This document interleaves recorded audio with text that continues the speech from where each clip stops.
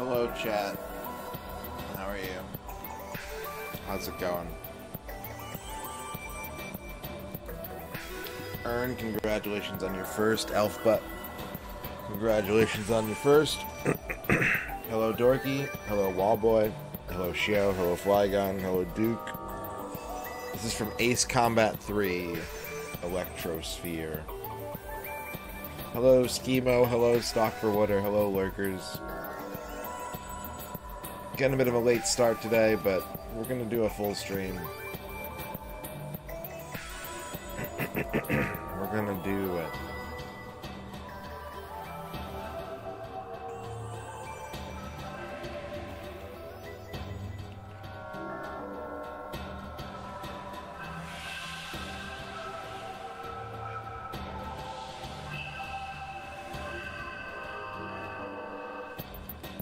How are you all doing? How's your day?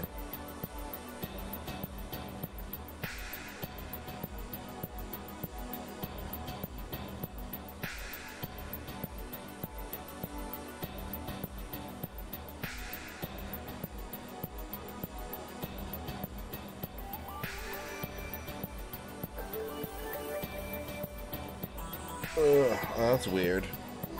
I mean, I get those keys not being used by a lot of people, but I use those keys.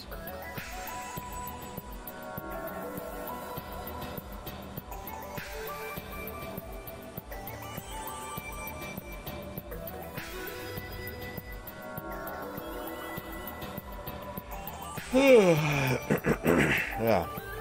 I just woke up, so my voice is going to sound a little weird. It'll straighten itself out. What's up, Liz? What's up, John Matrix?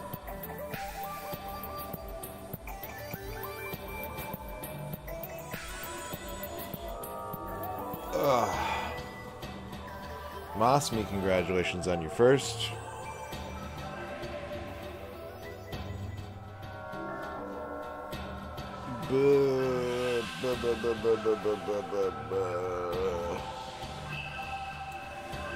So we are back to the N64. We got this racing game we gotta play. It could be a short one, but I gotta get good at it first.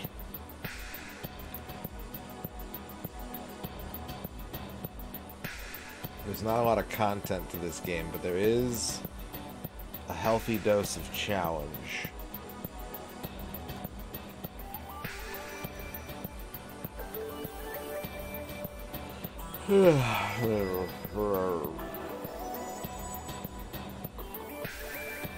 They got Zoop achievements? Aw, shit. Zoop me up.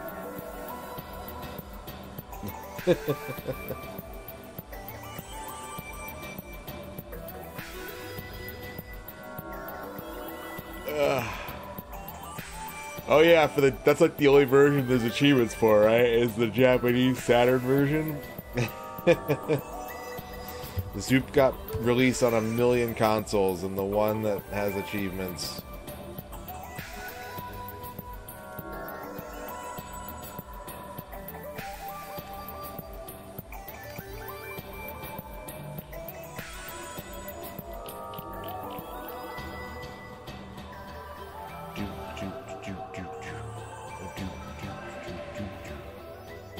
Yeah, Super Nintendo, no achievements. Game Gear, no achievements. Mega Drive, no achievements. Game Boy, no achievements.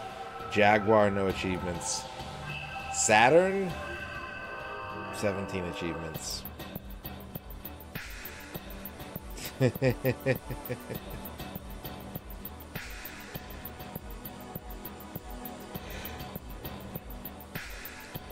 Let's have Super Gran Turismo.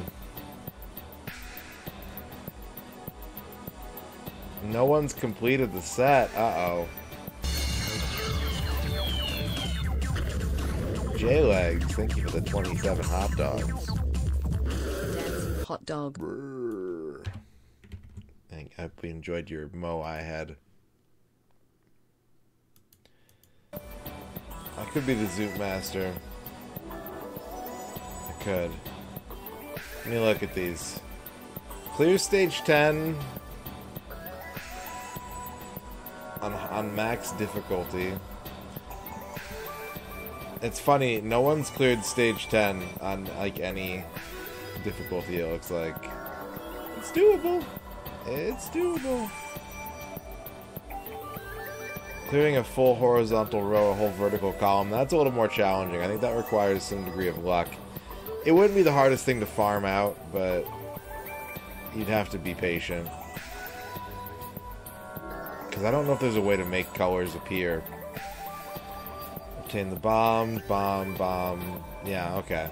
This is honestly, it's not an easy achievement set, but it's nowhere near impossible. This is a very doable set, in my opinion.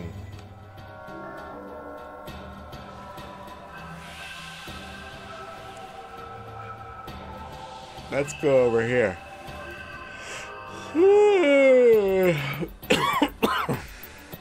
Excuse me.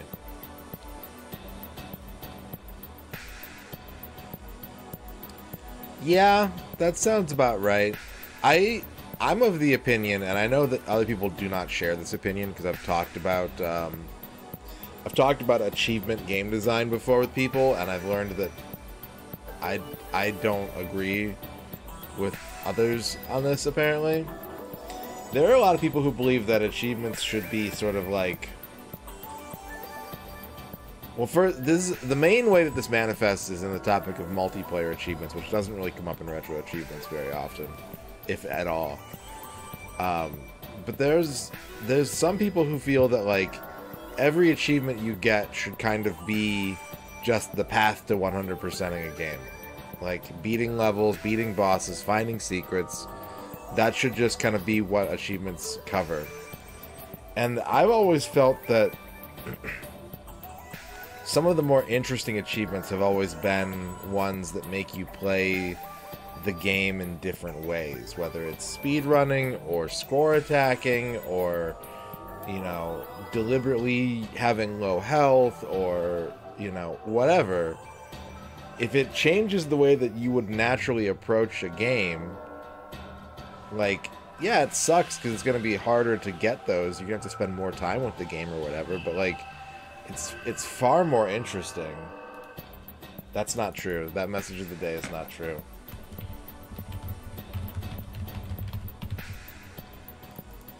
Okay. So, that's how I feel. Trachea, congratulations on your first. Mosby, I'm gonna refund your horoscope. We're not there yet. Sorry, I forgot to turn stuff off. I was watching football and then sleeping all day. I woke up like 20 minutes ago. My sleep schedule has exploded.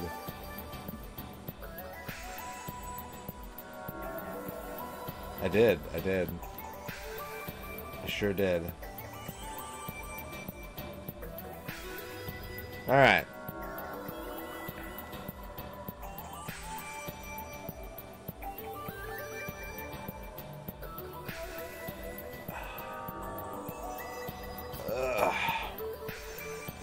Nah, it happens all the time. I have,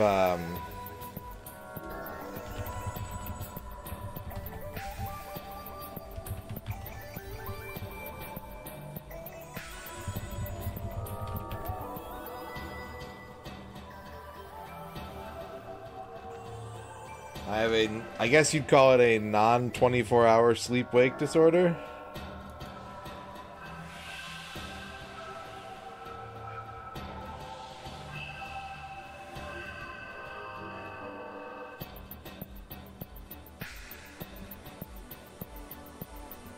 Yeah. Apparently this is on rarediseases.org, which I don't know how I feel about this.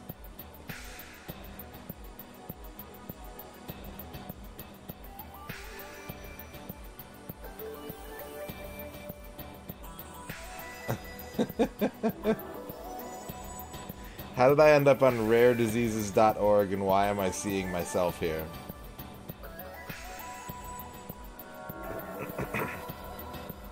Non-24-hour sleep-wake disorder is a circadian rhythm sleep disorder in which an individual's biological clock fails to synchronize to a 24-hour day. Instead of sleeping at roughly the same time every day, someone with N24 will typically find their sleep time gradually delaying by minutes to hours every day. They will sleep at later and later clock times until their sleep periods go all the way around the clock. In extremely rare cases, the sleep rhythm will gradually advance rather than delay. Patients' cycles of body temperature and hormone rhythms also follow a non-24-hour rhythm. This is the part, Ern. Trachea, thank you for the 50 bits. Top 10 things MRC probably stands for. 1. Marvelous Rubber Chicken. 2. Magical Rainbow Cupcakes. 3. Mischievous Robot Comedians. 4. Muffin Recycling Club. 5. Monkeys Riding Unicycles. That's 6. a U. Moonlight Raccoon Carnival. 7. That's MRU. Mustache Riding Caterpillars. 8. Melodic Rubber Duck Choir. 9. Mysterious Rock Candy. 10.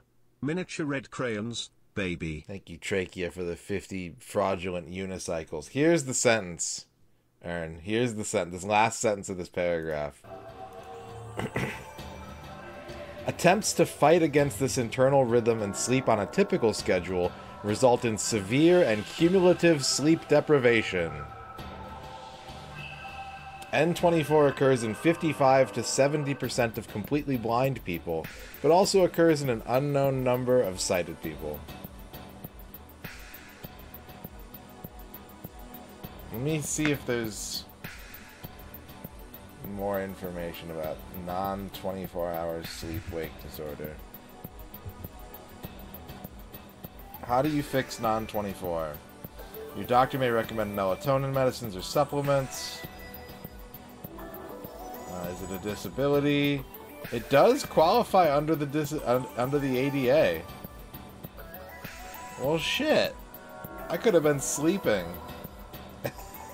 I could have been calling into work because I needed to sleep. What's up, Rachel? No, this is my experience. This is, oh yeah. I've not been diagnosed with this.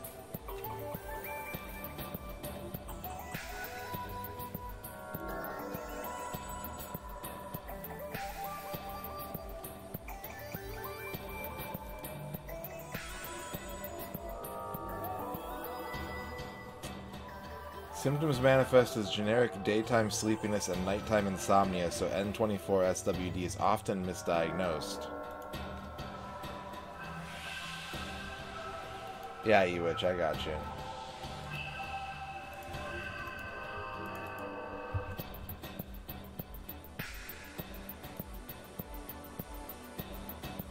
I would rather hang out with Gex.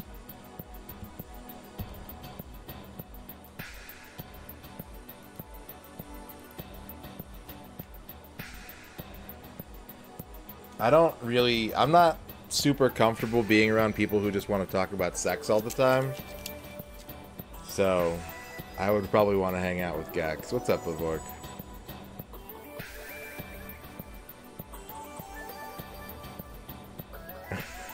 What's up, Quicks?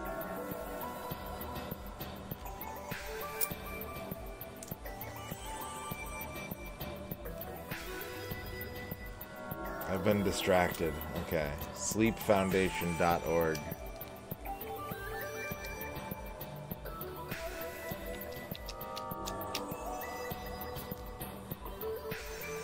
A significant percentage of sighted people with N24 SWD. Okay, it's unclear what causes. I mean, it makes sense that blind people would have this, right? It's unclear what causes it in sighted people. The largest study ever done on sighted people with N24 SWD found that the majority were male with symptoms that started in the teens or 20s. It may have a genetic component, though it rarely runs in families and may not develop unless a person has more than one risk factor.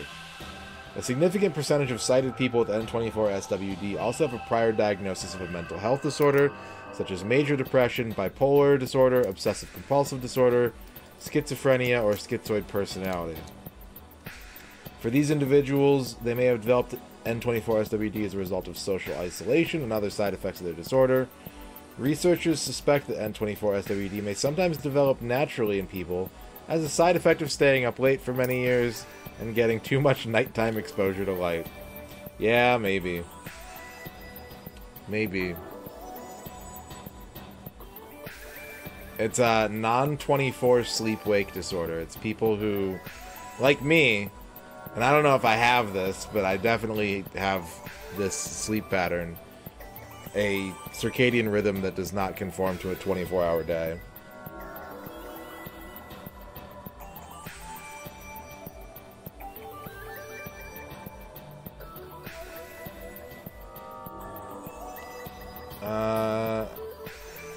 Certain treatments can help restore a 24-hour rhythm. Accompanying symptoms such as daytime sleepiness tend to resolve once the individual adapts to a routine that is synchronized with the social day and night. However, an individual's body clock will generally become desynchronized again once they stop these therapies.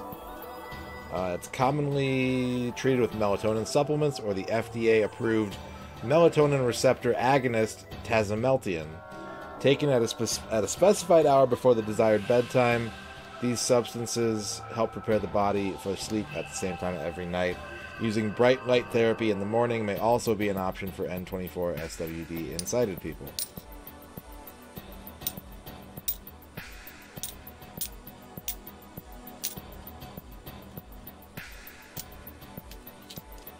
Here's the thing, is like, I don't know.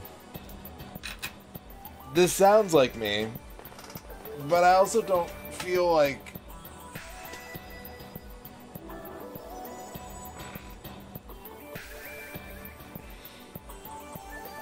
you know,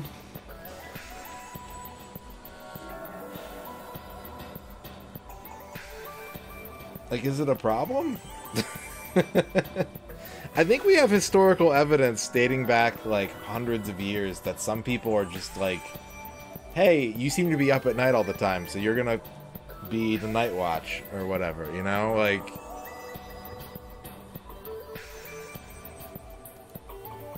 I don't know if this is like something that I need to be concerned about.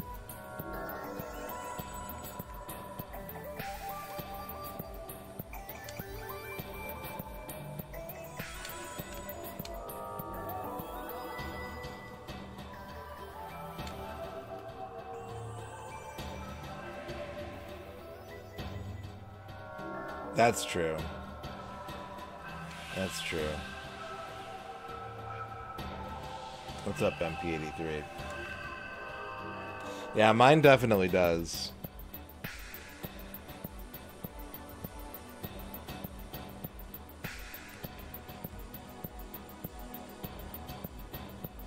Yeah, there's definitely some truth to that, Saber Viper.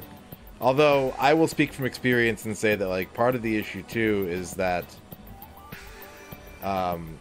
if everyone else has a 24-hour sleep schedule and you don't, like, there's going to be weeks where you just don't see anybody. There's going to be a week or two every couple months where you just don't see anybody because they're all asleep. But I'm not reading all this, I'm like, yeah, that sounds like me, but I don't know. It doesn't sound like something that I necessarily want to seek treatment for.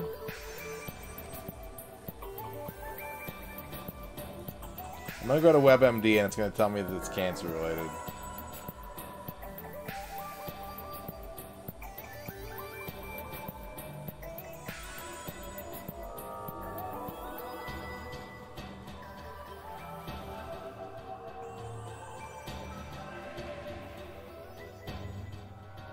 You can also get advice in support groups about how to educate your friends, teachers, or bosses about your condition and how it affects your schedule. You might need to bust some myths about it.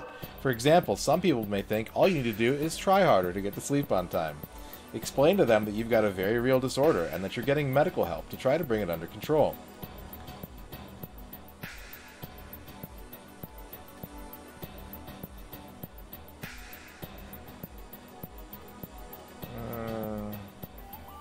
Non-24 is often mistaken for sleep deprivation or psychiatric problems.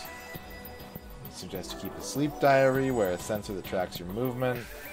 Your doctor may ask you questions such as how often do you fall asleep during the day? Do you feel rested after sleeping?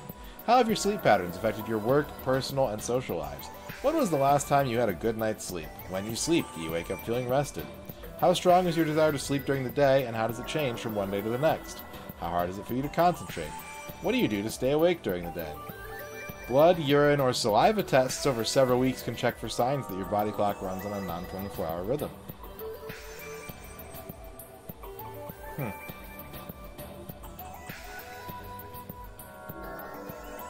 Schools and employers must make reasonable accommodations for you, such as part-time or altered schedules under the Americans with Disabilities Act.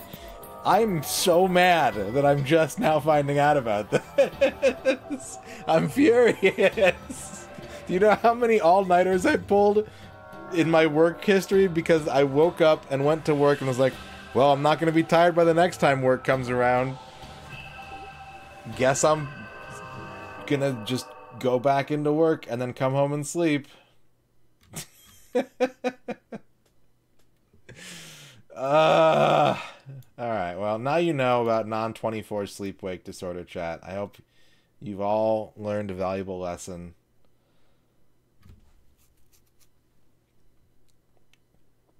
Let's play N64.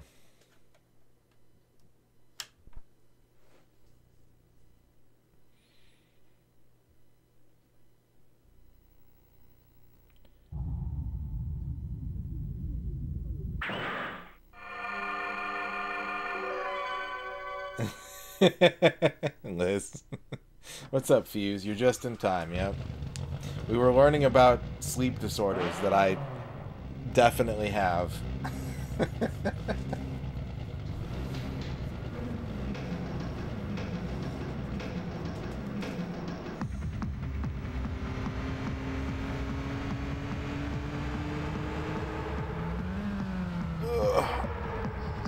What's up, Tafla? What's up, Gamer J? Hello, Top Boss. I don't think a Genki logo emote is gonna read super well. This is Genki, yeah. Pretty fun game. Akabiti, hello. MP3, hello. Danny Boy, hello. Yeah, I have these like sleep gummies that a friend of mine recommended. And I took these a couple days ago because I was like, you know, I'm not doing anything. I want to go to sleep. And I take them so irregularly that I always forget that they're not help you go to sleep gummies. They help you stay asleep gummies. And that's part of why I just woke up at like 9:15 p.m. is because a couple days ago I got a reasonable amount of sleep. And it's not to say that sounds bad, because I do, and Ern can testify to this, I often get enough sleep. It's just not at the same time of day every day. But I routinely, almost every single day, I get between like 6 to 10 hours of sleep.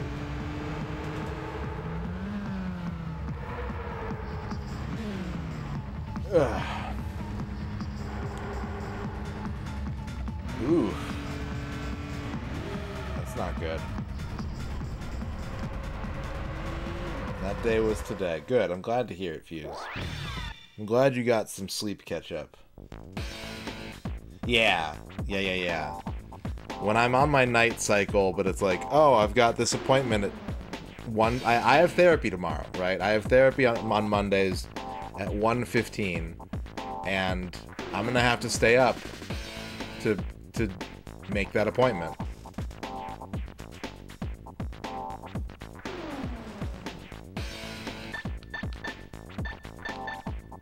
Fortunately, football was on today and I wanted to watch it and I wasn't especially tired.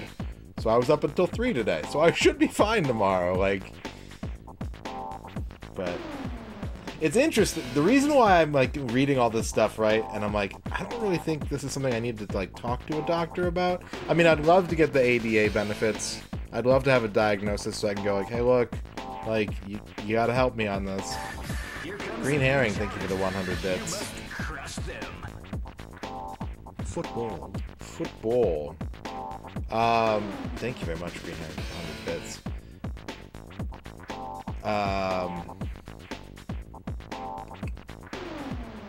What was I saying? I want the diagnosis, but like all the I want the diagnosis so that I can like leverage the benefits. Sounds especially fatalistic, but you know, it would be nice to not have to, if I did have a job with regular hours, it would be nice to not have to do back-to-backs on one sleep session.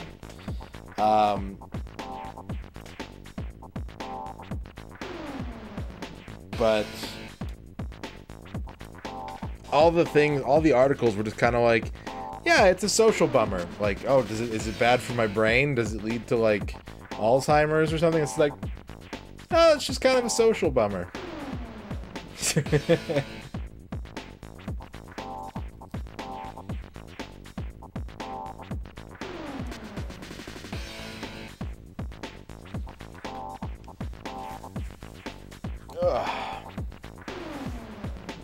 Oh, I'm aware, Quicks, but you know, there's supposed to be repercussions for those kinds of things.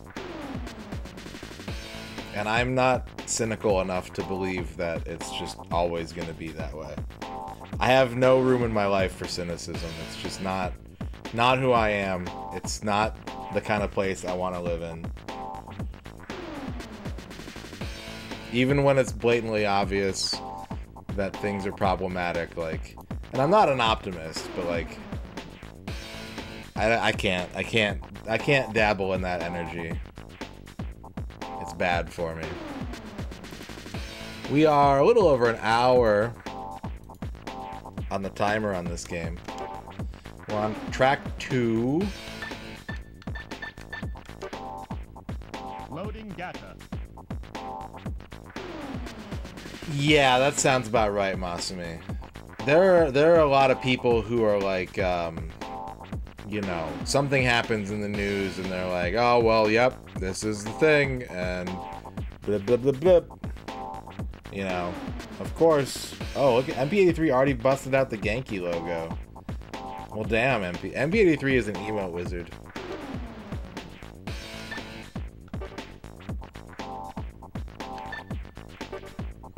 Like, I don't believe that people are altruistic. This is probably the best way to put it, right? I don't believe that people are altruistic, necessarily. But I choose not to believe that everyone is out to, like, get me. You know? That, like, it's a natural matter of course that I'm surrounded by predators.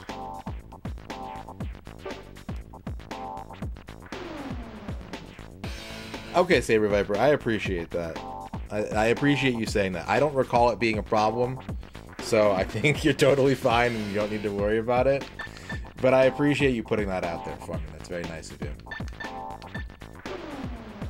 How do I load my settings?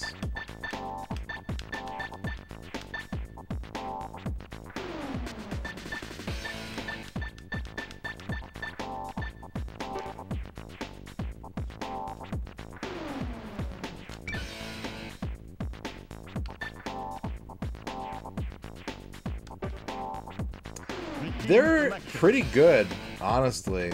There's a lot of like car tuning you can do, and like you can immediately feel the changes that you set up on your car. It's a very slippery game though. Like your car will skid out, and you're just kind of fucked if that happens. Like it's not something you want to do.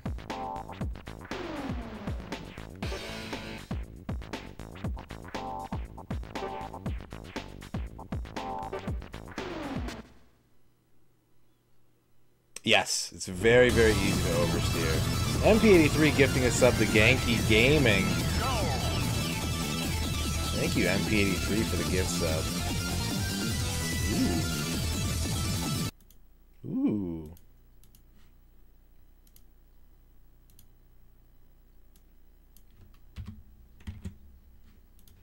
Alright. Get back into Wreckfest. Nice. Alright, this is going to be a really rusty play. It's not going to go very well, I think, but we've got to get back into the mode of thinking about how to play this game. Or I'm just gonna bust out a win first try. Who knows?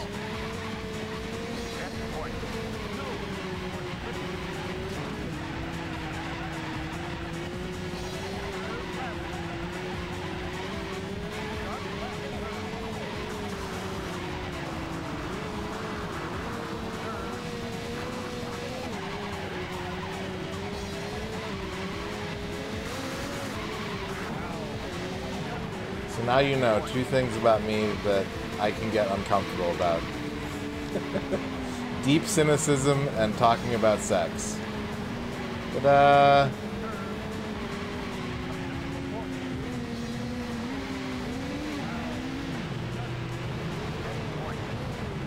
What the fuck?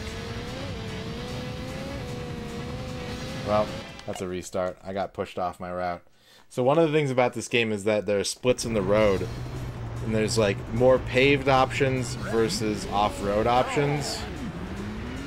And depending on what kind of car you're using, there are cars with higher top speeds that want to stay on better road conditions. And there are cars with lower top speed that are more off-road capable. Sometimes these paths are shorter. Like, I don't think it's consistent in this game which path is like the fastest one to take. So you kind of want to go with the one, it appears you want to go with the one that's best suited to your car's performance. I haven't actually tried any of the off-road cars. I might want to do that just to... Like, I'm such a sucker for big numbers that I was just like, well, this one has the higher top speed. It's the fastest car. It will get me to the finish line faster.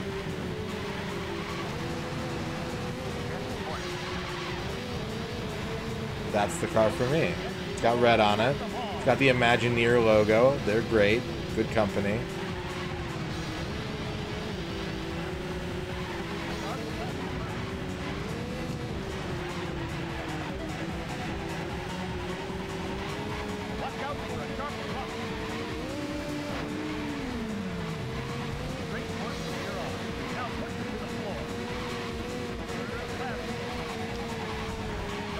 Well, we're on a mountain. It happens.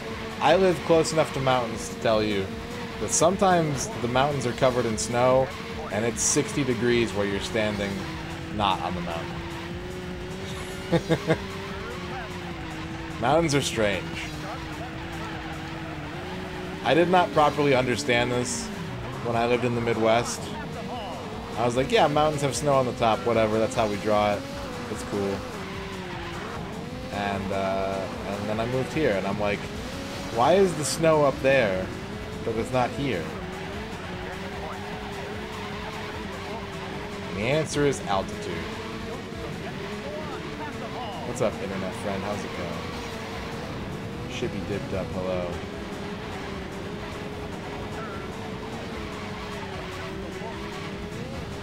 Genki is like, it's an adjective, right?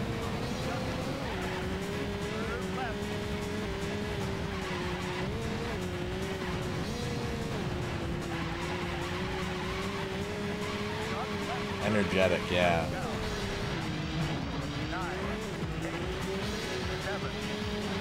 You think about goblins, Liz? Mountain, tap 1 red.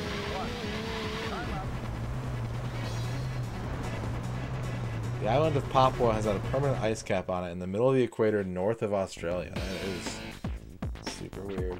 Are you thinking of Cat? Yeah, why is he climbing that mountain? Yeah, that's fair. Green herring. Mountain. Mountain. Mountain. Mountain. Thank you for the 50 mountains. Internet friend, went to your first real-life furry meetup tonight and had a good time. Good. Good for you. That's great. Hopefully you made a lot of cool friends. Okay, let's try one of these off-road vehicles. Opinion on the N64 having so many racing games? I wish there was more of other types of games, but that problem could be solved by just having more games, not by having fewer racing games. A lot of stuff ended up on the N64. You can kind of tell. a lot of the stuff that ended up on the N64 first or instead of the PlayStation or the Saturn is because the N64 has 4 controller ports on the front of it. And that worked for a lot of... They were just like, yeah, we're going to sell this game as a multiplayer game. And that's our angle. You know?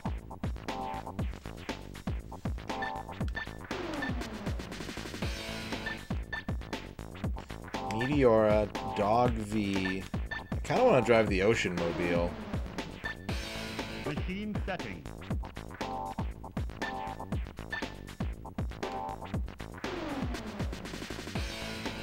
We're doing more off-roading, so let's go with a more off-road type of tire. Hard brake, softer suspension.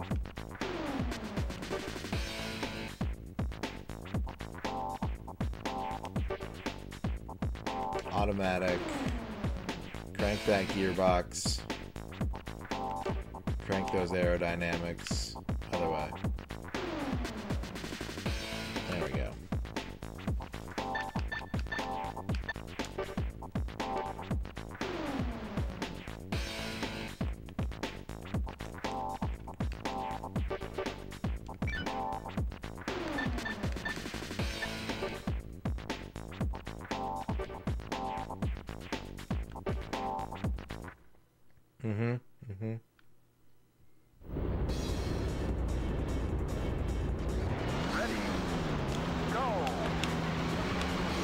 Okay, I'm still having a skidding problem.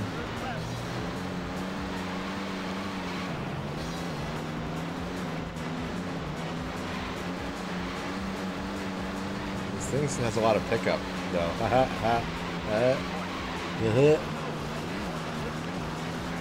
Okay, it's because of my tires. That's why I was skidding so much.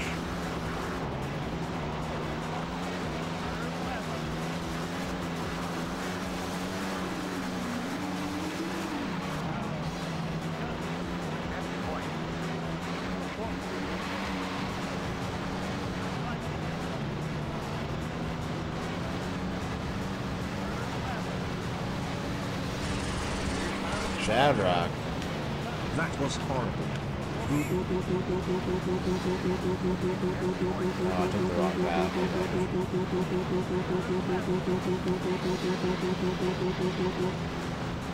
Thank you, Shadrock, for the 50 boos.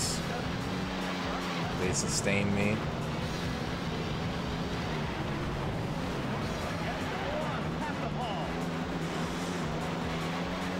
Alright, I don't want to immediately write this off, because there does seem to be a lot of positive benefit to picking this vehicle.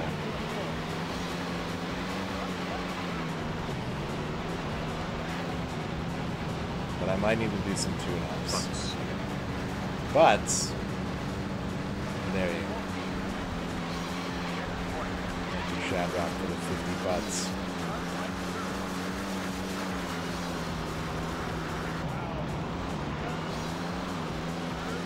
Even with me racing so badly, I'm in 4th right now. My time is getting better. No! Okay, good. Kind of. Not really. That was bad.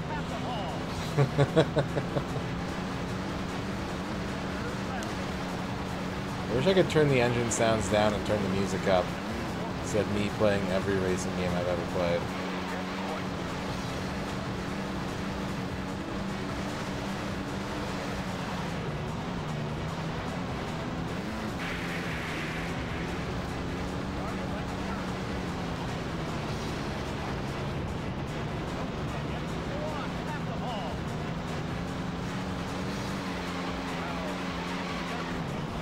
These turns are insane.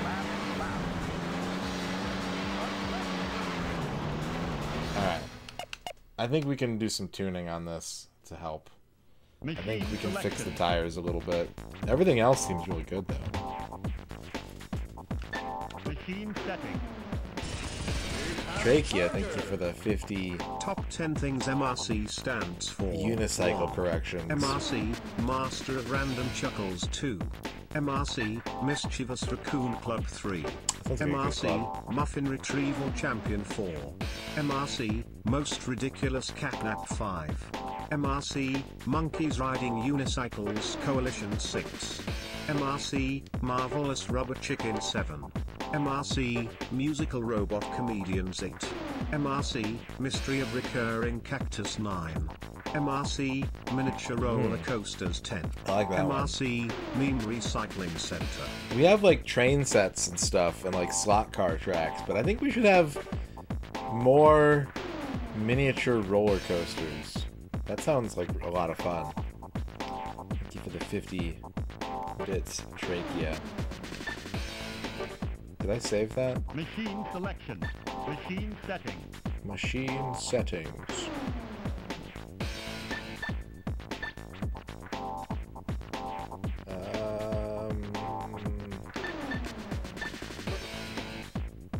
Yeah, okay. That's where I want it.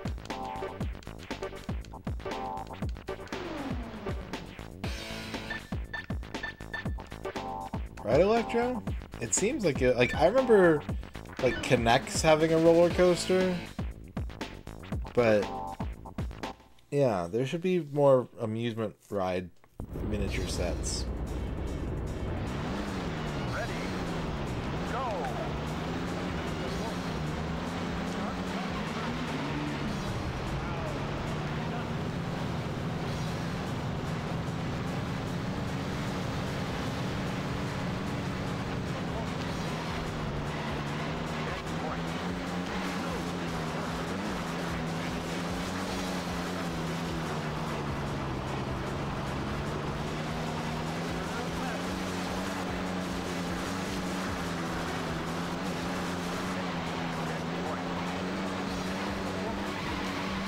Ah, not again. Oh, thanks.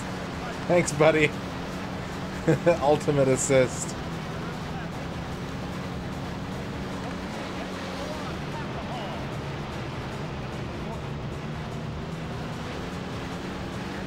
Oh, I took the wrong way. That branch is really hard to see. It's okay.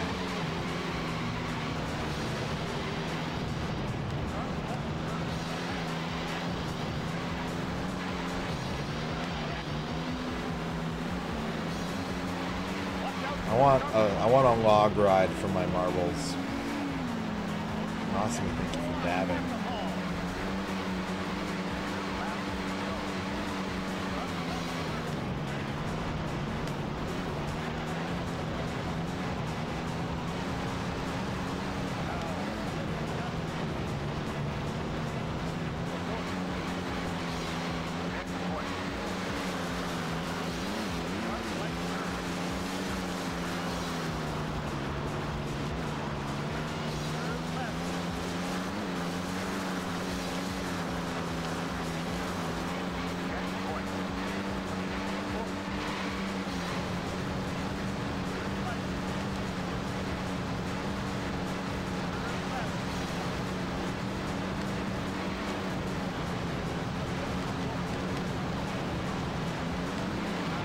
No, my time was so good.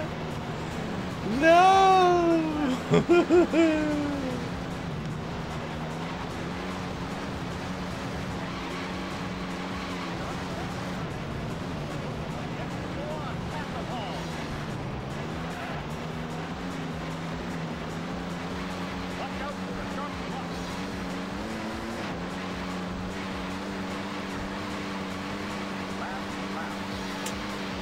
Why is... Oh, I'm technically skidding. That's right. You ever want a car to go... It's just, it's Newton's Law, right? Newton's Law of car accidents.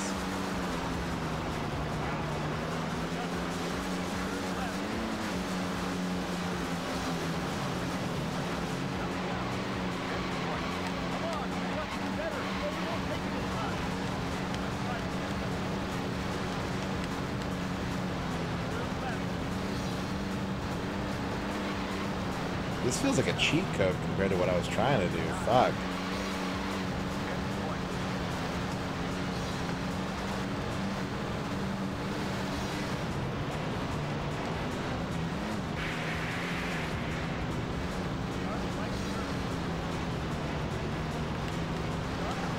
Like, look, there's first place. I don't think I have time to catch him, but that's how close I was. Like, and I didn't do a great race. Like, I had all kinds of fuck-ups. Alright. We're in there. Ready. Go.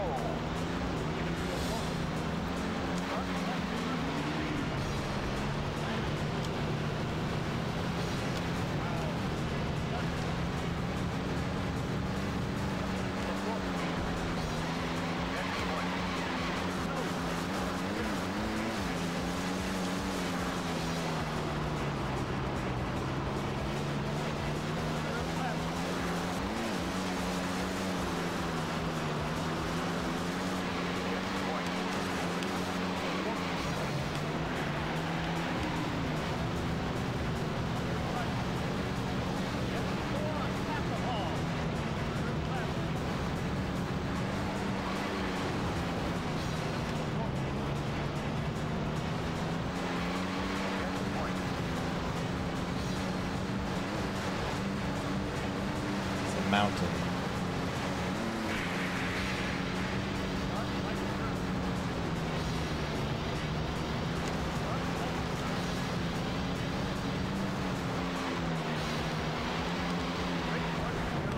Now push it to the floor. 6 seconds back after one lap. What the fuck?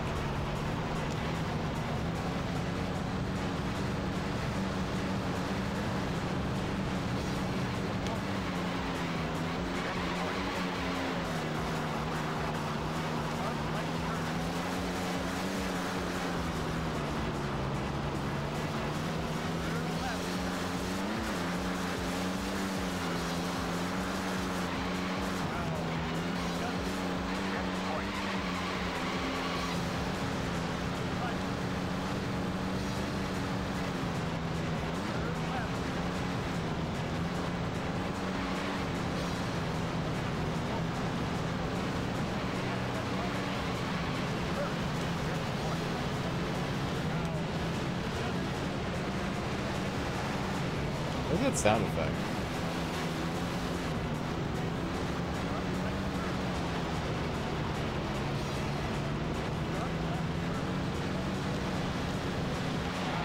No, it sounded like an orchestra. Okay. Really messy end to that lap, but I have so much wiggle room here.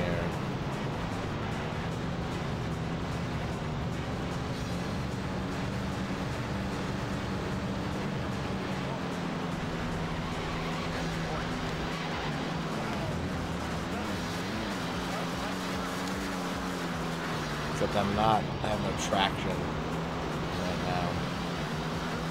Tires will not grip road. Please grip the road. We could be winning this race. All you have to do is grip the road. I'm begging you! Does this game have tire wear? And I'm just not aware of it?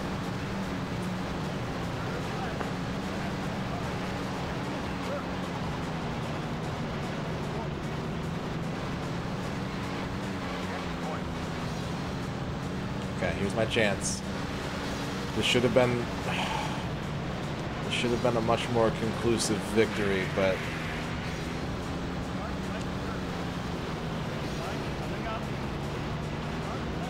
I can still win this. Oh, fuck. I do not want the answer to that question. So, like, certain game genres reach their limit at some point. Like, how much better could you make a game in a genre that no one else hasn't already done? Well, like, that's kind of like saying, like, this is the greatest movie ever made. Why do we still make movies? You know? Like, I agree that there should be more efforts to, like, make entirely creatively new and different games in different genres or whatever, but that doesn't mean that we should stop making, like, how are you going to beat Mario 3. Like, how, you know, like, we have to keep making things of all shapes and sizes because that's what people are passionate about.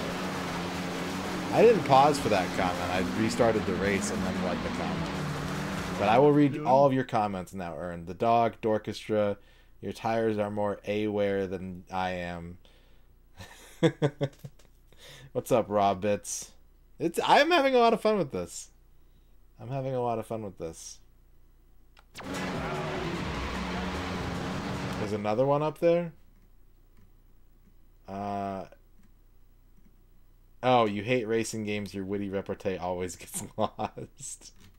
You have to do it for chat. Keep going? It's the covert branch. Is that it? Is that the one? I saw it. I just didn't respond to it. Damn.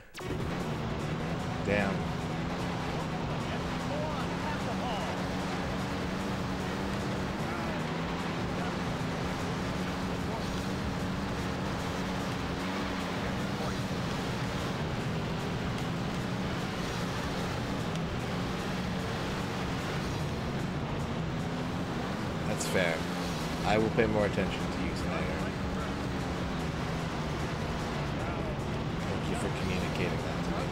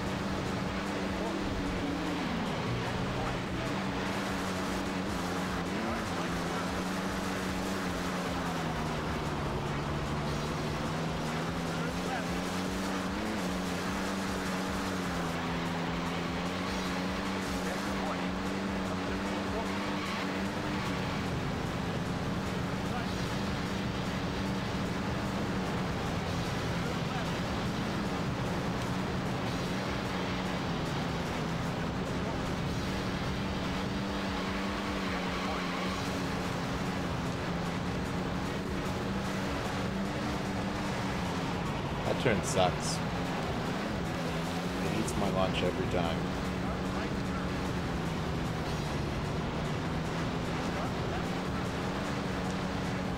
This turn also sucks.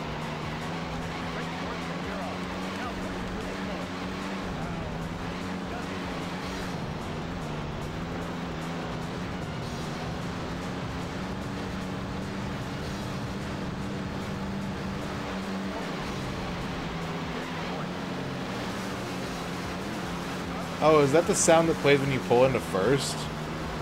Is there a sound effect for pulling into first place? It's funny. It's funny that that has its own sound.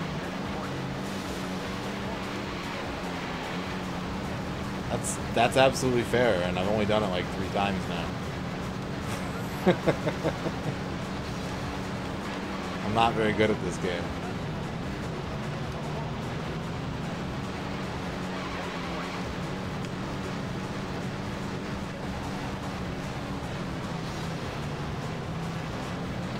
Alpaca Snacks, thank you for the follow.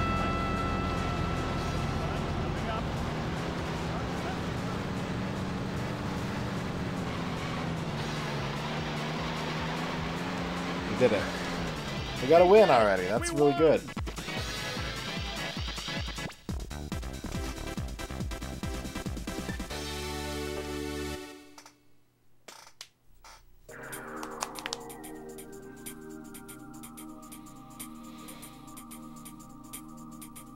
Oh, it's like a different background.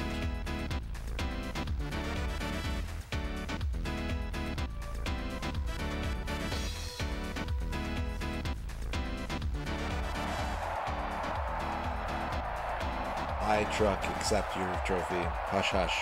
Why does the ocean truck say hush hush on it? Oh, cinematic jet.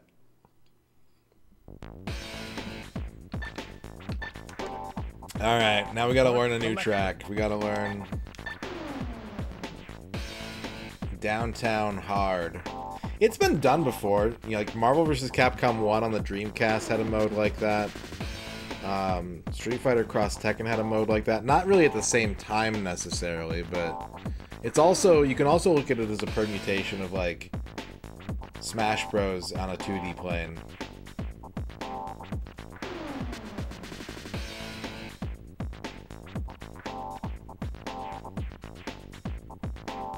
Downtown Hard was your nickname in college, Nathan Pockets. That sounds like the cops were looking for you.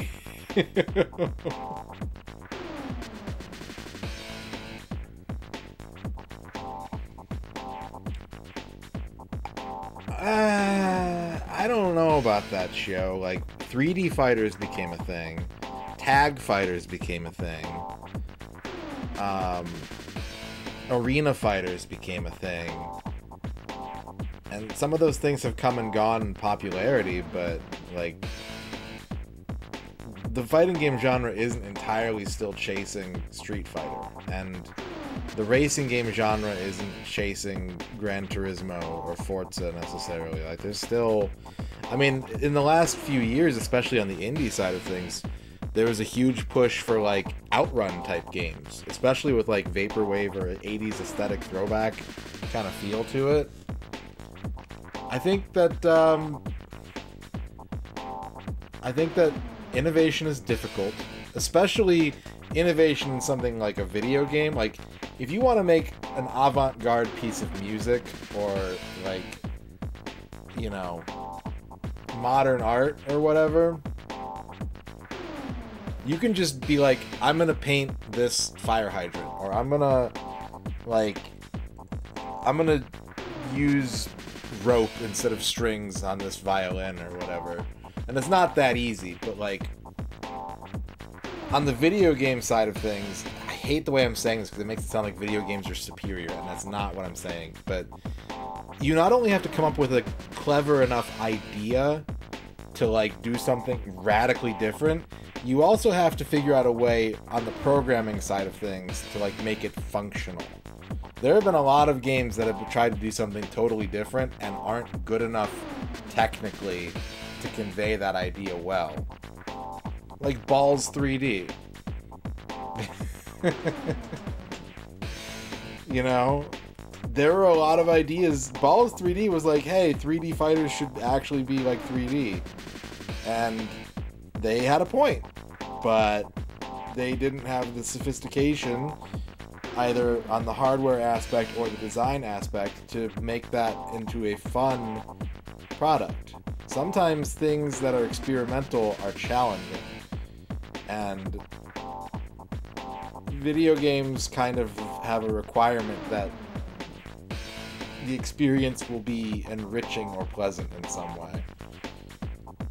They didn't have a... Yeah, that's true. They were very round.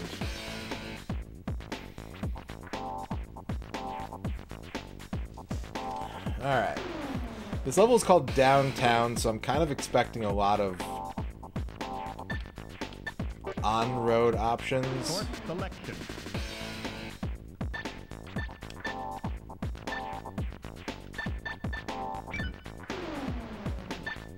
How do I do the thing where I look at all the legs? Where's the weather Course selection? selection. There it is. Weather information. Okay, so there's no rain here, just some haze. Let's stick with the truck, let's see what it does, and then we'll adapt if we need to. Yeah! Yeah, I remember the little graphical bug. Downtown Julie Brown. Thank you. I'm glad that my N64 is confirmed not haunted. Up to watch out.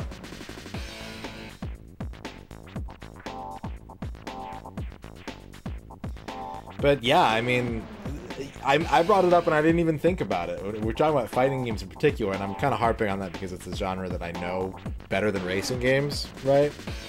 Smash Brothers is arguably the most popular fighting game in the world and has been for 20 years, and it plays nothing like your average fighting game, right? Doesn't even have health bars. So, yeah, I think that there's There's not a magic formula for any type of game. And maybe you nail the engine. It's always disappointing when like someone really nails the back end and like the engine is perfect, and then their game doesn't do well, and you're just like, I want other games to play like this game though. But you know, more game is always good. I will never be mad at more game. I will always be mad at less game. So anything that seeks to like reduce the number of game is a bad idea in my book.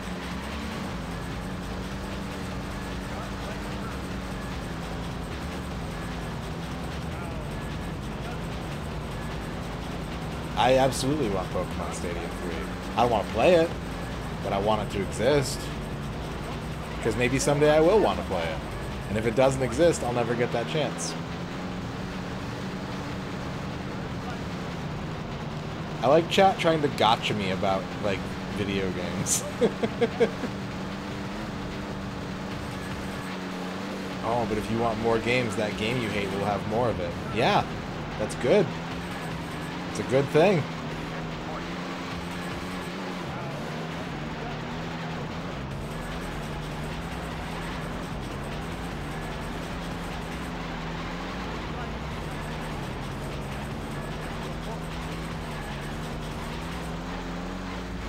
It absolutely is the IP angle of it. I hate to say it, but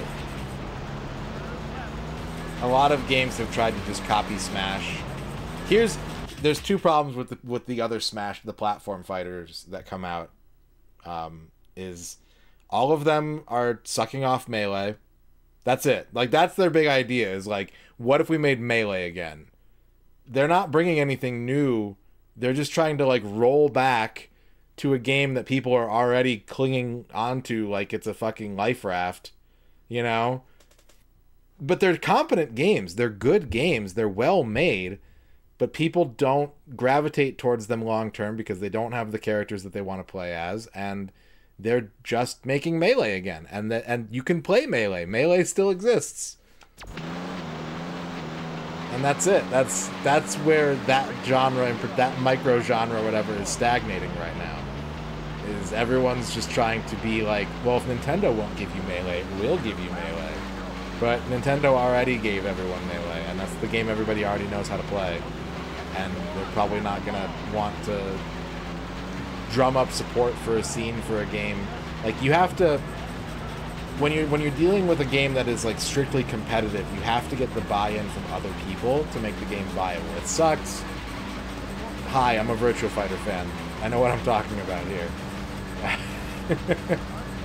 And it's a lot easier to get people to buy into the most popular game that has all the characters they love versus one where you're like, okay, but like, trust me, this one, like, the wave shining is fucking on point. Like, they really nailed it.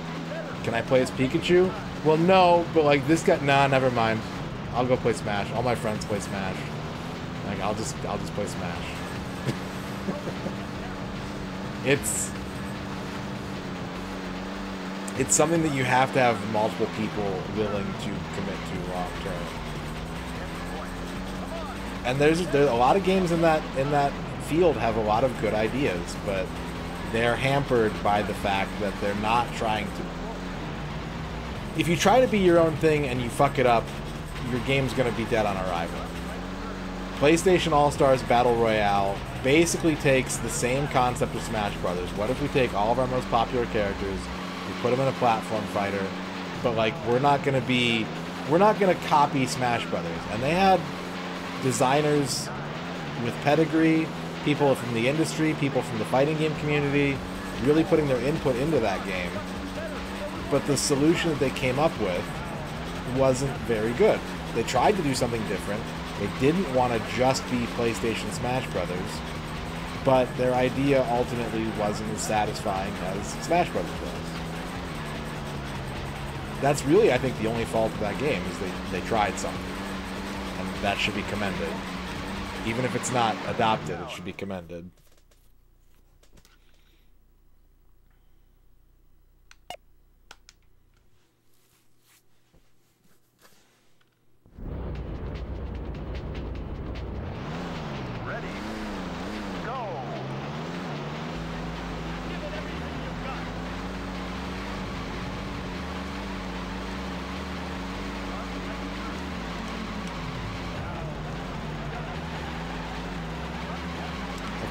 I keep thinking that left is going to be off-road, but right is off-road.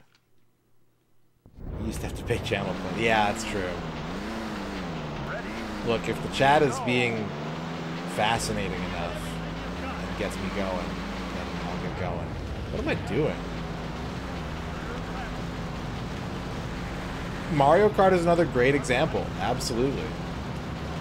And one of my favorite kart racers, if not my favorite kart racer, is Sega and All-Stars Racing Transformed. Sonic and Sega All-Stars Racing Transformed. And I'll be honest with you, that game is basically Diddy Kong Racing with a really good physics engine. Like, it feels satisfying to do drifts and shit in that game. And that's a place where Mario Kart is lacking. Like, Mario Kart feels like Mario Kart, but I don't really feel like there's a lot of... Think about the most exciting thing you ever did in Mario Kart. Did it involve driving, or did it involve a weapon? Like, in all the time that you spent playing Mario Kart, like, your highest high, was it driving based, or was it because you fired a red shell at the right time, you know?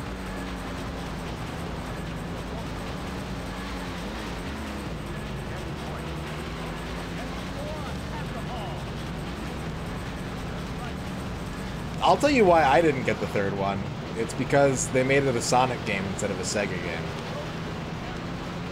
I would have the same reaction if a new Smash Brothers came out and it was all Mario characters.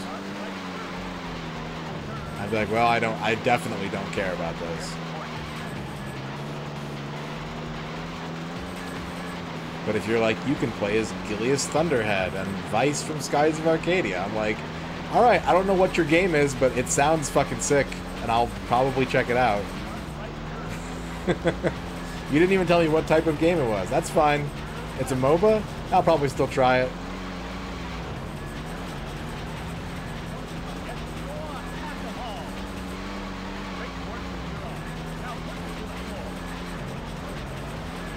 Being able to play as the manager from football, again, I love that kind of shit, because it's not... There's some people who look at it and go, like, wasted character slot. And I look at it and go, that could have just not been a character. But they made it a character, and that's fucking hilarious to me. That you can play as Football Manager and Danica Patrick and Wreck-It Ralph and the guy from fucking Team Fortress 2. Like, that's really funny to me. They could have just not put any of those characters in.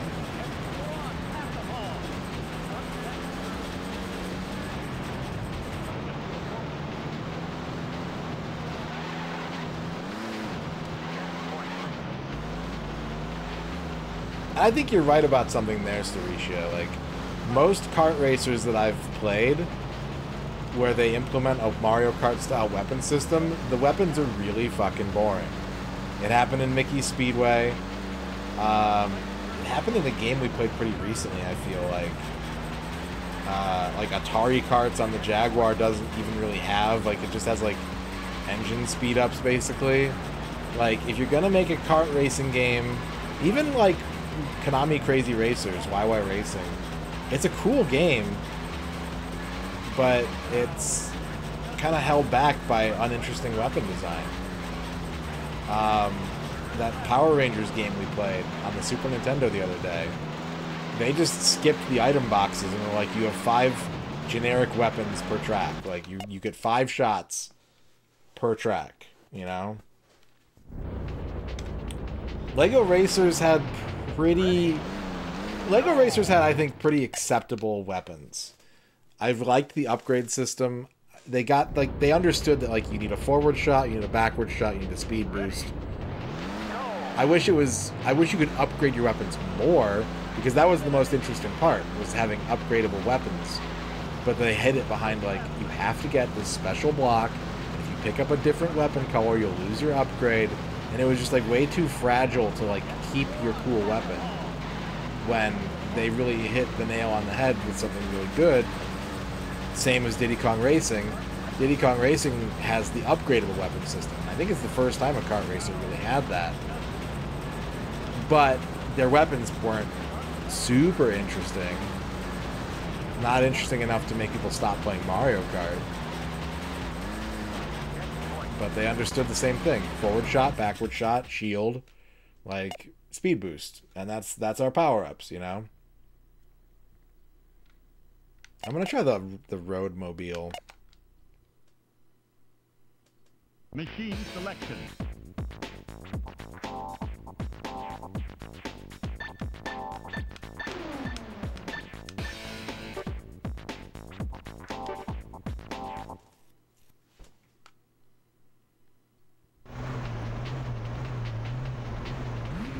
Ready, go. TK Acid Burn, thank you for the follow. Go on, pass them all. Sharp right turn. Sharp left turn.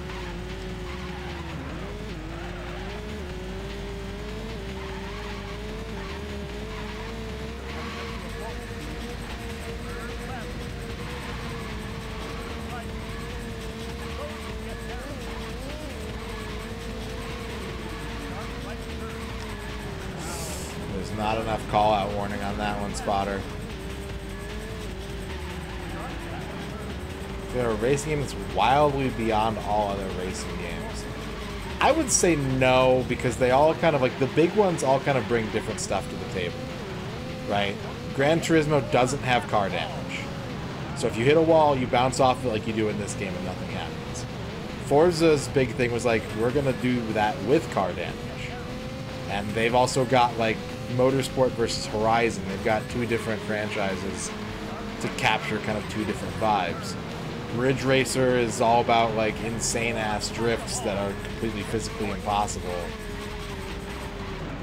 Viper Racing, you say? Viper Racing, you say?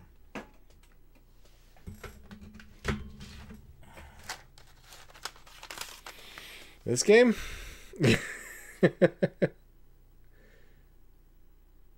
This game right here? Someday I'm going to stream that. I've only not been streaming it for years now.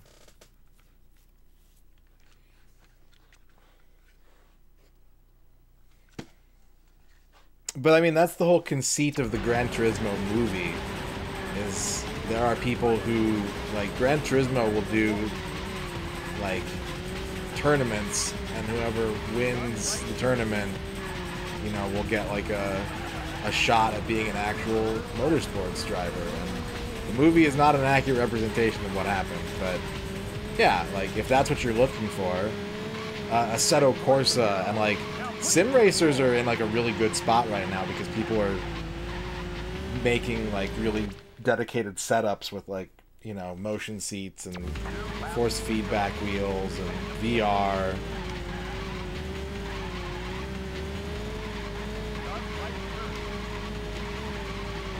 There's, like, options. You have multiple games you can play if you're looking for that kind of experience.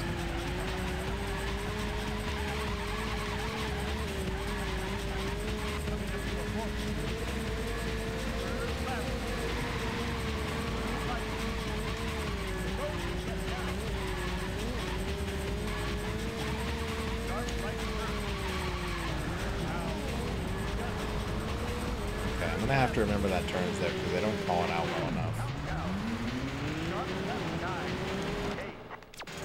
1997.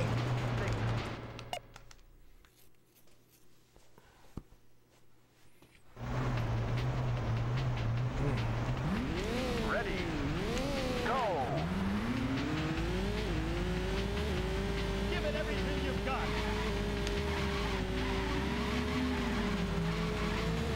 Sharp right turn. We have kind of a monkey paw situation with game design right now, in my opinion. Which is that AAA games are so expensive to make that you're getting a very kind of, like, vanilla, safe shot down the road. Like, if you hear about a game, it's probably because it's, like, extremely most common denominator kind of game. But the indie market and the smaller publisher market is really robust, and there's a lot of digital marketplaces and, you know, opportunities for all kinds of games to exist and be available and come out and be, you know, what you're looking for. The problem is you have to find it yourself, basically. Like, it's really, really hard. All these games are out there and they're real and they exist, and if you're like, I want a game that plays like this game or looks like that game, it's out there. But the discoverability is extremely low, and you have to be willing to crate dive. You have to be willing to go, like, spend fucking 4 hours on Steam just scrolling until you hopefully their thumbnail or their banner icon or something in their product description makes you go, oh, that does sound good.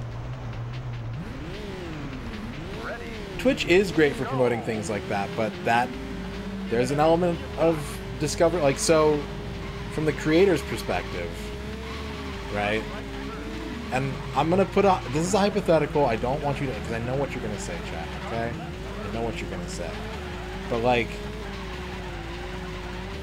if I go live and I'm like, here's this new game no one's heard of, I think it looks really cool, let's check it out, I'm probably gonna have like a 30% drop in viewership, at least, because someone else is gonna be playing like Gunstar Heroes in the same community, and people are like, I love Gunstar Heroes, and they're gonna go watch Gunstar Heroes.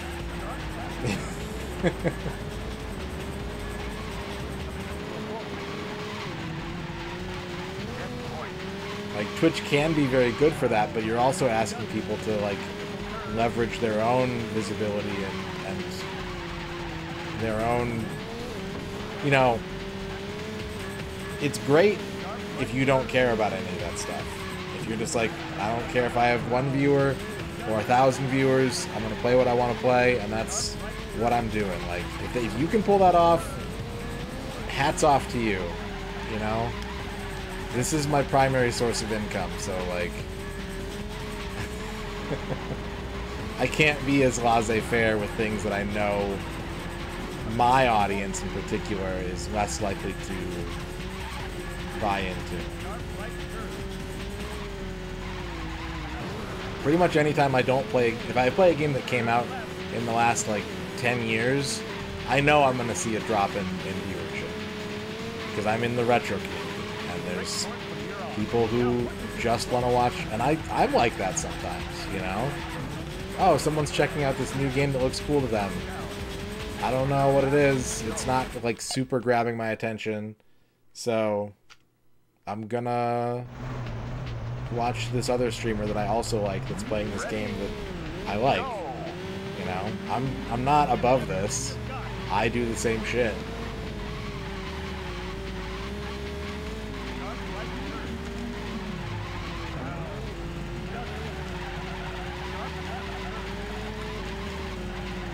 I do need to probably focus on the driving more than Quicks is right.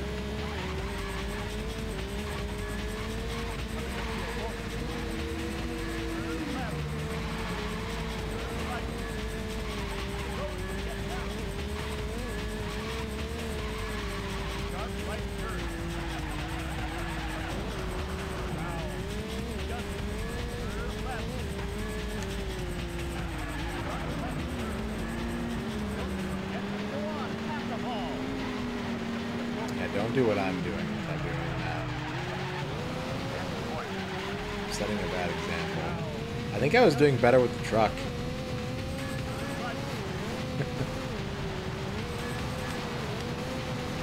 Let me bring back the truck, guys.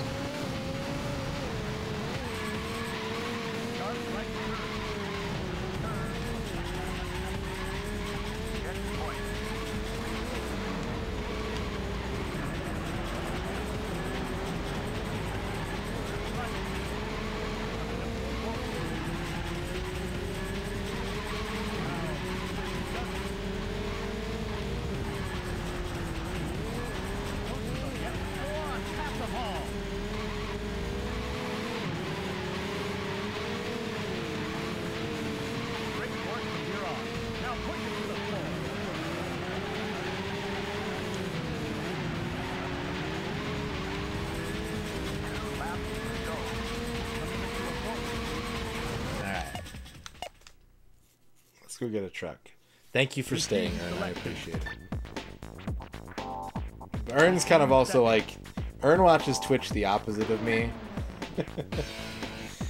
She's like, I don't care what the game is. If I like the streamer, I watch him. If I don't like the streamer, I don't watch him. And I'm like, but the game. The game.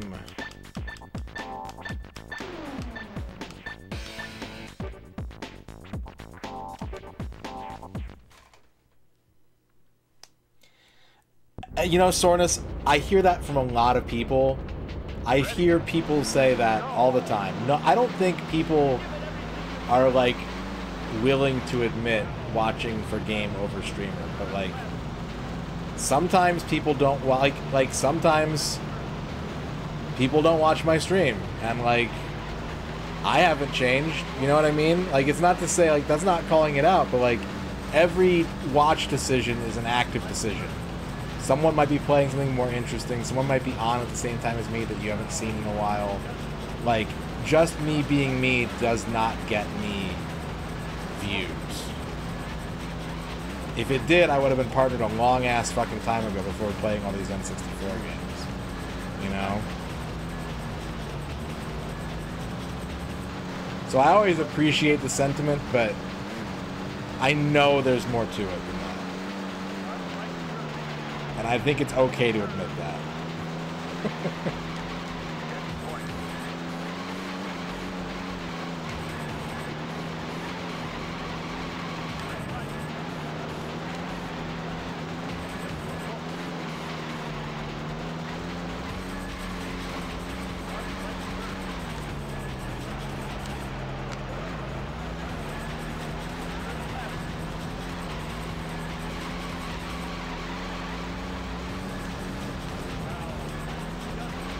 I have to bring it up, though, because, like, everyone says that.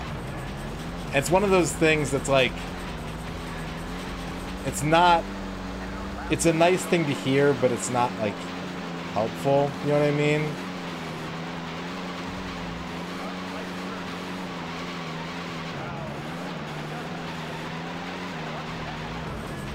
I feel bad, because I feel like I'm, like, singling you out, but I'm not.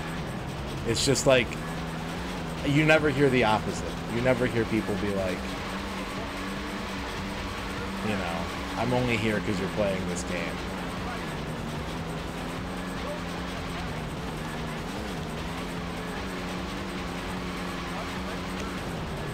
And so at some point it just kind of feels like a platitude more than, like, and it also doesn't help that I have, like, confidence issues. And when people give me compliments, I'm like, well, they're just saying that. So I appreciate it. I appreciate it, though. Even if it doesn't ring as true to me as you might mean it.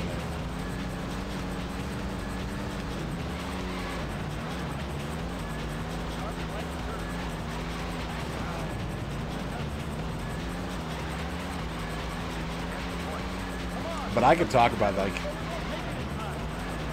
there's also like a lull in game length, right? If I start an N64 game, it's part 1, part 2, part 3, people are gonna tune in, right? Part 4, 5, 6, 7, 8, 9, people probably are gonna be like, well, he's just having a hard time. I've seen all I need to see. I'm gonna watch something, like, I don't want to sit there and watch him beat his head into a wall in the same race over and over again. Like, something more interesting is going on, and I'll poke my head back in and see how it's going, but, you know. But once it gets to, like, part 12, now it's got a reputation of being like, oh, this is a hell game. Like, this is taking a long-ass time. Like, I want to see that. Like, that is something that I can measure and point to very, very consistently.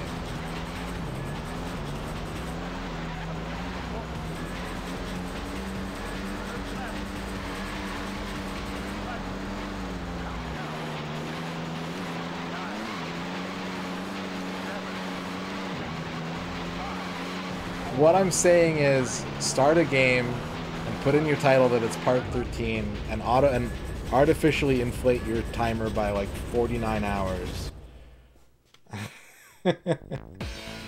And and people will watch. That's what I'm saying, Sales.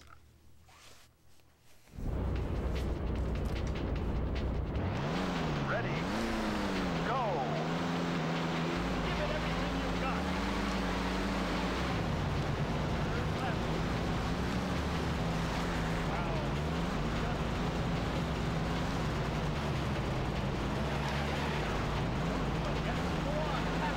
I had never heard of H Bomber Guy until yesterday. Now that's the most.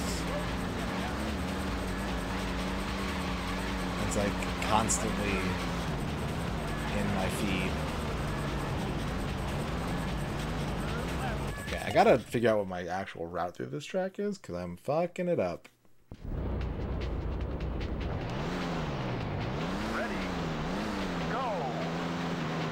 So it's right first, left second, I think.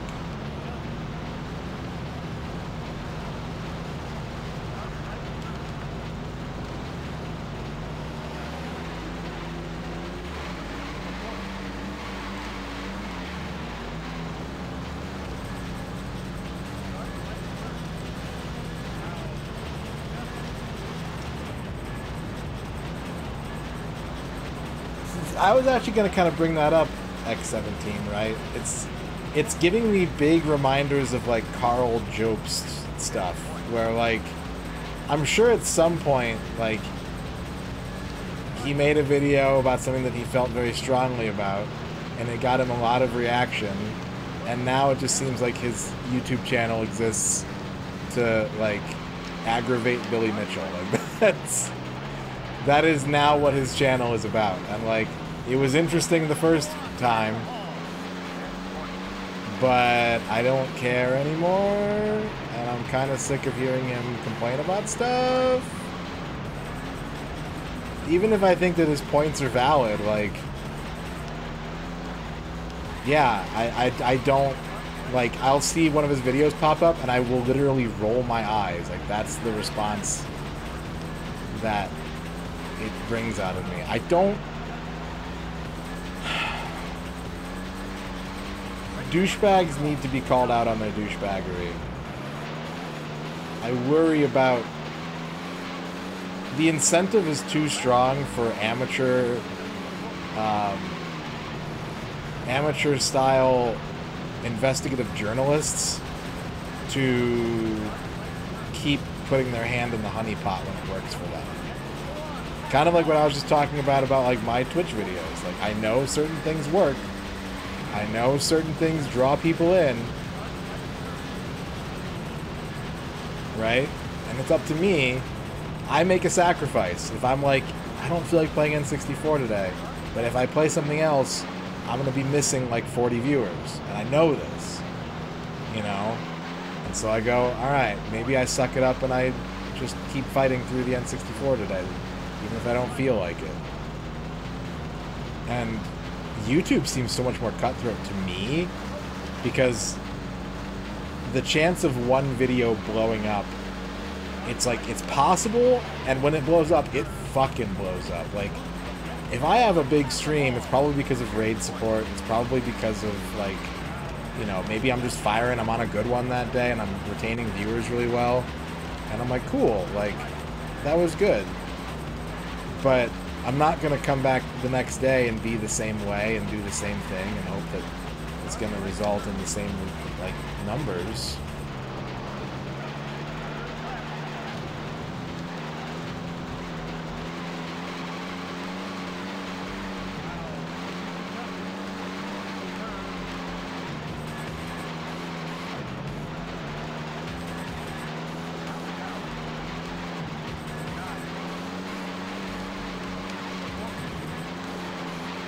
But, you know,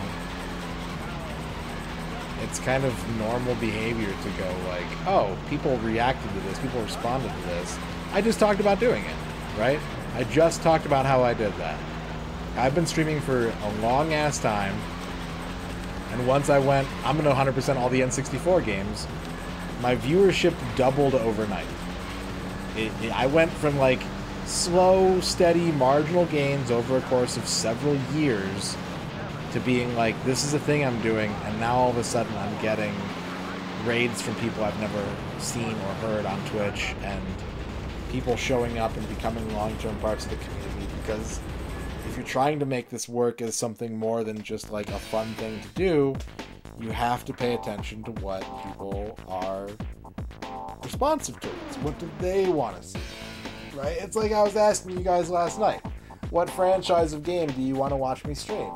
And it was less about me making a list of things that I like, oh, I'm definitely going to do all of these, or like, I'm going to pick my favorite out of these. But it gives me a really good top-down, like, look at what sorts of games, what trends are there in games, what era, what genre, what platform that people are gonna, if I said I was gonna do something like that, what would kind of make people go like, oh shit, he's really gonna do that? You know?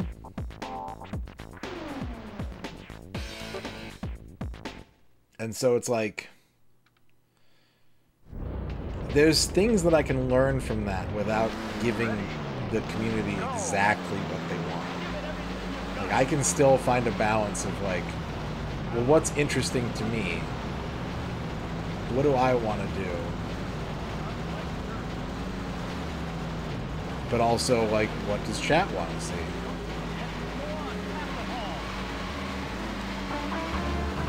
Explos Hornak, thank you for the $5 donation. This video will make Billy Mitchell's liver explode. That sounds like a YouTube video title, definitely. Absolutely. What I am saying, Masumi, I do firmly believe that if you are trying to grow your channel on a platform, whatever it is, like, just doing spur of the moment, whatever you feel like, by itself isn't enough. I firmly believe in a hook.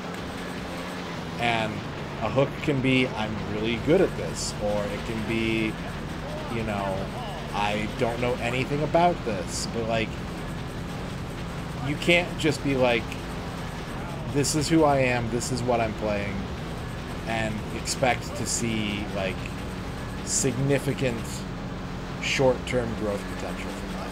I really hate the way I'm talking right now, but I promise you, like, I'm not a hustle guy. I'm not a grinder. But if you kind of lead with like a gimmick or a hook, or have an idea that you haven't seen someone else do before, and you lead with that, I think, you know, it will capture people's attention. People will notice.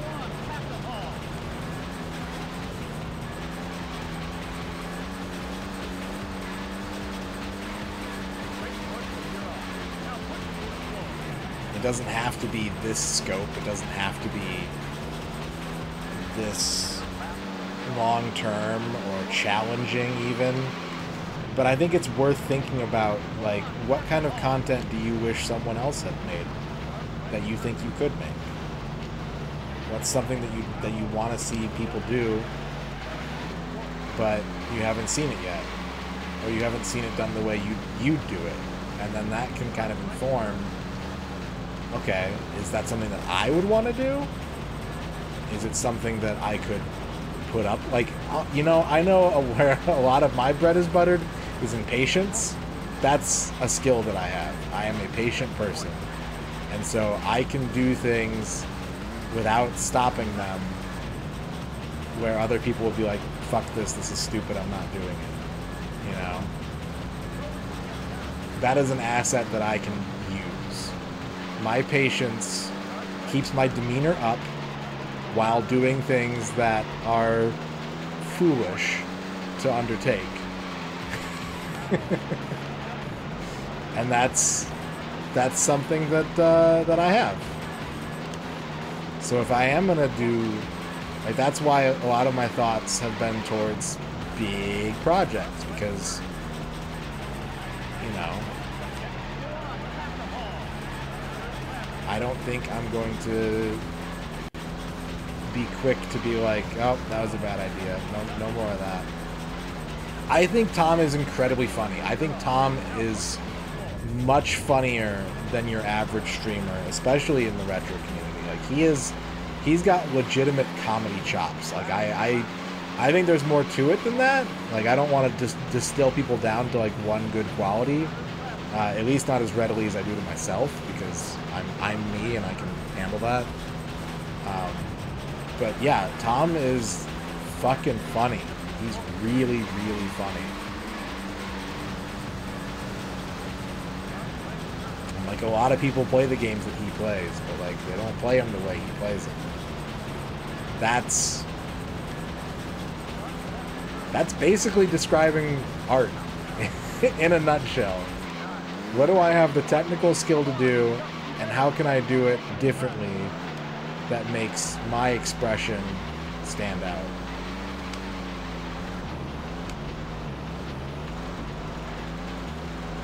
You know, how many four-piece rock bands have there been in the last 70 years? Okay, well, why are there so many?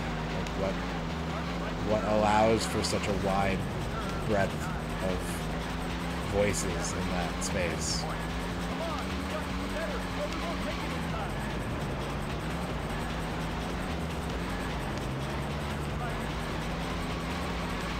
I did not intend for this stream to be so rambly. But I hope I haven't put anybody off. I hope, like, if anyone thinks that I'm out of pocket on something, you can tell me. And I'll either dial it back, or I'll be like, no, I really feel this way. Ready? Go! Give it everything you've got.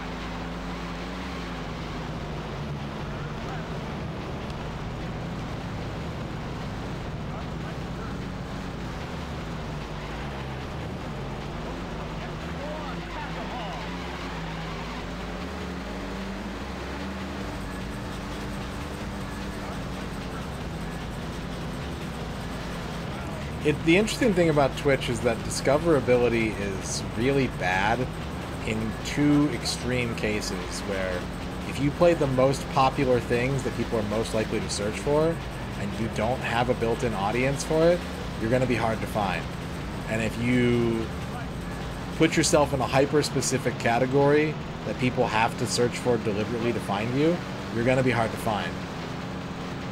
It's really, like, the only reliable way, I think, to find streamers on Twitch is word of mouth. That sounds like old school business, like, oh, you gotta have word of mouth, it's a good review, 5 stars, blah, blah, blah. But, like, look at all the stories in chat. All the stories in chat are like, I found Radon through this person. And I found that person through Radon. And, like, because that's what works. At some point, you know, either you have to know people or you have to be willing to dig through a category and find someone new, but, like, otherwise you just don't find anybody new ever. But that's, like, the only method that really, really guarantees that anyone's going to see your content.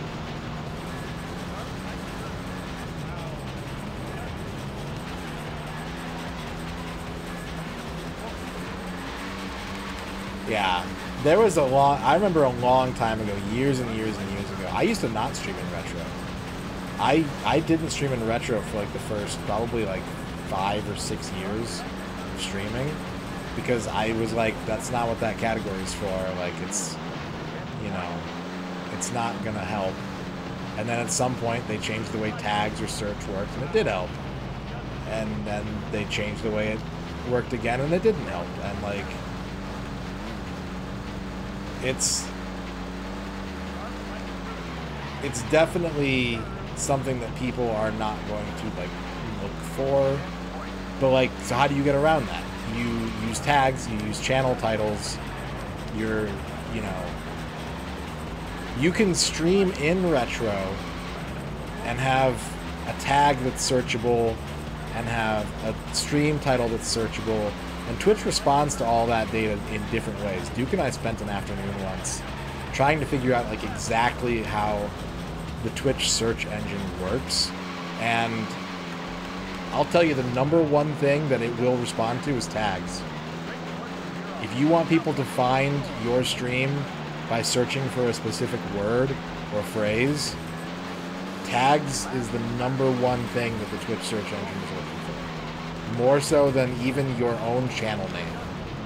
You could type in Macaw45 into the search, and Twitch search is more likely to kick back a streamer that has Macaw45 as one of their tags than it is Macaw, whose name is Macaw45. It's fucked up, and it's really bad, but that's demonstrable.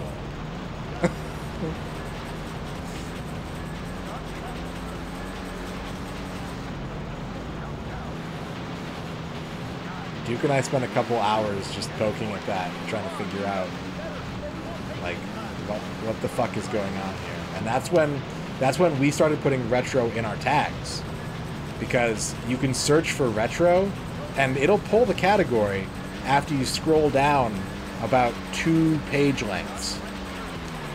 But if someone has retro in their tags, it'll be like, what do you think about this streamer? It's really, again, not helpful, but if you're really trying to leverage the search function on this site, use tags. Use your tags intelligently.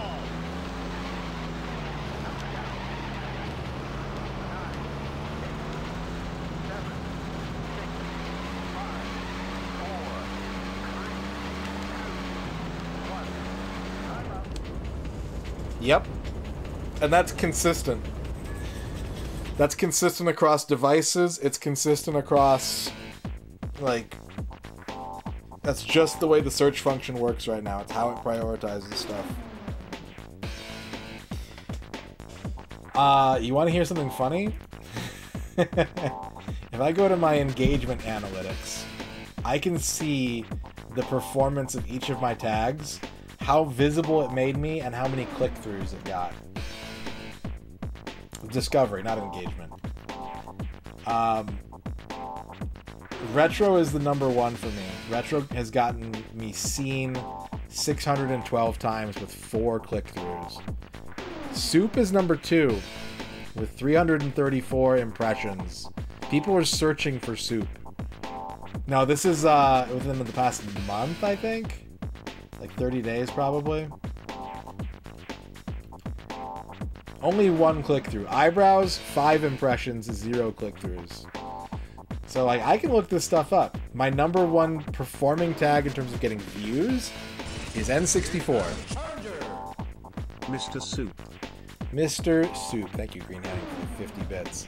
Now, what you're supposed to do is actually, like, change your tags on a stream-by-stream basis, and I'll level with you. I just can't be bothered.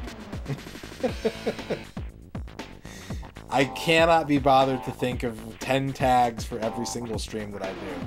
And it's funny because sometimes, like, when I'm streaming N64, no one ever really talks about my tags except for maybe this tag for sale, which everyone just asks, how much is it? And I say, make me an offer, and then they never say anything else.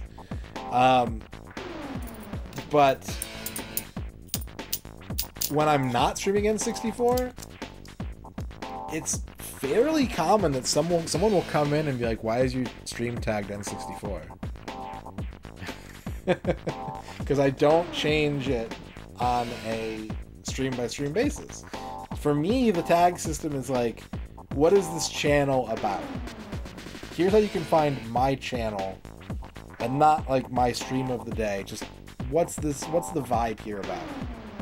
I need to get rid of the hype challenge one and replace it with something else. So it's, you know, it's interesting. It's all these little things that you can't really ever go in one place and understand. Like, it'll never be explained to you. These are the things that are effective, you know. And when people tell you, like, these are Twitch best practices, they're usually full of shit. They're usually very, very wrong. Because again, there's no right way to do things. What works in the retro category does not work in other categories. Gamer soup of the stream. Ah, don't eat gamer soup. That sounds bad. Green Herring, thank you for the 50 bits. I would avoid ordering the gamer soup. New Mexico Soup Foundation, thank you for the $1. There's some good soups in New Mexico. Hello, Radon. We've been trying to contact you about your soup's extended warranty. Oh no. Don't worry, it has already been applied. Oh, good. Put your stream up in the office as background noise, and witnessing your quest is an honor. Thank you for making our days good. Hey, thank you, Soup, for all of the support you've given me over the years. I couldn't have done it without you, Soup. Thank you for the $1. Ready? Go! Give it everything you've got.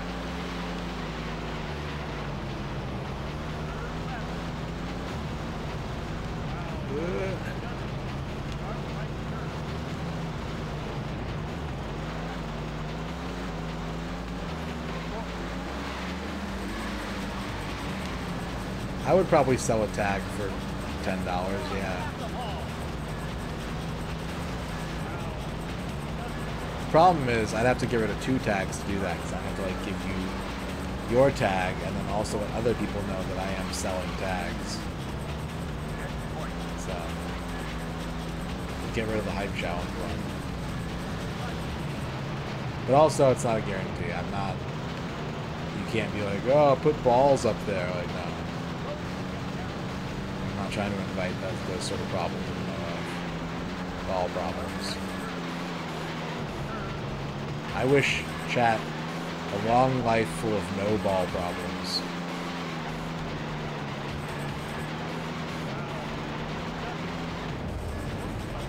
And fence.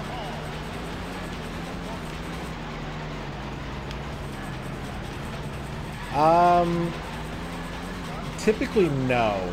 I don't think so. It's usually just like hashtags and hashtags, bot commands, and categories.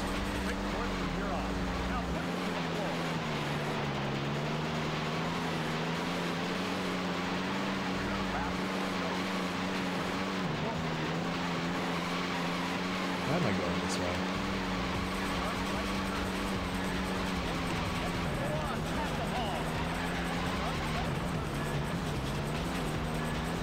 You miss Ocean? I definitely miss some of Ocean's stuff.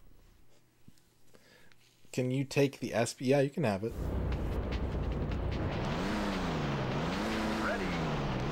I'm glad to help Thousand Star. Give it everything you've got.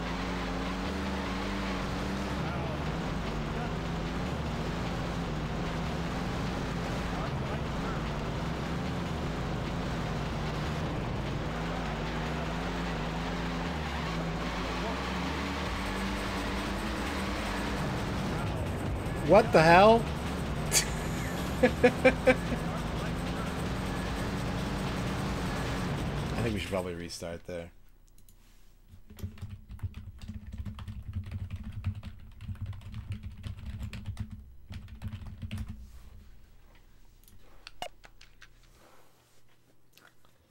The perfect EU morning stream.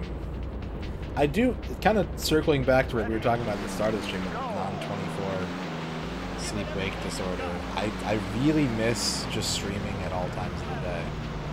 I really miss being like, well, I woke up at 3 a.m., so I'm going to stream at 5 a.m. And just do that. I had a lot of good times doing that.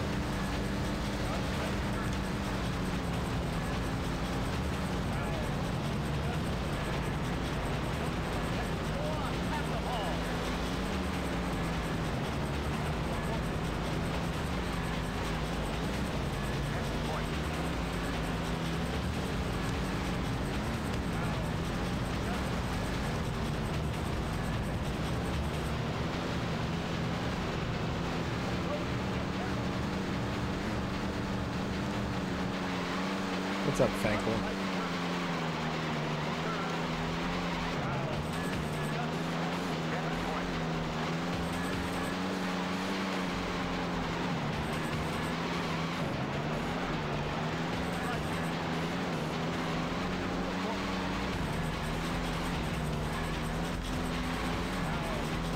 Eclipse, Electro, and Green Herring.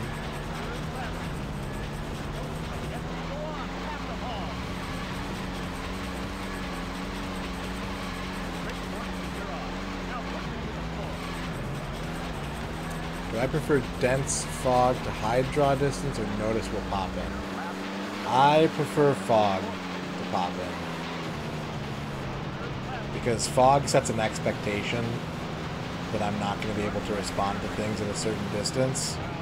And when there's just pop in with no fog, then you kind of forget that. You're like, okay, I can see this far into the distance and there's nothing in my way, so I should be fine. And then suddenly you're not.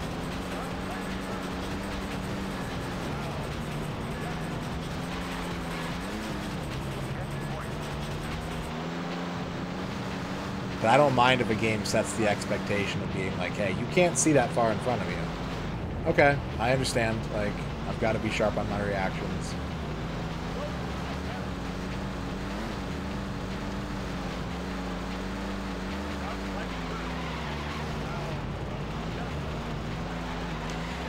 I think that most of the fog in this game is because of the weather effects.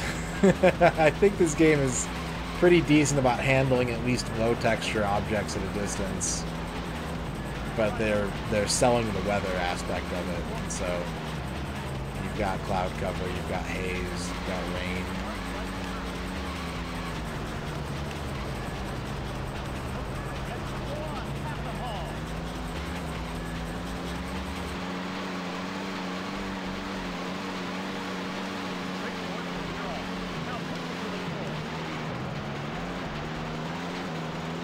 With Hazemaker.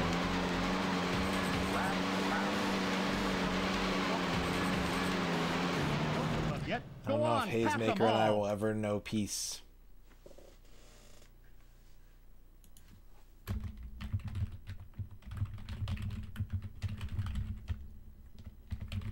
Not actually. Hazemaker and I don't beef. We're fine. I joke about that. But it's just always like we represent the two 64s. Ready. That's all. Go. Give it everything you've got.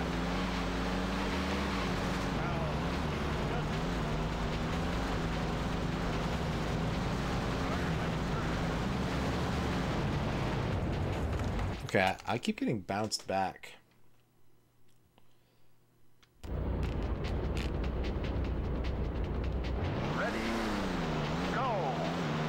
I think the funniest part about that is I don't think Hazemaker is especially interested in playing N64 games, and I'm not especially interested in playing Commodore 64 games.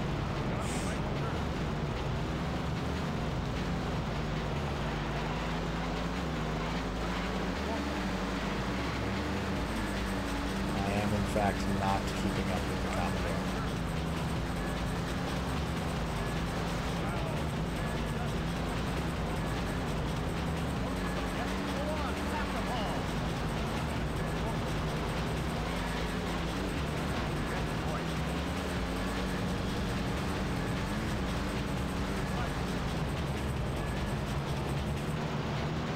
I wish there was a 128.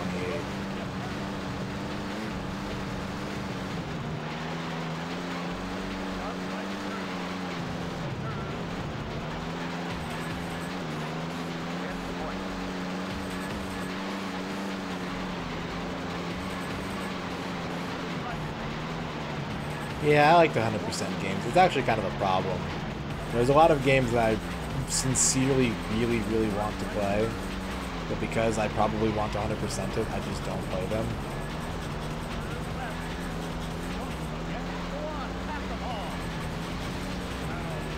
So, there's a downside.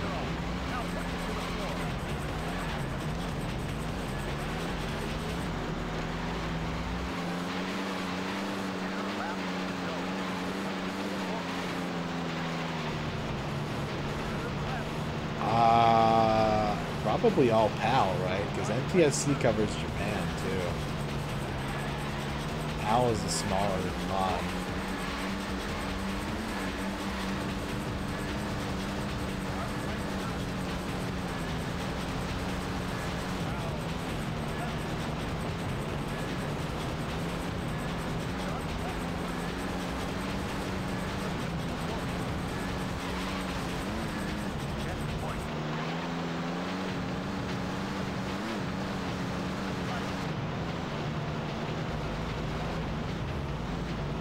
Master System definitely PAL is larger.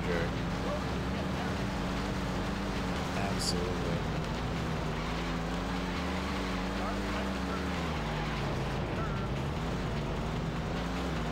Yep. I love the Yakuza games. I hardly ever play them, Dekai, because yeah, that's how I want to play.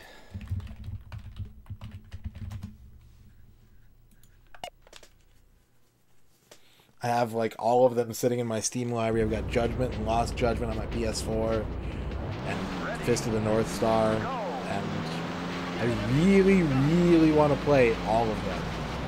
But I know how I want to play them, and it's gonna be a hard time.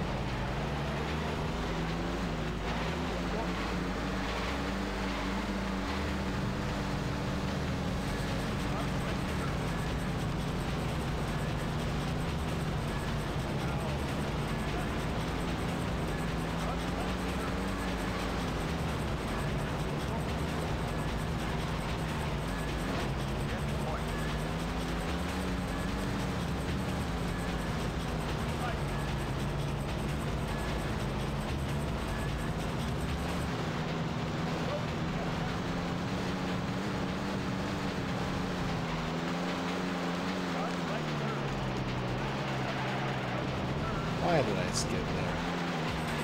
I tried to take extra care to do that part well, and I think I ended up suffering for it quite a lot.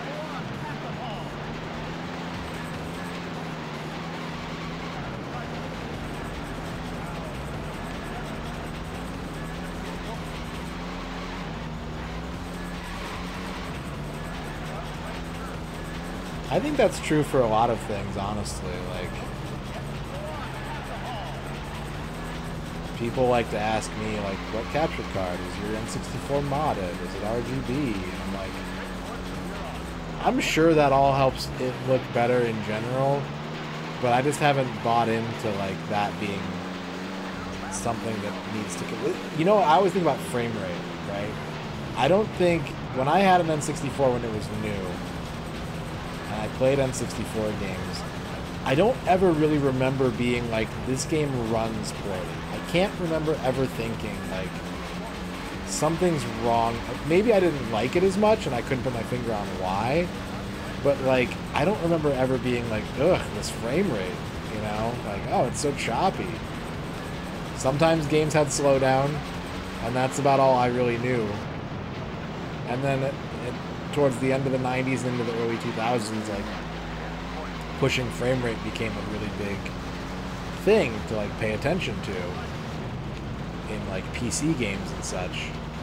And I think that found its way to the console market as well, as people became honestly more literate about performance. Like, it's not a bad thing, but I think if it's something you're not thinking about, it won't necessarily detract from the experience.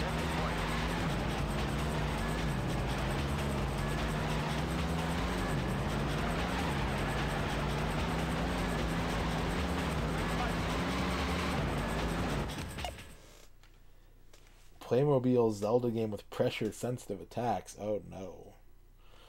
Oh, no.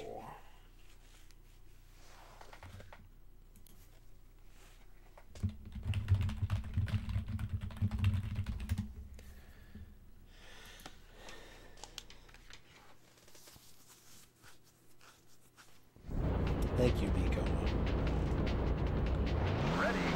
We had a Voodoo 2. I don't know if they were new. They probably weren't new. But it was such a pain in the ass to set up that we couldn't use it for, like, months after we bought it. It just wouldn't work. So I think the luster had kind of Because that was like, oh, you gotta have a voodoo. Like, the voodoo, that's the shit.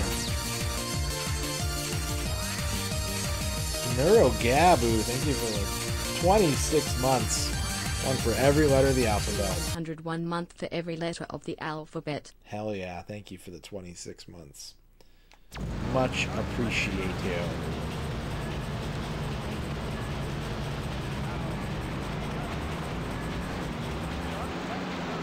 I don't like when any game uses the same name, but it's inevitable. It's inevitable, honestly. Video games have been around for so long that, like, some jackass made a piece of shit in, like, 1992 and called it corn. And now that word is just like, yeah, do you mean corn 1992 or corn 2023?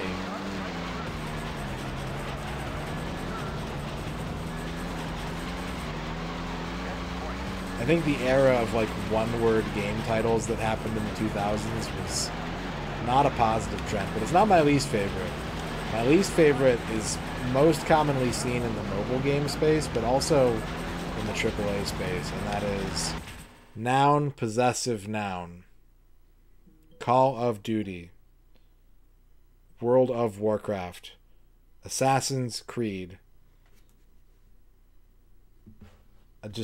I'm sick. And, like, you can tell that it's super prevalent because every mobile game does that. Clash of Clans. You know.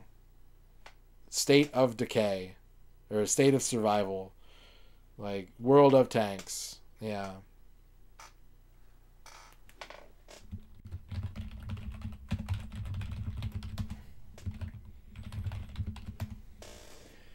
Raid Shadow Legends doesn't do it, and that's why it's the number 3 RPG on mobile.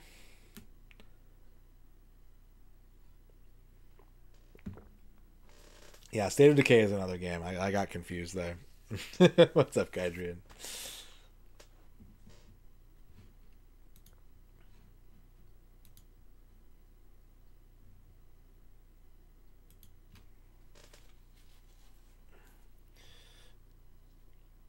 Noun, colon, adjective, noun. I'm a colon fiend.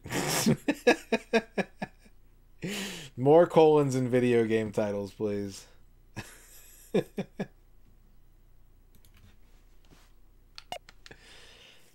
I'll be hearing that on Rig's channel in 5 months. Ready. Go. Give it everything you've got.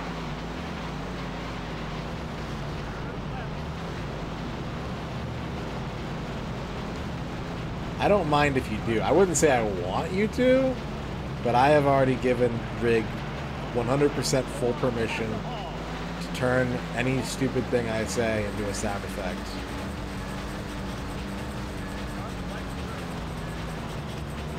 So.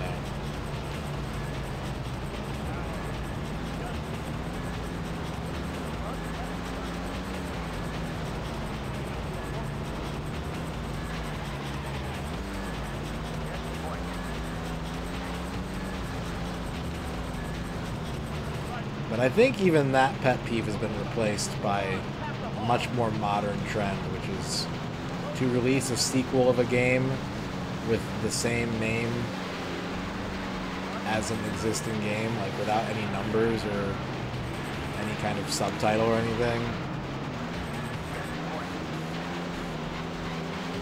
God of War, Mortal Kombat. Like, oh, we're just like Tomb Raider. Oh, we're just kind of like really trying to sell the fact that like this is different now.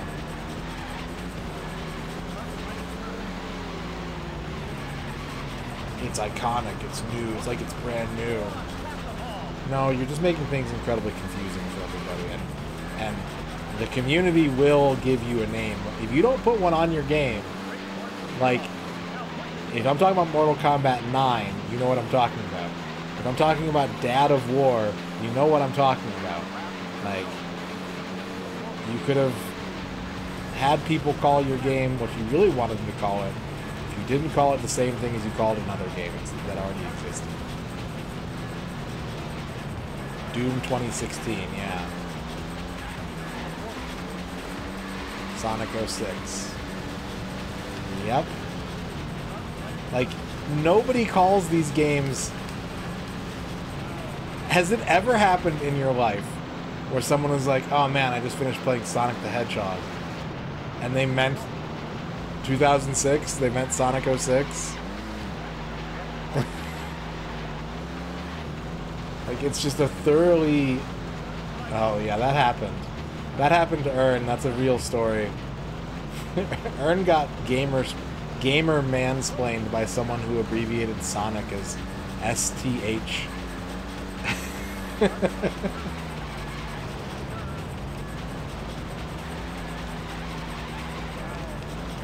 I always hear it called Dad of War, Liz, or God of War 4.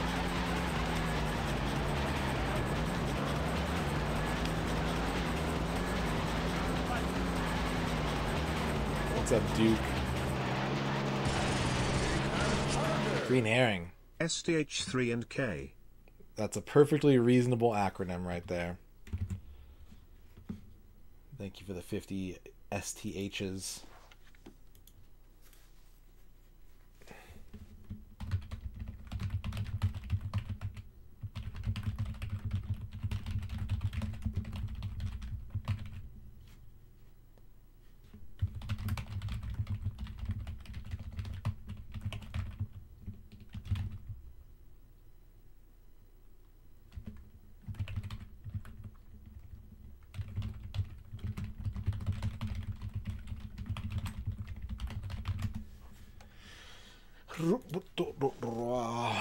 Dad of boy. I'm doing pretty good. We've been having lots of conversation on today's stream. I woke up 20 minutes before stream started and I was like, man, I'm out of it. And then chat got me rolling and I haven't been able to shut up since.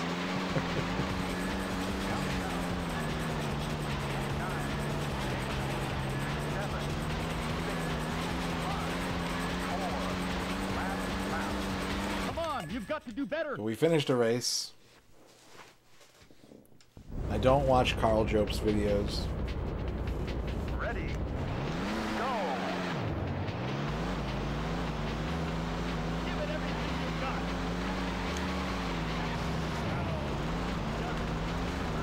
We learned that I probably have a identifiable sleep disorder. It's been an interesting day.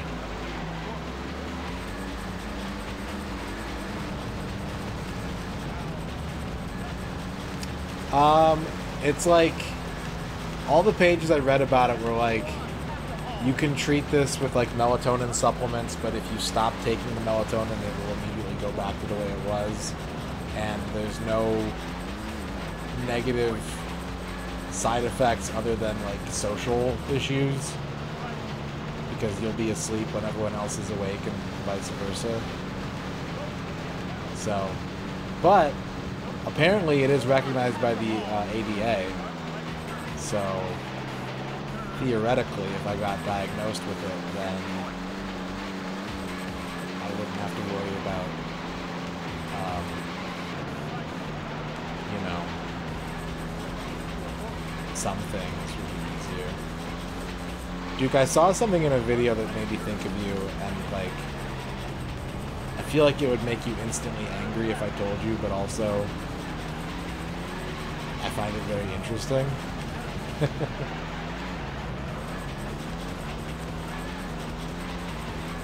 There's a channel that I've been watching a lot of YouTube shorts from, who's someone who streams on Twitch and is like a game dev and worked in the game industry prior to being an independent developer.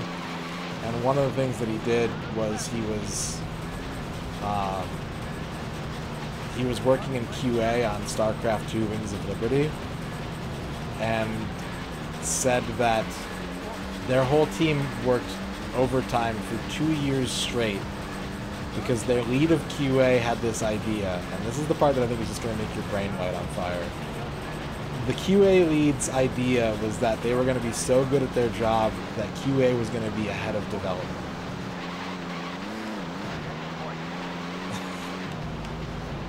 So they were testing things that weren't ready to be tested, but because they were in the pipeline, they had 2 years of straight overtime so that they could keep testing faster than development will be ready for them to be testing.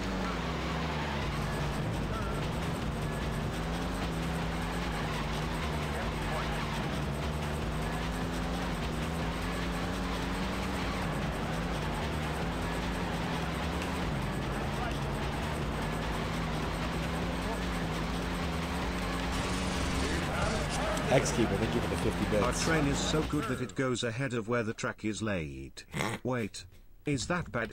Oh no, that's bad. That's very bad. Someone stop this thing. Oh god, oh no. It's a very, very apt metaphor, Xkeeper. Thank you for the 50 bits. Level 1 channel point redeems are now unlocked. I think he's a pretty big streamer, but I've really enjoyed his shorts. They've been very interesting to me. So if you want to check him out, it is twitch.tv/piratesoftware. The shorts have been very fascinating to me. I've enjoyed them a lot. I haven't watched any actual streams, but the shorts have been good.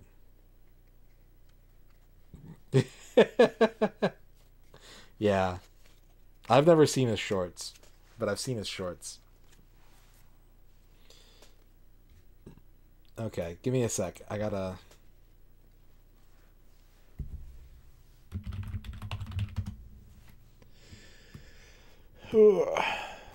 Eat my shorts. I'm not eating other people's shorts. I'm inviting people to eat my shorts. I will salute your shorts, though. Absolutely. All right. Xkeeper, your horoscope is the travel agency.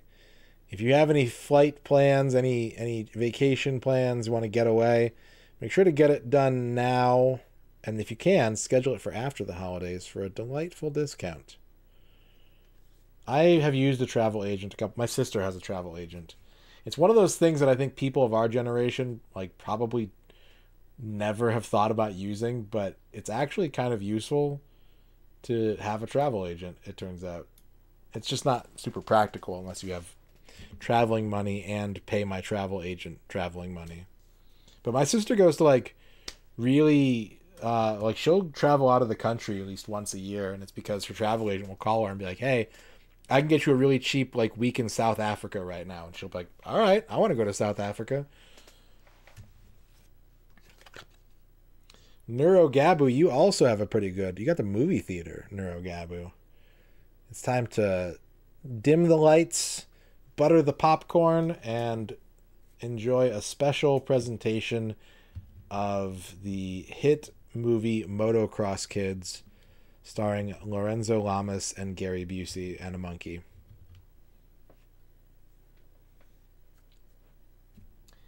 Electro Altruism wants a haiku about Rastan.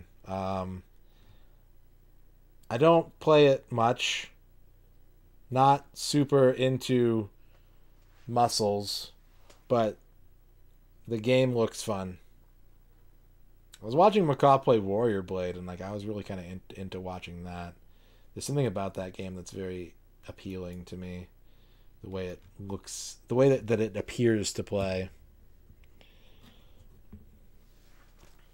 Flygon's horoscope is the Catholic Church. Your bread today will be stale, and your knees are going to hurt. But try not to let systemic guilt and shame run your life for 35 years like it did mine. Basic Cable wants a horoscope.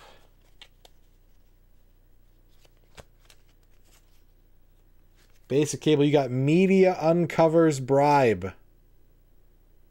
I guess this means you're probably going to be watching those H-Bomber guy videos that everyone's been talking about. I mean, I saw Todd in the Shadows put one out, so I guess I'm going to watch a 2-hour video about this dude, but that's neither here nor there, I suppose. Bavork wants a horoscope.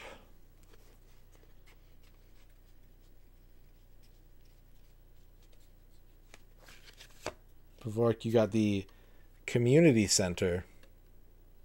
Yeah, Todd did a 2-hour video about Internet Historian, apparently. You got the community center, Bavork. It's time to get neighborly.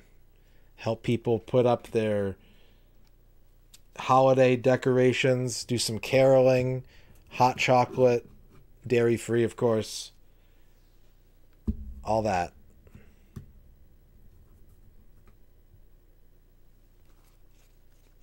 So the backstory is that it's not a coincidence. Like, the YouTuber general community that all these people are in, like, have known that this video has been coming out for like months now.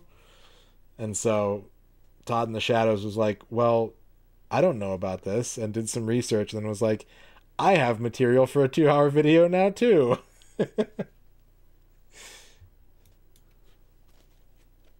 Mosby wants a day planner. I almost missed that. I almost did a regular horoscope and not a day planner. All right. Here is your Monday forecast, Mosby TV.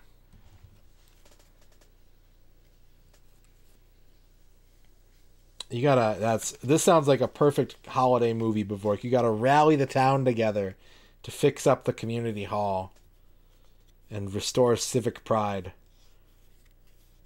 And a precocious youth will give you the extra boost you need when things look at their bleakest. All right, Mosby, your day starts out in the dairy barn. Probably a smoothie or some kind of big cereal with milk situation. A nice healthy breakfast with lots of moo juice. And then in the afternoon, you're headed to the mountains to expel all of that lactose in peace and relative obscurity. I don't know if you have an issue with dairy like I do, but if you need to go to the mountains where no one can judge you, then I don't blame you. And the evening, the coal-burning power plant. I think this is more flatulence-related forecasting. You'll be still stinking up the joint while you try to process all that milk that you had with your breakfast. And in the night, you're going out partying. You're going to the nightclub. You've done all of your milk digestion, and it's time to dance. That sounds like a pretty good day to me. It's got milk, it's got dancing. What else could you ask for? Hi. You want any squash casserole? No.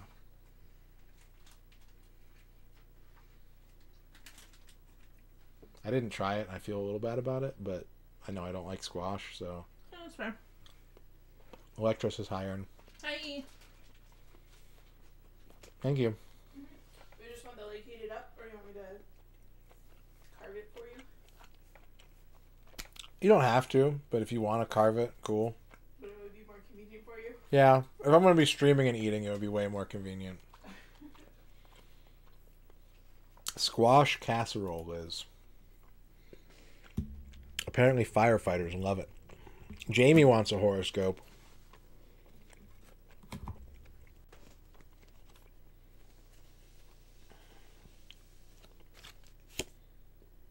Jamie, you got the South Park Fire Station.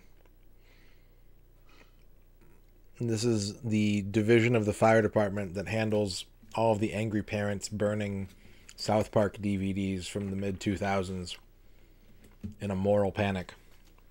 And your job is to prevent the destruction of media.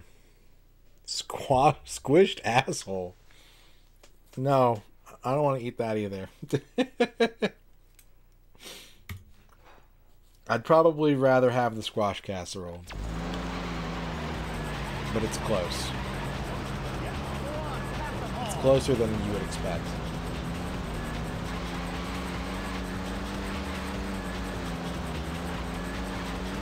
I'm not a fan of gourds. Gourds are just melons for vegetables. Come on, you've got to do better, or Yeah, there we you won't go. make it in time. Don't eat them. Show them off.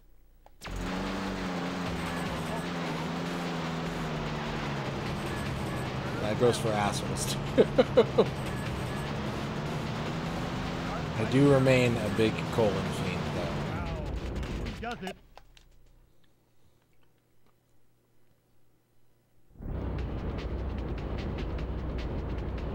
Ready?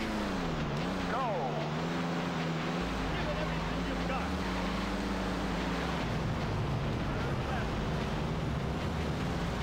I think that I'm good enough to beat this track, and I just haven't been focusing enough to do it. I've been focusing more on conversation and actually good gameplay.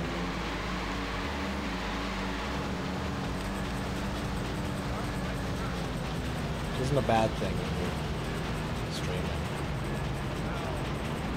Anyone can play a video game.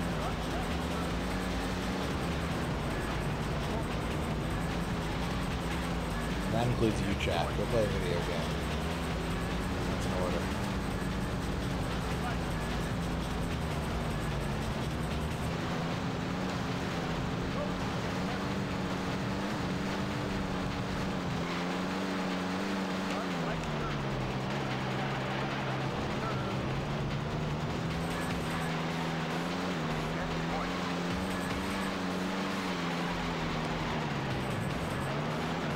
Liz was streaming Mega Duck games today.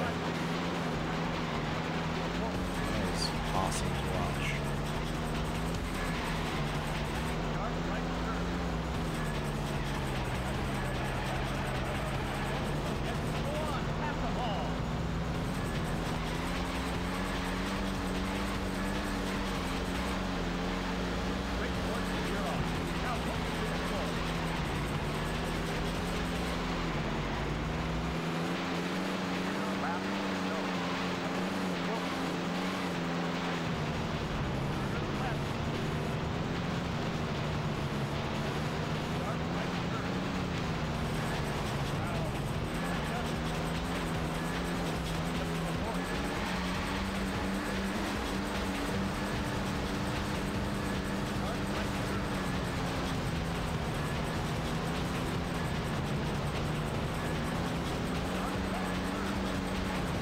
I feel like I crash in the right way this game. I don't take that big of a penalty.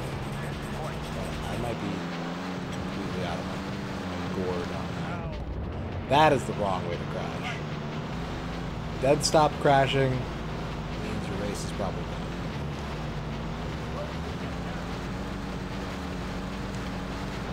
done. Dawn pound gold.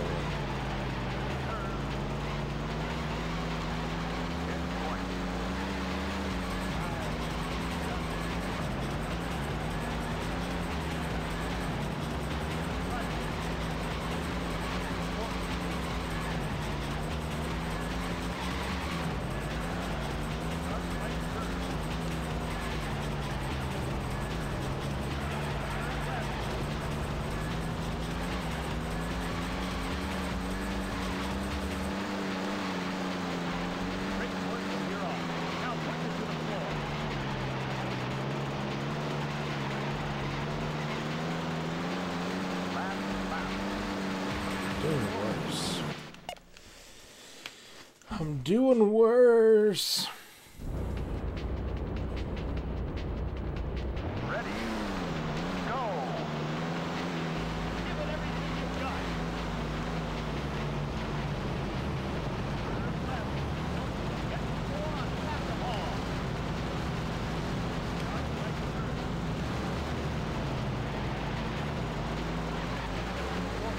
The first part starts out so good.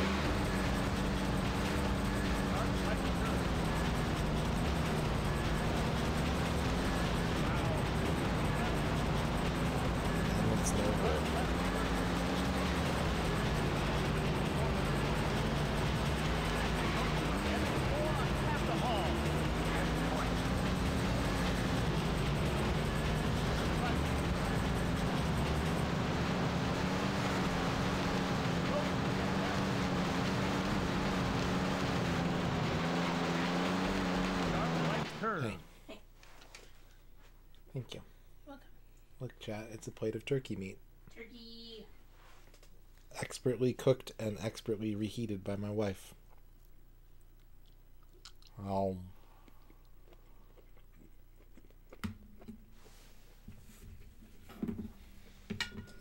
It was a turkey leg. I could have eaten it that way. Green herring. Yerky. Yerky.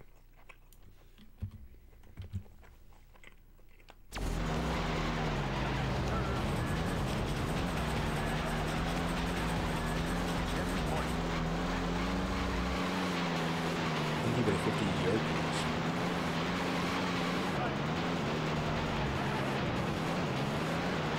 I think it should be, someone should make a way that we can eat and sleep at the same time. Would that be the downfall of human civilization? If someone invented technology that allowed you to eat and sleep at the same time?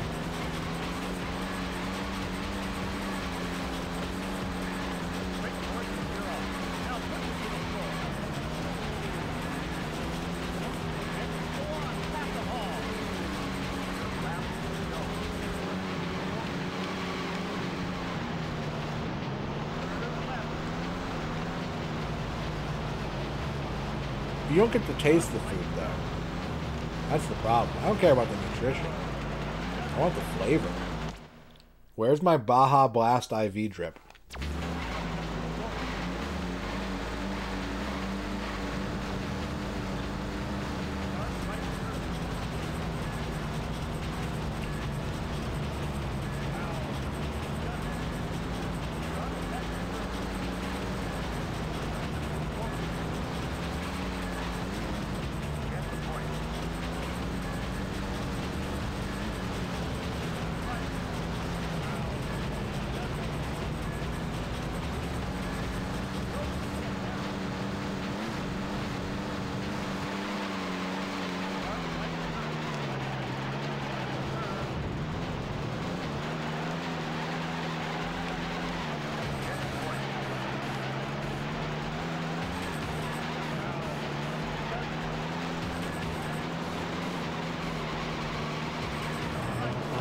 How to be good at this game. I'm really confused. Okay. Maybe I'm not confused.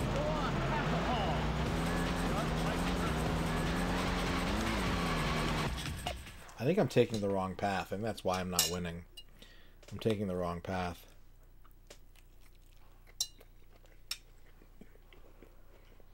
Hell yeah, Fanko. Just in time for Thanksgiving too.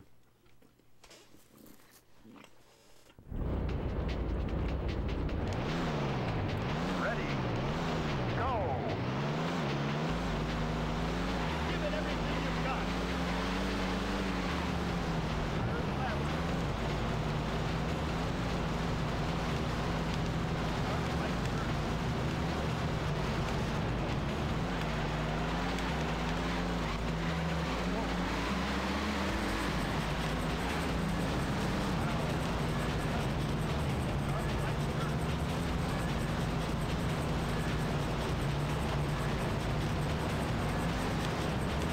How did you hear that someone mentioned German earlier? How did the word get out, Dino?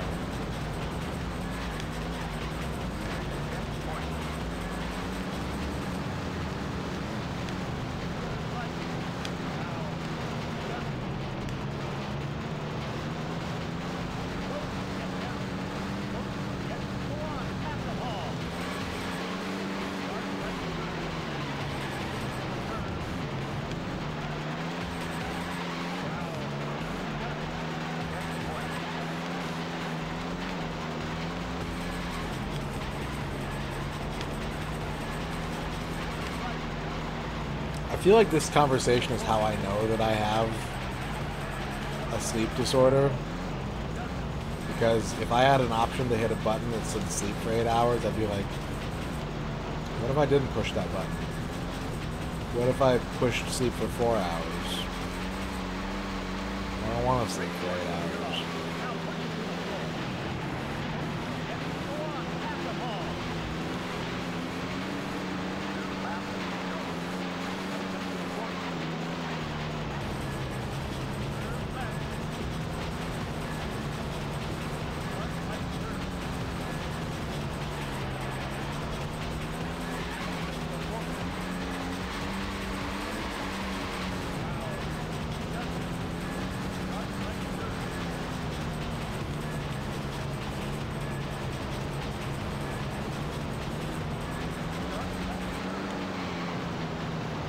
I wish the different Fortnite skins had different stats. I want people to like main Peter Griffin. I don't want them to just like buy him, play him because he has a cool dance. I want there to be like deep discussion about the Fortnite meta. Now Peter Griffin is substantially better than other characters in his price range or class.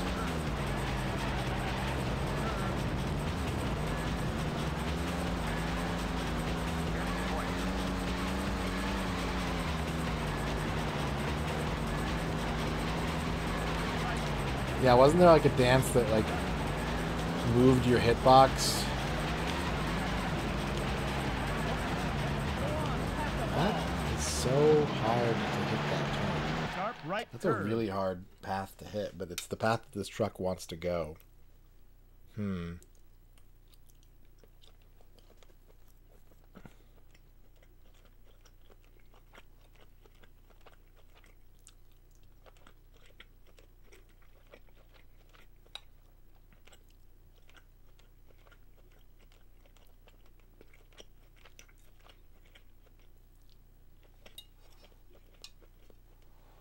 I don't remember, Duke.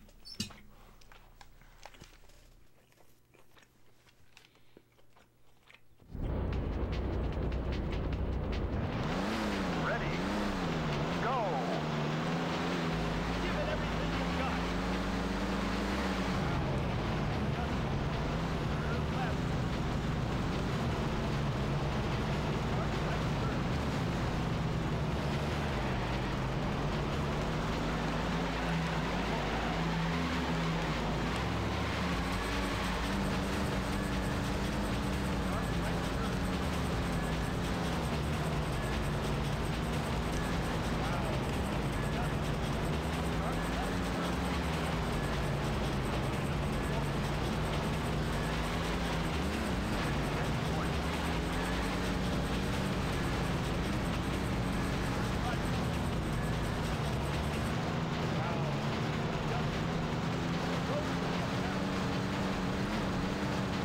This turkey's really good.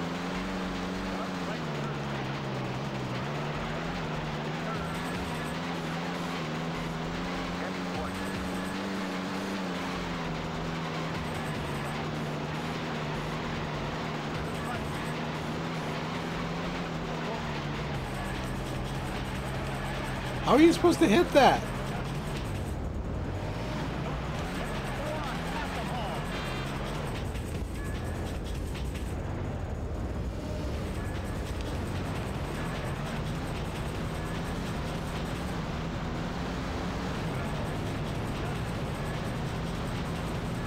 I'm gonna have to figure out a consistent strat for him. He's going to be the difference maker, I think. Does the card sit down and go all the way? Oh no. Oh no. Did someone lock the newbies in?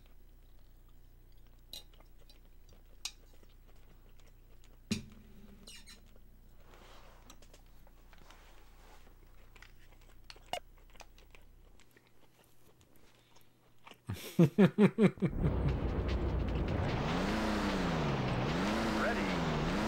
go. Give it everything you've got.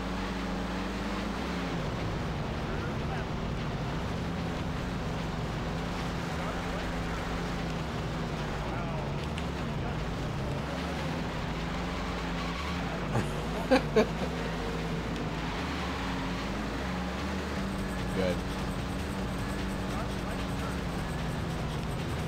Good, good, good, good, good.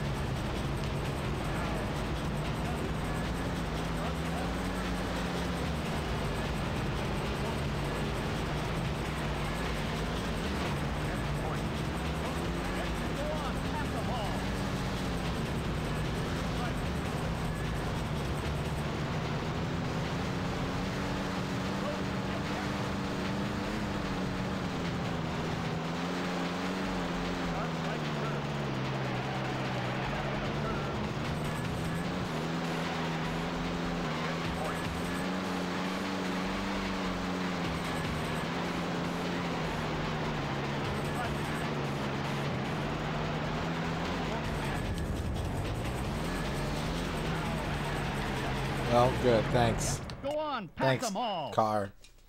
Asshole.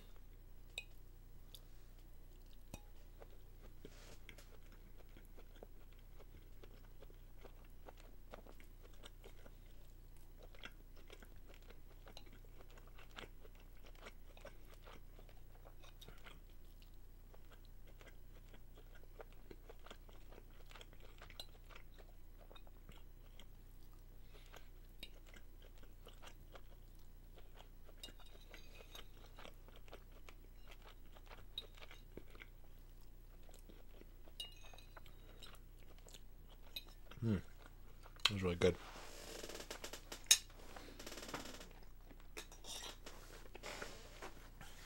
Oh, yeah. Yeah, I've heard about this one from you. Ready, go.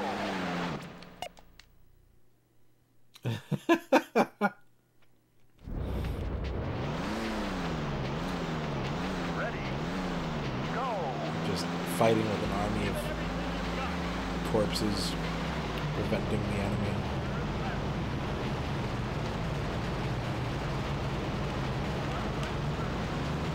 I was going through my Steam library, and I think I have Ragnarok in my Steam library. What the hell?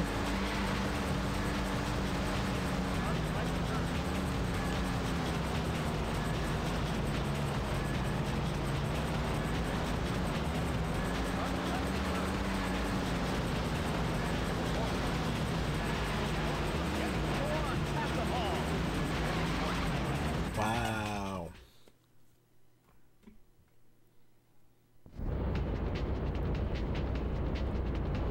Ready, go. Give it everything you've got.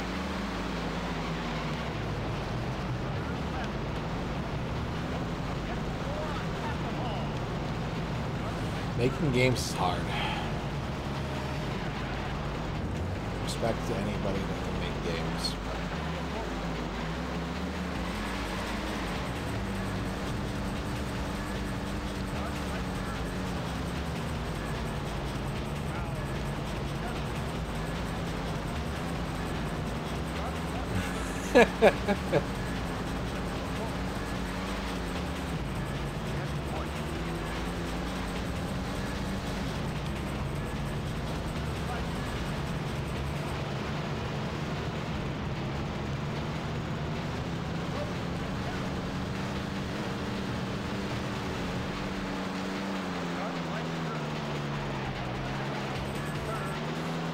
I did that turn correctly. Oh my god. And I ran into a bridge. How in the fuck? Okay. I'm gonna need better on-road tires to make that turn, for sure. Course selection.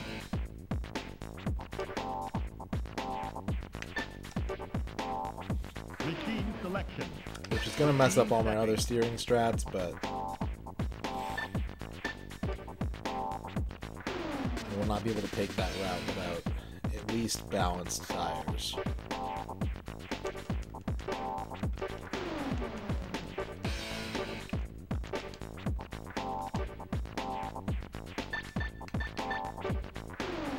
Saving data.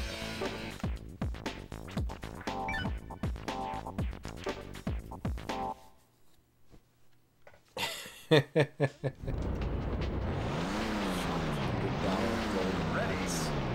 go. Give it everything you've got.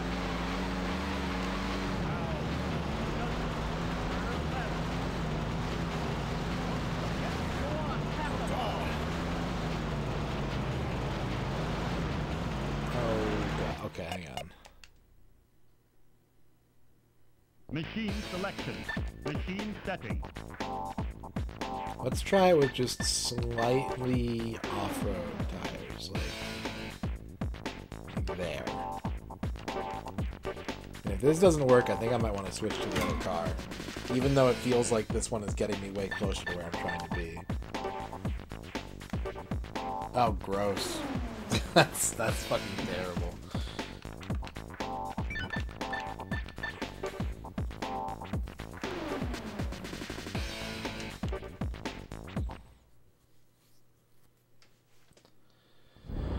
Whew. Ready, go. Give it everything you've got.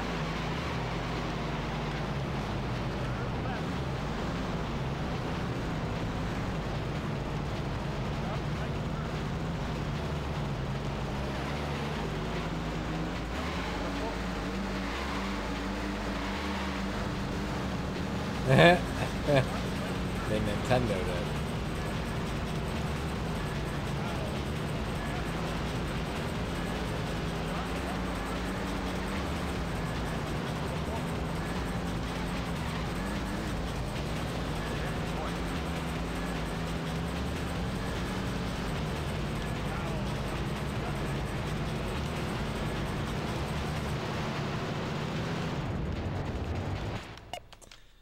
I am doubting the viability of this strat. But when it looks good, it looks really good. Go. Give it everything you've got.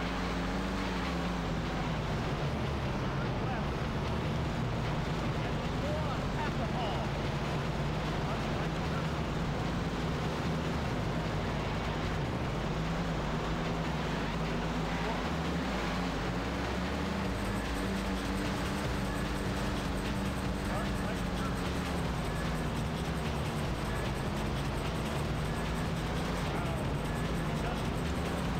Yeah. Don't commit crimes because of video games. Probably don't commit crimes, period, but definitely not because of video games. Go on, pass the ball.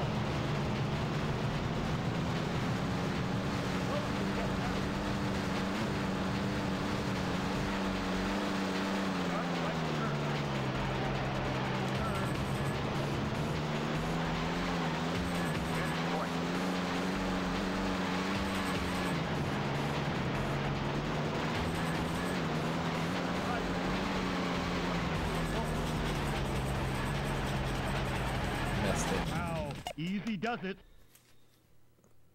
I missed it. Ready, go.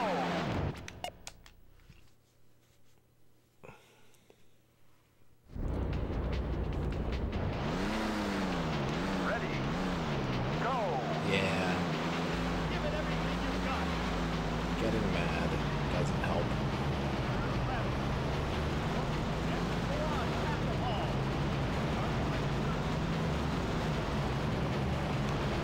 Like, getting mad is a mechanism for, like, it's an emotional mechanism for, like, having your needs met. The machine is not going to help you with that. Nor is a stranger on the internet that you don't know.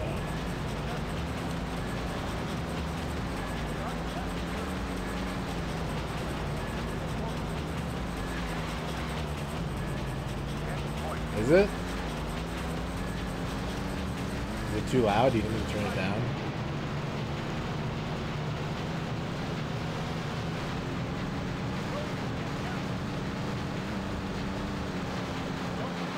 Go on, pass the ball.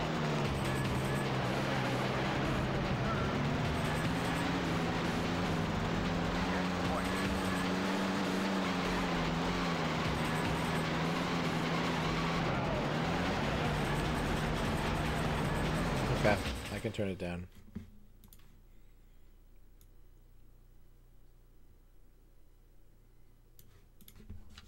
Is that better?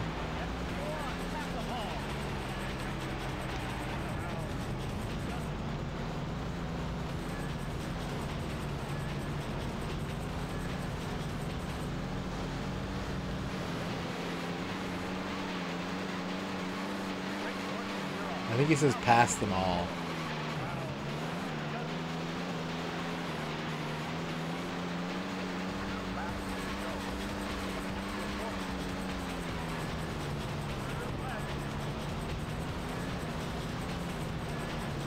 I never have context for how my stream sounds because if something is too quiet or too loud for me, I just move the dial on my headphones, and that's independent of any like system volume things that I have going on. So my hearing experience is always wildly different to what I'm outputting.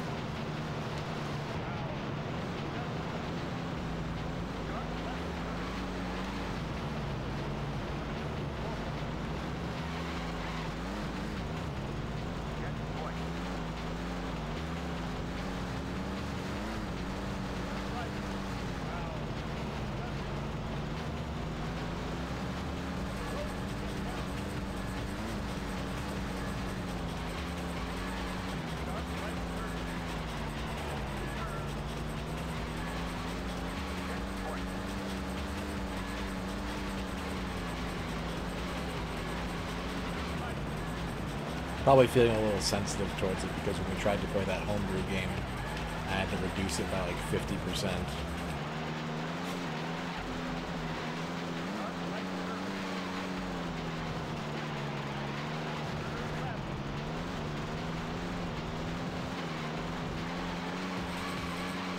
So apparently the only thing more abrasive than engine noises is Game Boy beep boops.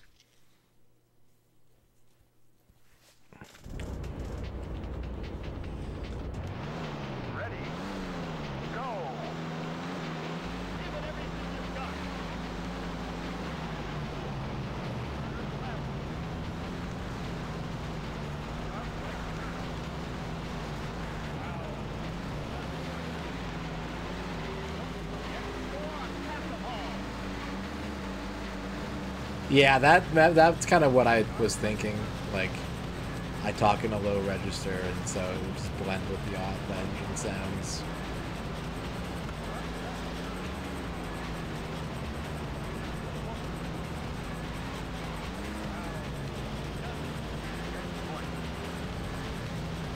Vroom vroom.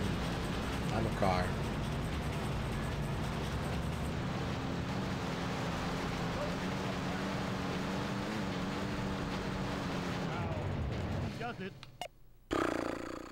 Fuck. I feel helpless right now. Ready. Go.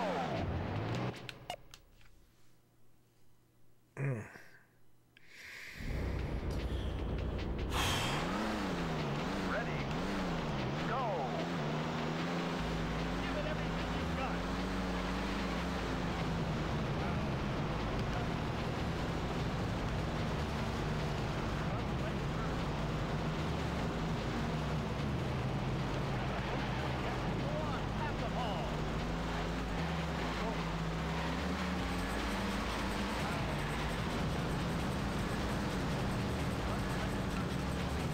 Yeah, that's a normal thing that happens. That happens to me. I'm like, I like this franchise, and then I play it, and I'm like, I don't like this franchise.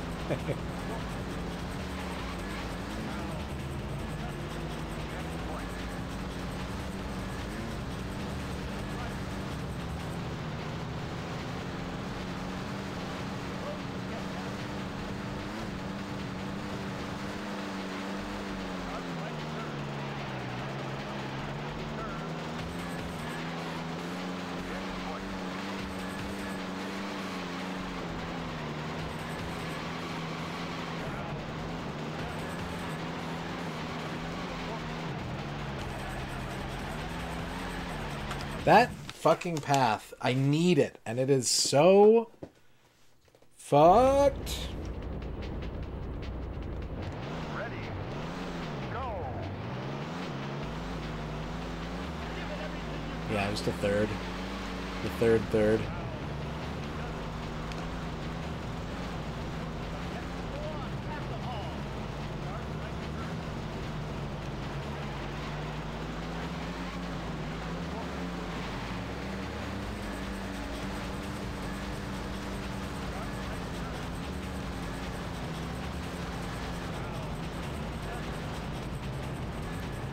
That's not good. Go on, pass them all.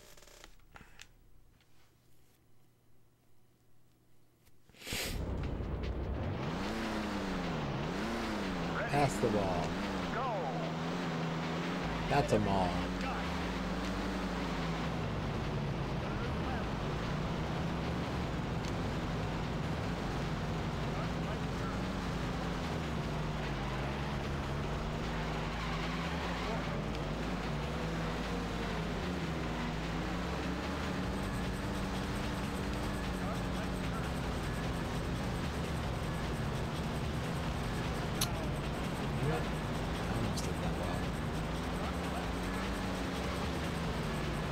The outside, thanks.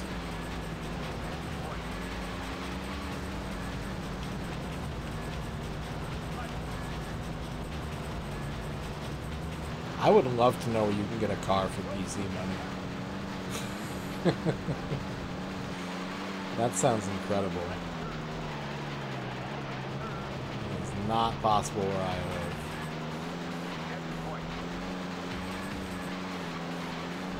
That makes sense.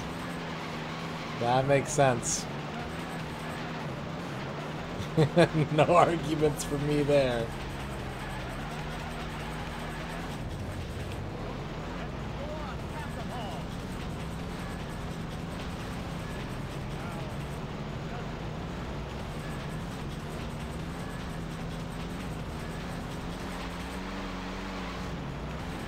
Oh, I took the route, but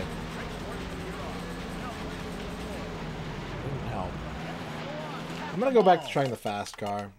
I know this is probably a futile exercise, but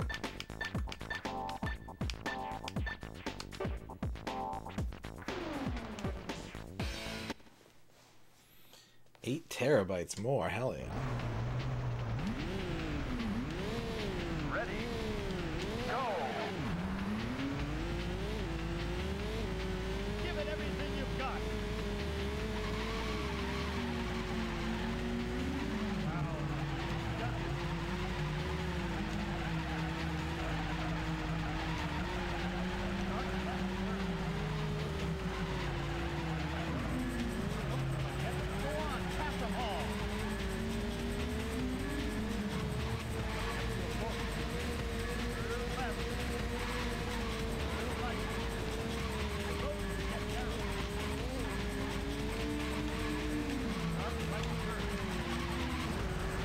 Got it.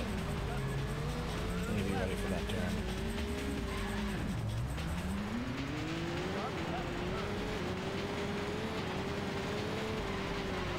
The road path here just seems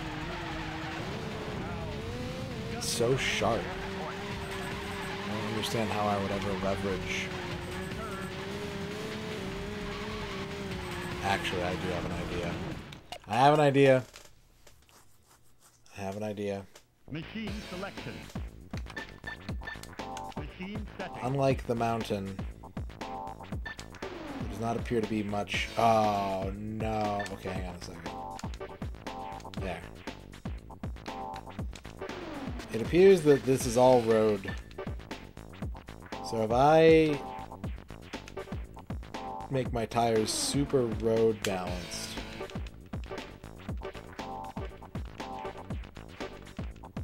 then I should have good grip. Good grip.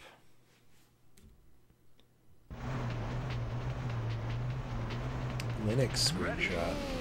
Go! Give it everything you've got. I used to have a laptop with Linux on it, and I really liked explaining to people why I had a laptop with Linux on it.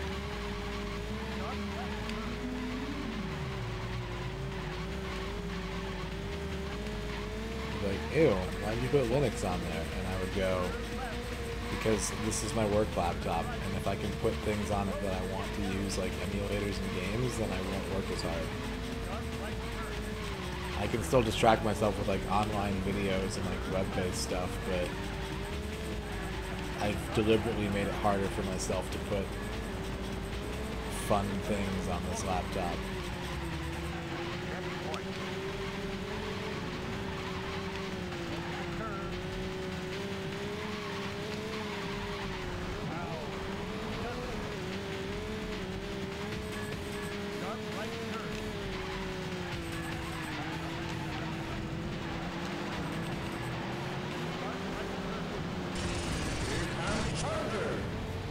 sudo apt-get install MAME. See, that assumes that I knew how to use Linux before. Thank you for the 50 sudos. I did do an internship in Linux for like a week once, but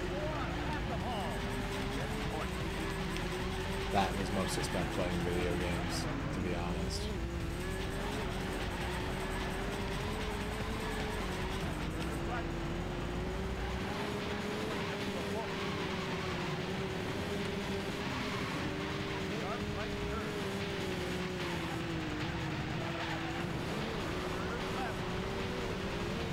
A little bit, but not. Mostly I played like Yahoo games because they had nothing for me to do. My high school required that you got an internship as your senior project. You had to spend a week basically interning for credit. And I was like, I want to work in the video game industry. And I live in Northwest Ohio where there is not a video game industry.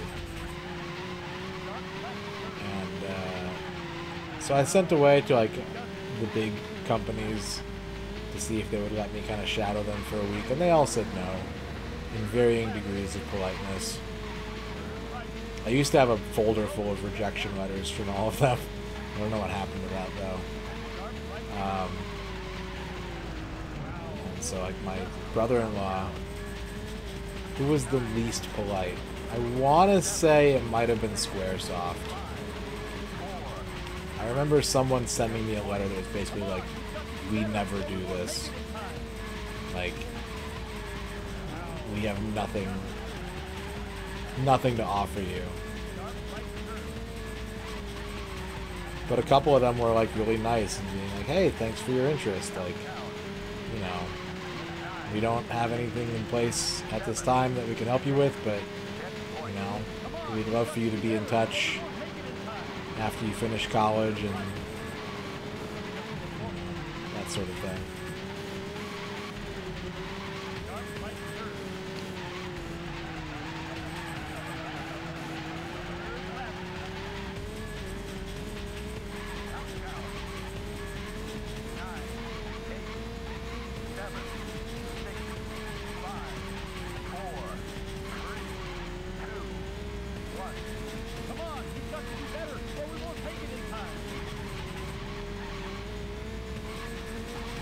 This feels better. This strategy feels better. Even though I'm in 5th, whereas with the truck I'd be like immediately in 4th and I'm almost running out of time on each lap, this course layout makes more sense to me, especially with these good tires. I might just put them all on road, honestly. Just max out road tires. Because I shouldn't ever be in the grass.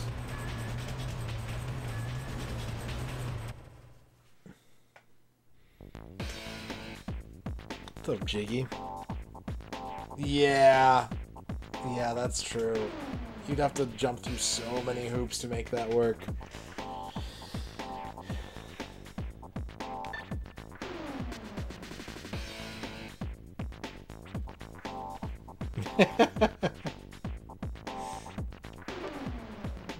Machine selection. Machine setting.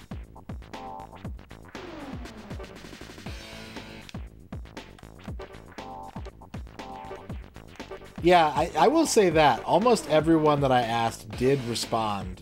So, like, that was nice. Machine setting. I got a lot of no letters from people, but, like, some of them were polite, some of them were encouraging, some of them were boilerplate.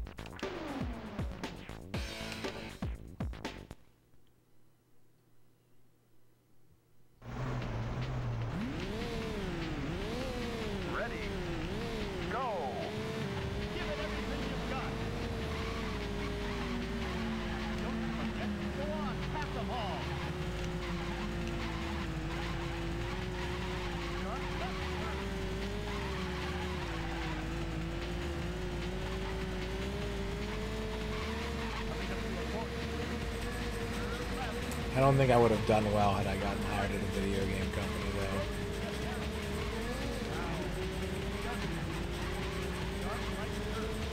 And think I would still have horrible work stories. They would just be of a different nature than the ones that I currently have.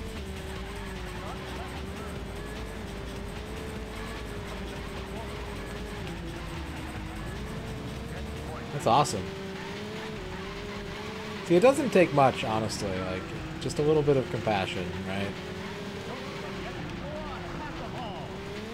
Like, there was something that went kind of viral a couple of months ago, I think, about someone who got declined for a job because she didn't include a cover letter with her resume. And so she wrote them a letter that was like, I realize this is longer than it would have taken me to write a cover letter, but this is the reason why I don't write cover letters. You know, explaining, like, in today's job market, you're probably applying to, like, 30 jobs a week minimum. And they all use online forms that aren't, like, you know, you can't just copy information from one to one and submit. You can't just hand them a resume.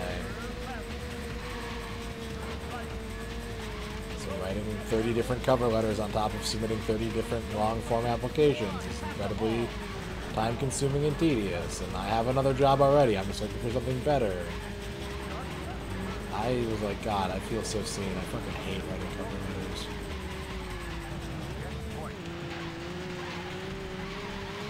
But so much of the hiring process has filters and automation now.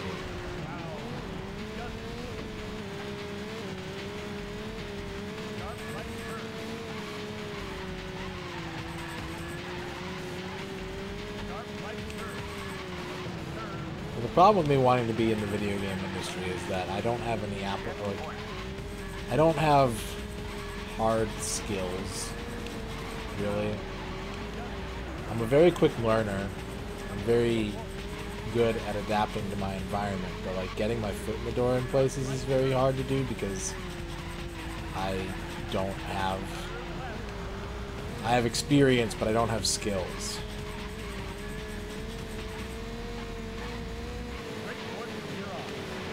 And that's in general. That's not just like that industry. It's just like in general. I have a lot to offer a company, but getting into the company to prove it is very difficult for me. I do write. You know what's incredibly undervalued and has been for the last 10 years? Let me tell you about ChatGPT, Electro.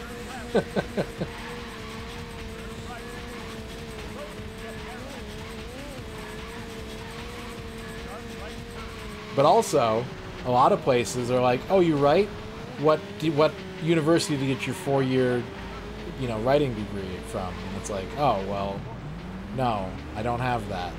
I have practical skill. I have no certification to prove my practical skill."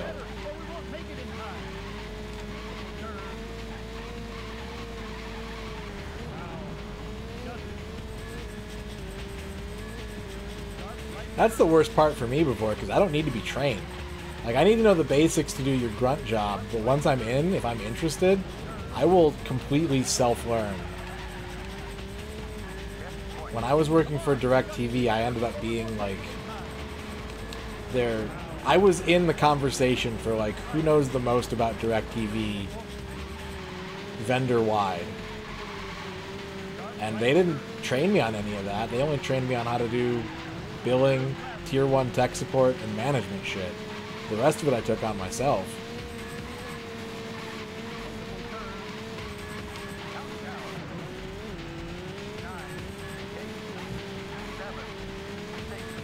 Come on, we've got to do better, or we won't make it in time. Ugh. You think I'd be great at testing? I mean, I feel like that would probably be true as well, but that's not a healthy job in most places.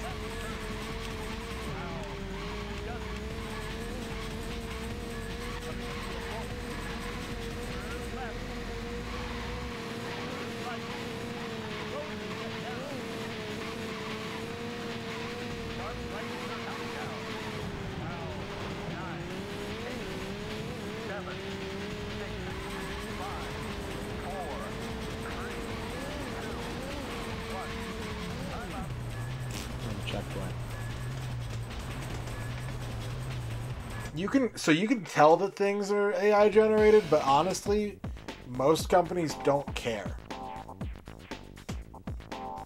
Most companies are fine with things sounding AI generated.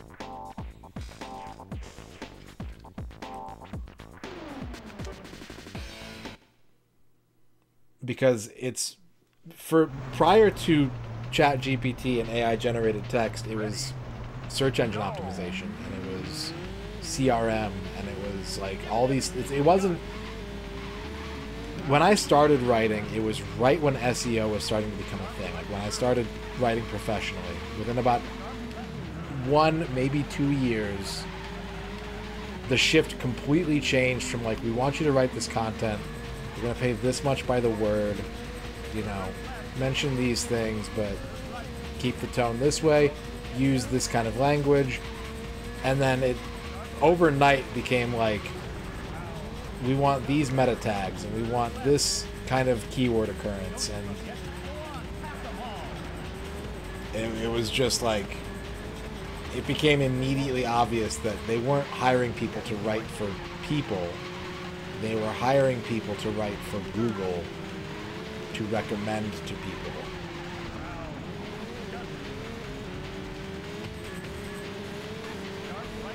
And the current state of things is just an extension of that. It really doesn't matter what the text says as long as it conveys the basic details and is appealing to being crawled by a search engine.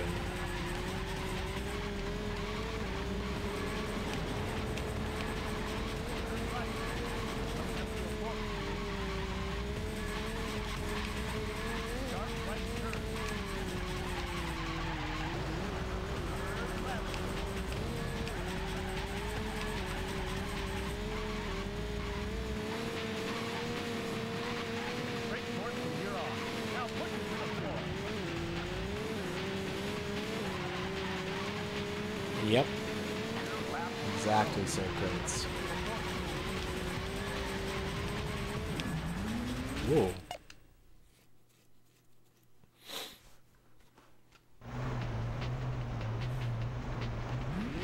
Ready, go. Give it everything you've got.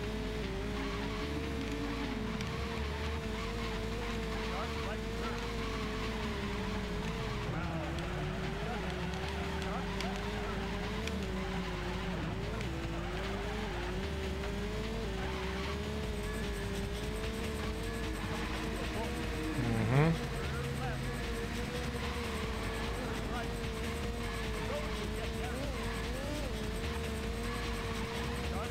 Yeah, that is certainly not a new thing. Go on, pass them all.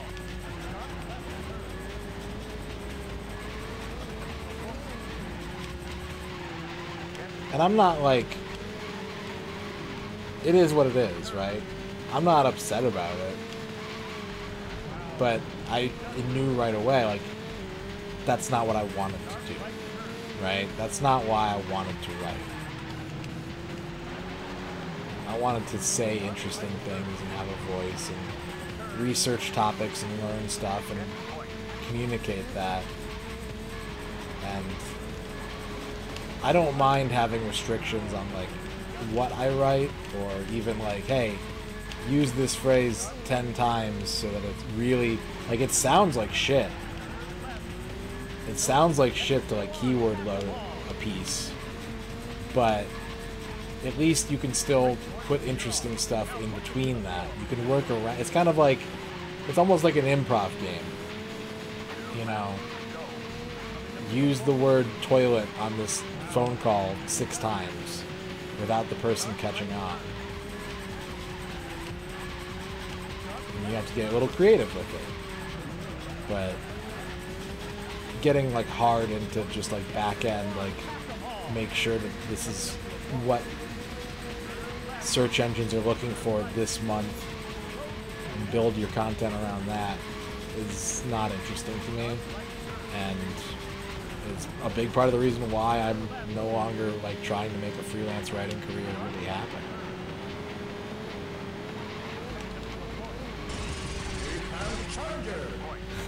Underrated DOS games from sources across the web. Descent, Tyrian UFO, Enemy Unknown, Star Control 2, Epic Pinball, Hex and Scorched Earth, Little Big Adventure, Rise of the Triad. Triad. Thank you, Duke Donuts, for the 50 underrated DOS games.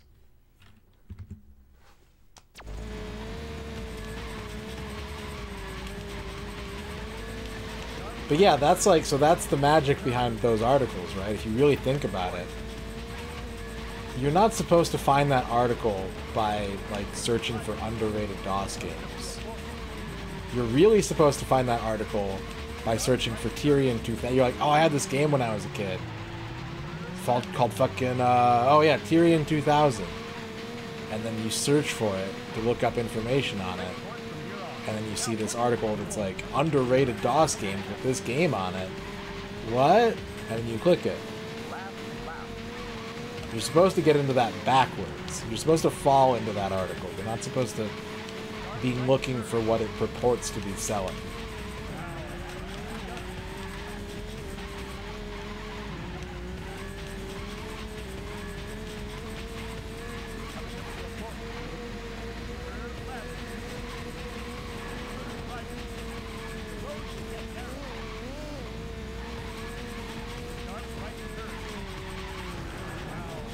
Man. We're getting close. Ah! Never mind. I was in second for a little bit there.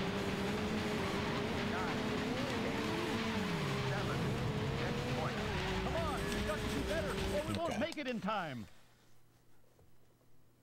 That's Google's embedded yeah. Yep. Ready. Go. Give it everything you've got. Go on, pack them all. Now, start left turn.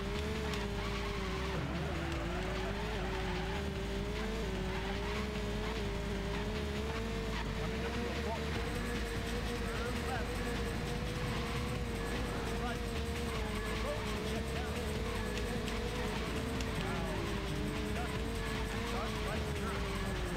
I forgot. That's a sharp turn.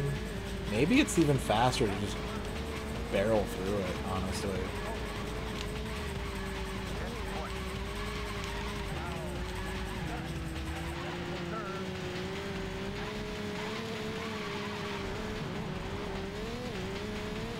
Okay, that's the other turn I need to do a lot better on.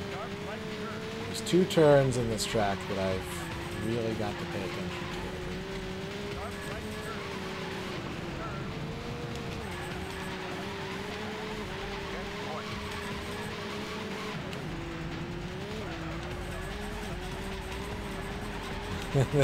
They had to update it with 4 more years of obscure DOS games that came out between 2015 and 2019.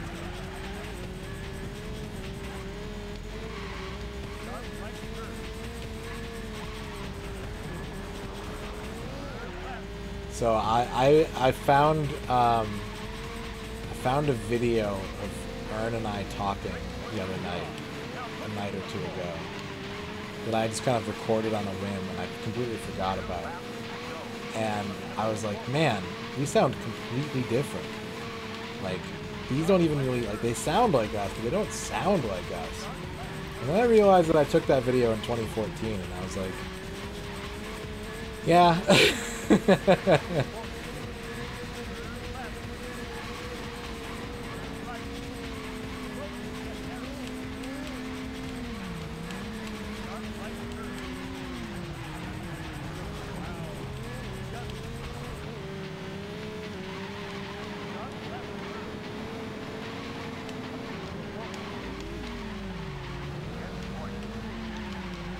So there's a really fucked up turn coming up after this wiggle.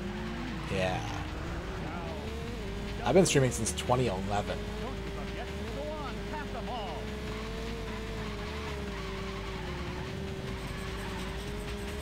And there's not a lot of videos of those old streams, but there are a couple.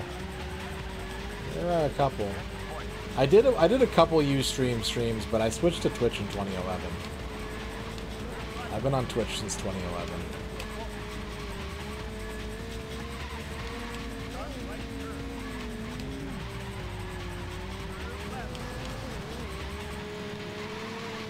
Streaming on Usenet. That'd be fucking wild.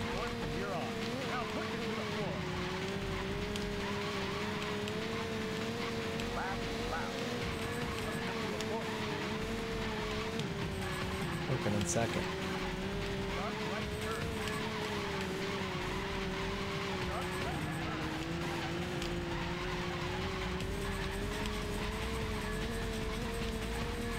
When was my Virtual Boy Real Hardware stream? I was living in this house, so it would have been 2017, I think. It would have been 6 years ago. 6.5 years ago.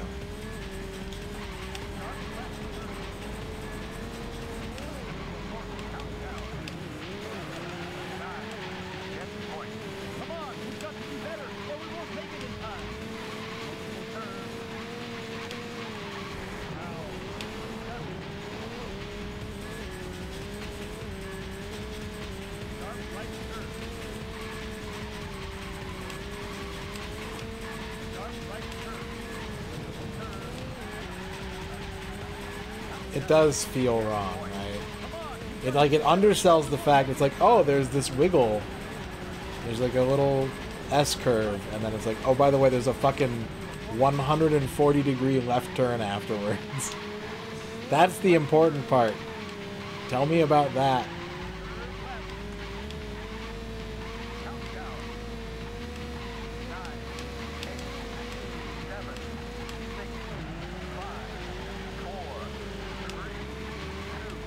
Well, I finished in second. We're getting there. We were so close to winning. We're getting there. Suddenly this feels possible.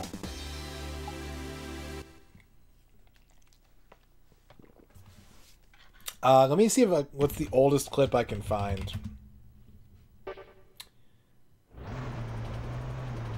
Because I know that my Twitch clips go back to like 2016. They pretty much start in this office setup, but I have YouTube videos that are older. I'll link them, but I'm going to warn you right now. Horrible audio. Just be aware. Horrible, horrible audio. So looks like the oldest clip I have of me streaming is me playing Fester's Quest in 2014.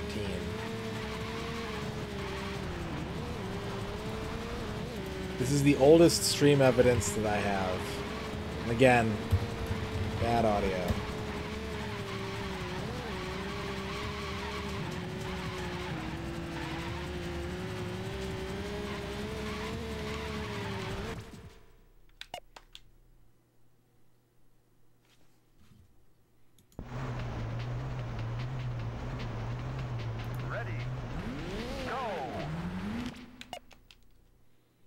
I don't think there are any clips of me streaming stuff earlier than that. I have YouTube videos that are older, but they don't have any, like, they weren't, they're either uploaded through Ultra Street Fighter 4 or I made them specifically for YouTube. Ready, go! I need to get a better start than that.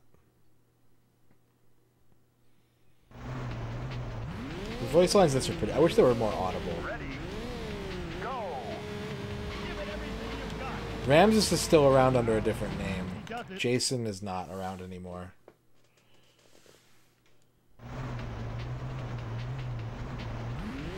Ready, go! Give it everything you've got. Start right turn. Start left turn.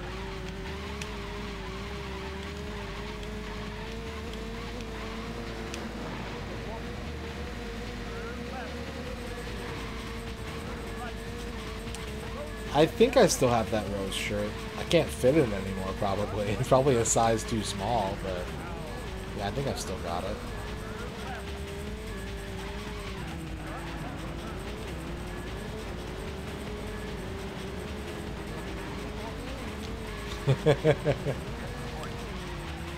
How much? No, I'm not selling you my used clothes, sorry.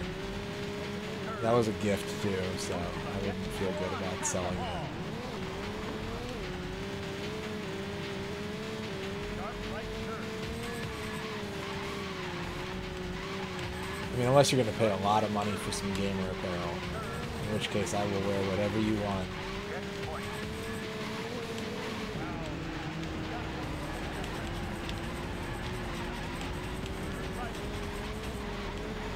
If this is like a bathwater situation, then DM me.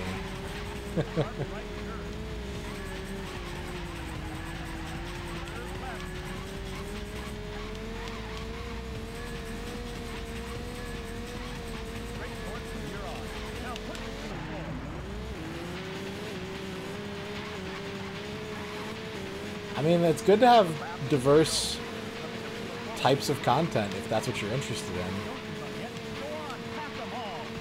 Duke's been talking to me about the like tech streams he's been doing and how positive that's been for him. Like, it's your stream should reflect your interest in what you want to put out there. I am generally like, I only want to stream game, and that limits me in some ways, but also like that's where I'm comfortable and most happy, so that's what I want to do. If you want to do art, you should do art. If you want to make puppets live on stream, hell yeah, make some puppets.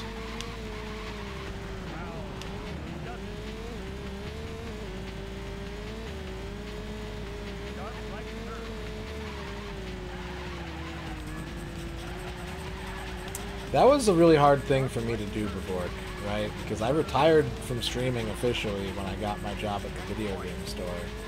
And then COVID happened, and I was like, well, now I have time to stream again.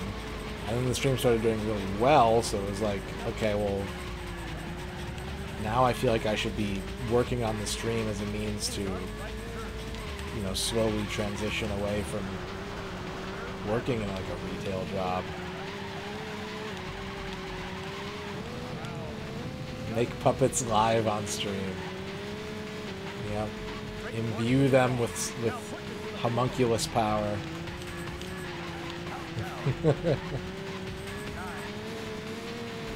I can't overcome 18.5 seconds in a single lap, but I do need practice. Let's see what we can do. Let's try and have a good lap and see what kind of difference it makes. But yeah, like I was burning the candle at both ends, and it was exhausting. So I understand. Like trying to make those two things work at the same time was very taxing on me.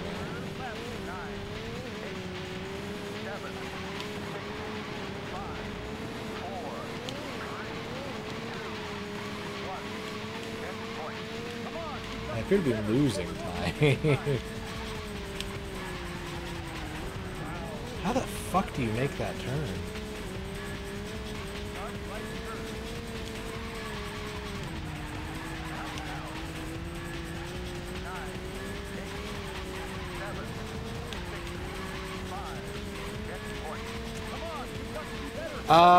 It'll teach you the basics.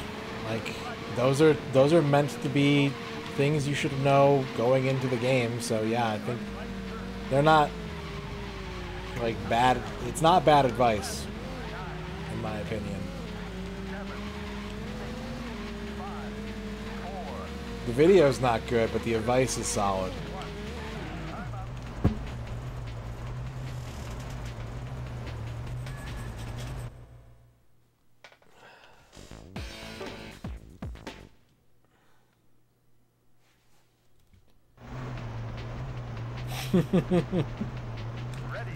I've been known to do a poo emit every once in a while.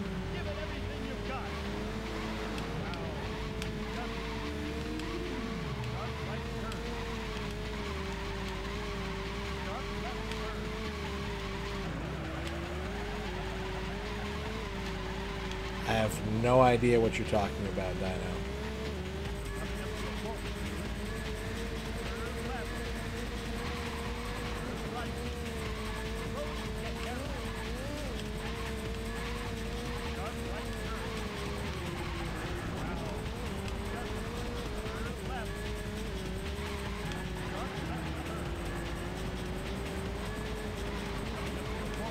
it is very satisfying, and it's hard to do in an online environment, even with good online, so...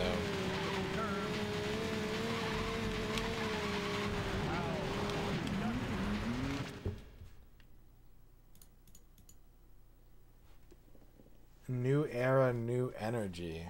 I mean, hang on a second. Let me...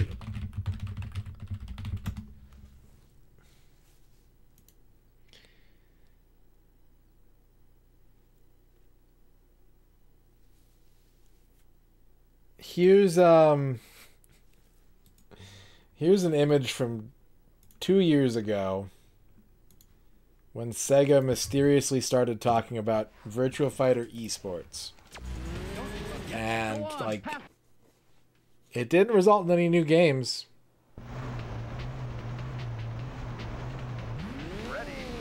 So unless I see something with the number fucking 6 on it,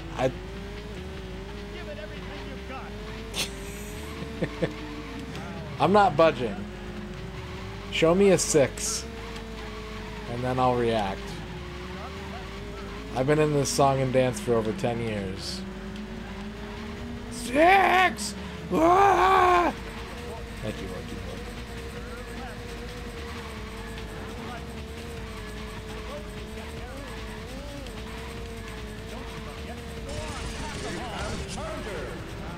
New era, new energy. Make sure to tune into the Game Awards December 7th, Sega. Thank you, Green Herring, for the 50 marketing tactics. I mean, I don't want a new engine or graphics, though. I want a new game. I want 6. I've played 5. I've played 5 for the last decade. Plus. It's been closer to 15 years now.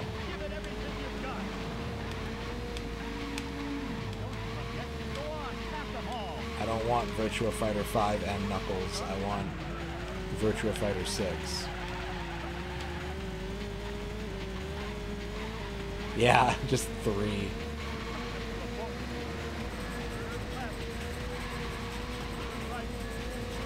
Like, on the one hand, it's really arrogant, and it gets pointed to a lot as, like, bad graphic design or whatever.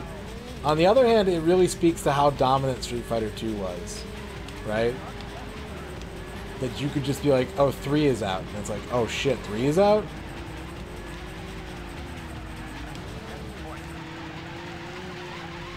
Yep. It is an old game.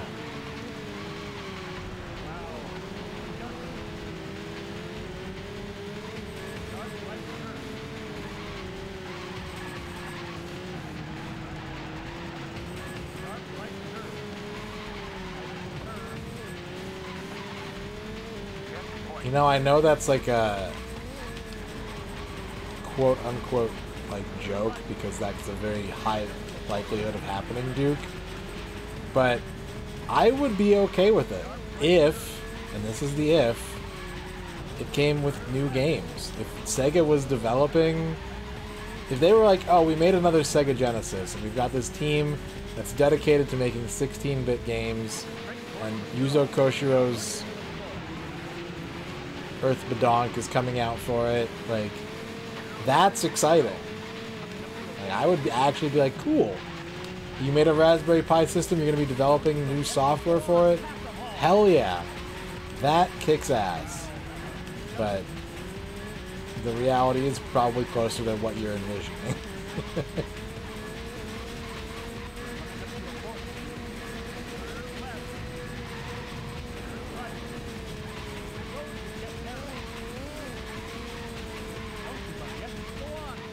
Yeah, exactly.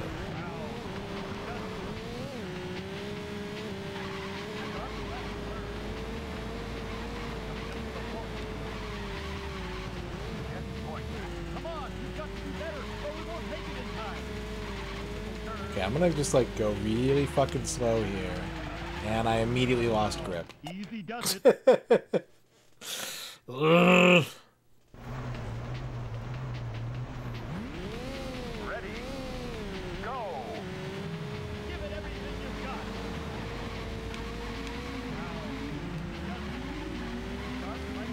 Oh, I know. I didn't bring that video up because it wasn't relevant to the conversation. It absolutely has the worst audio. I'm well aware.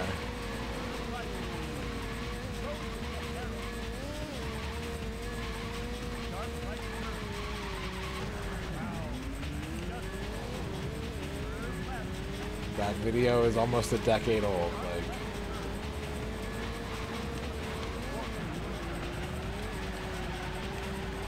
all right, you go. Have a good night.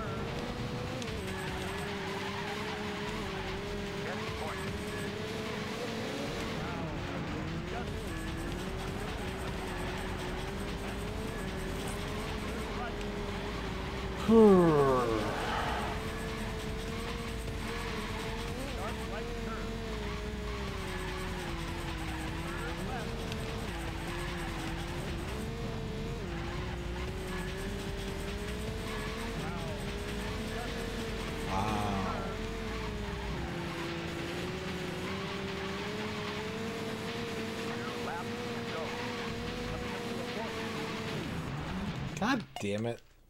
Ready, go.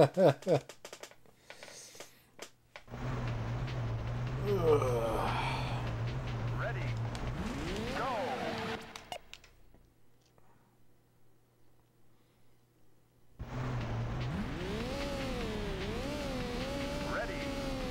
go. Give it everything you've got.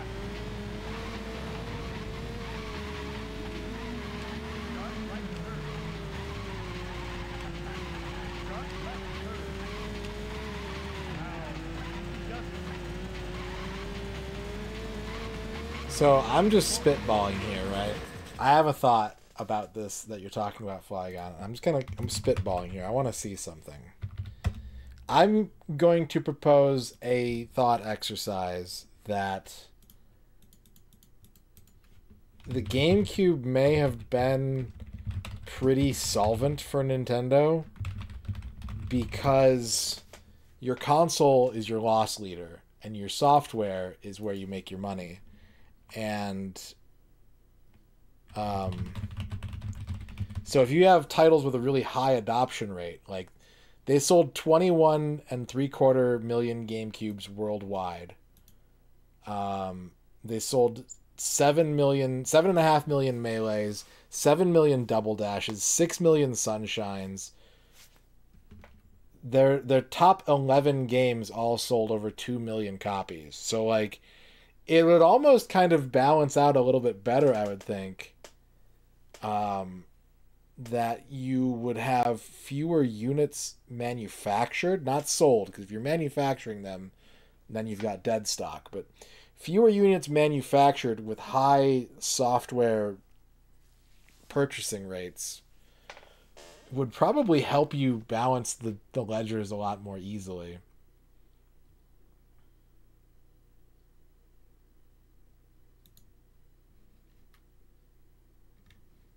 But that's just a random thought that I just had right now.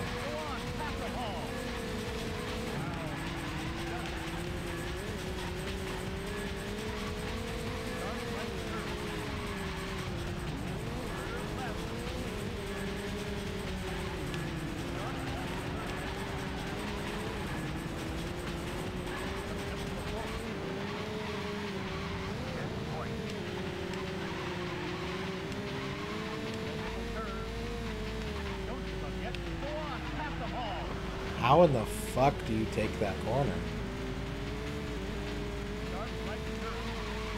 Yeah, and I think I just read that the GameCube had their highest attach rate of any Nintendo console. So, like, that's pretty nuts, right? How am I feeling about this game? I think it's fun. But like, this is a game that this is a quicks racing game. And that's not derogatory, right? But like, it is really, really hard for me to play this game and stream and talk to chat Like, this is a game about full focus, like undivided attention. And it is kicking my ass for that reason.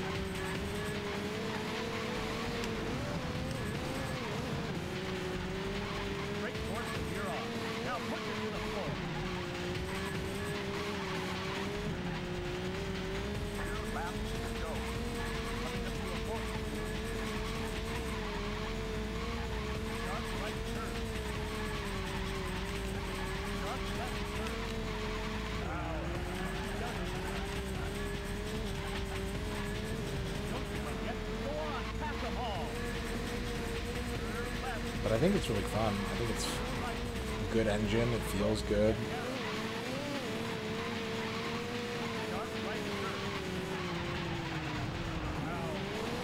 It just isn't like a brain off, go fast kind of game, which is what I tend to look for in a racing game.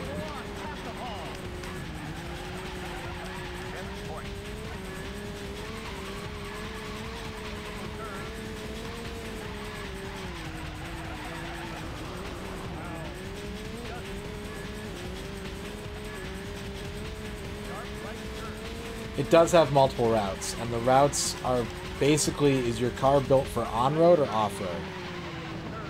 Sometimes they're shorter, sometimes they're not. The reason I'm going with this fast car is that one of the off-road routes in this level is extremely hard to go into. And it's an off-road route that you have to get to from a road, right here. See that little opening on the right that I just passed? It's like 2 car widths wide. And you're on a road, so you need to have good on-road tires to get in there. But it's an off-road segment, so you need to have good off-road tires to get through it.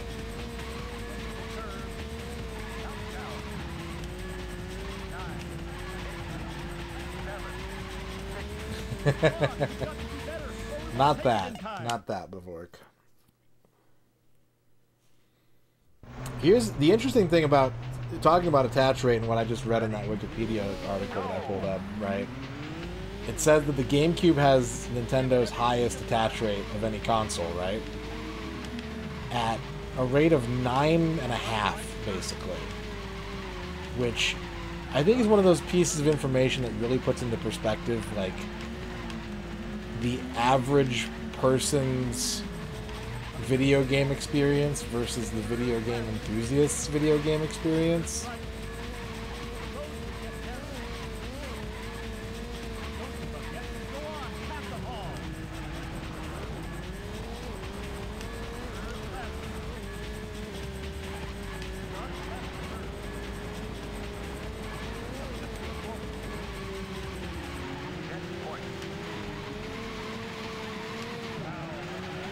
Yeah. But if you were to tell someone like, yeah, the GameCube was extremely successful, the average person had almost 10 games for it. Like, in this community, in the video game fan community, you'd just be like, 10 games? Almost 10? What?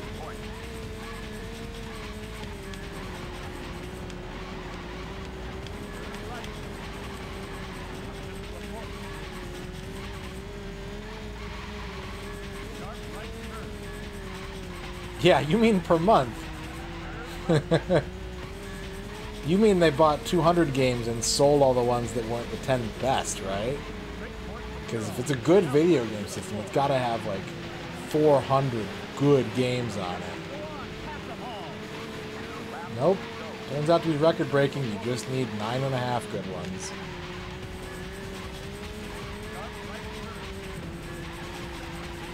Attach rates would not count used game sales. There's no way. There's literally no market mechanisms in place to track used game sales.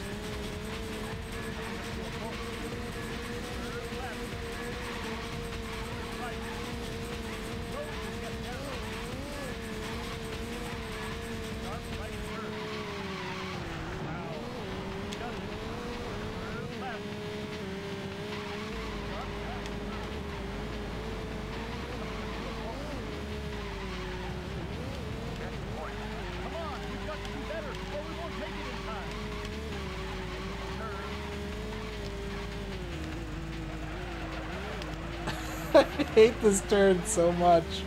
I didn't go in the grass that time, but I had to slow down to basically a stop, and I still lost grip.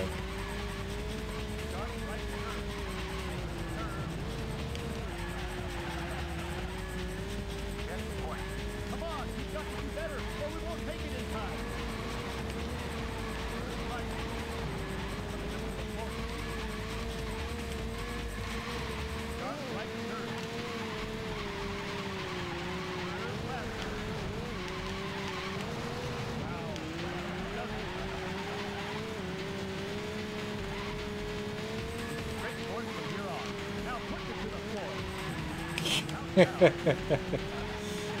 Probably like 0.00004.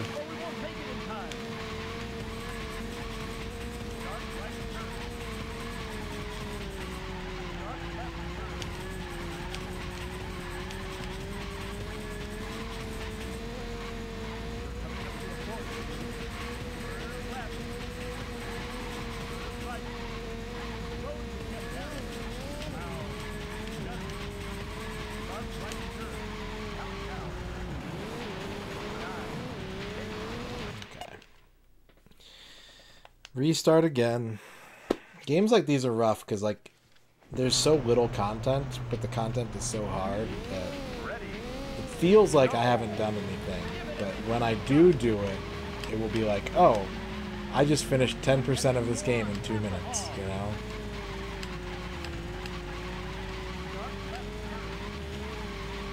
I did say doo-doo.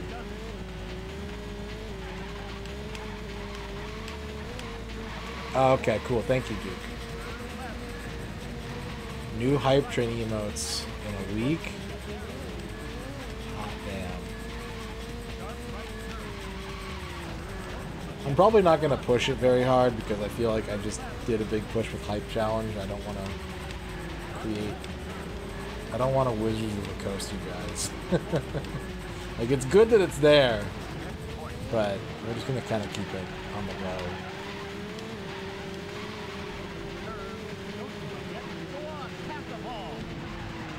That guy bumped me, so I fucked up the turn. Yeah.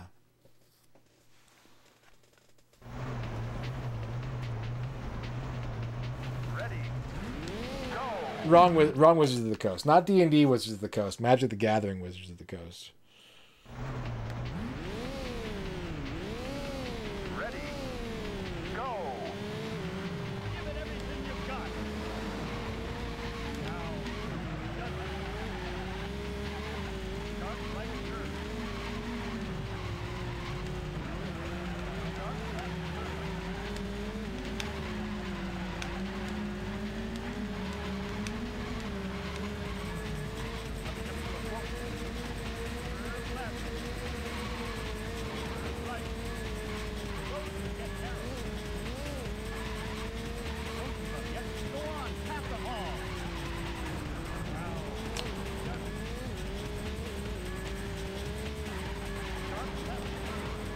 Yep. Absolutely. They could have smoothed over the past couple years of having no new hype emotes by just unretiring hype emotes.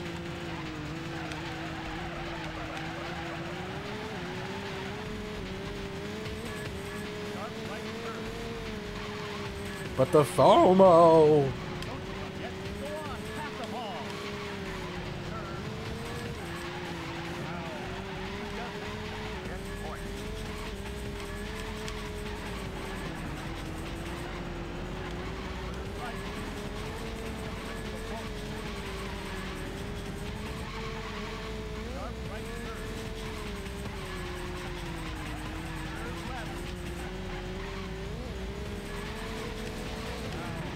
Whoa, traffic.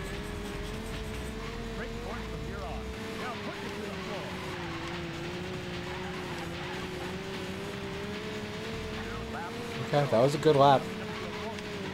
That was a good lap. Honestly.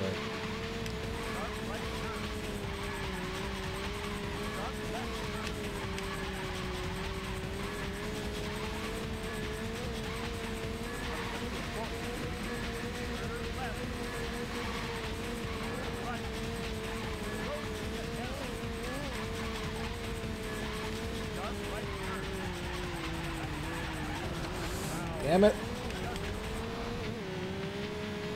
Okay, so I guess there's 3 turns in this that give me a lot of trouble. But 2 of them look really similar, so I was confusing them for being the same thing.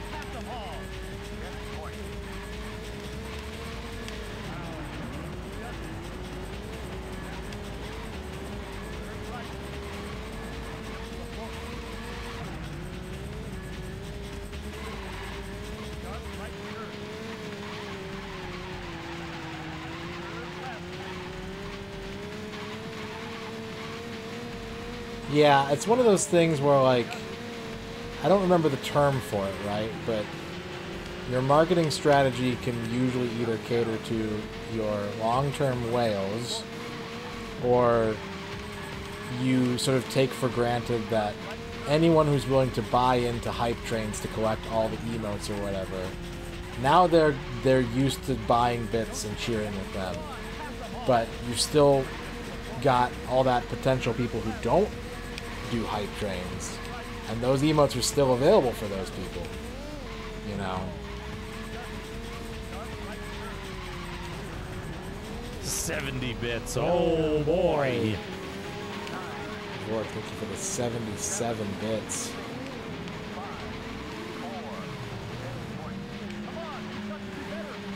Like, they don't have to add anything. If their target is to get more people to spend bits, adding more hype train emotes when it didn't work originally isn't going to get those people on board. So their focus is probably on, you know, they're probably in the meeting room going like, this percentage of our users purchase and buy bits on a regular basis. How do we make that percentage bigger? It's not really about keeping the people who are already doing it happy and keeping them engaged, because they're probably still buying bits and cheering with them. Even though we would all, because we all do that, we would like to have something to show for it. That makes sense, right? But from Twitch's perspective, we're still doing it, so that's not where the problem lies. The problem lies in getting a larger percentage of viewers to do what we've done. Yeah, they've been doing a lot of very quiet, useful changes that are all, like, don't get me wrong, right? They're all pretty late as to when they would have been a good idea to implement, but they've been implementing them. And yeah, it's been okay lately.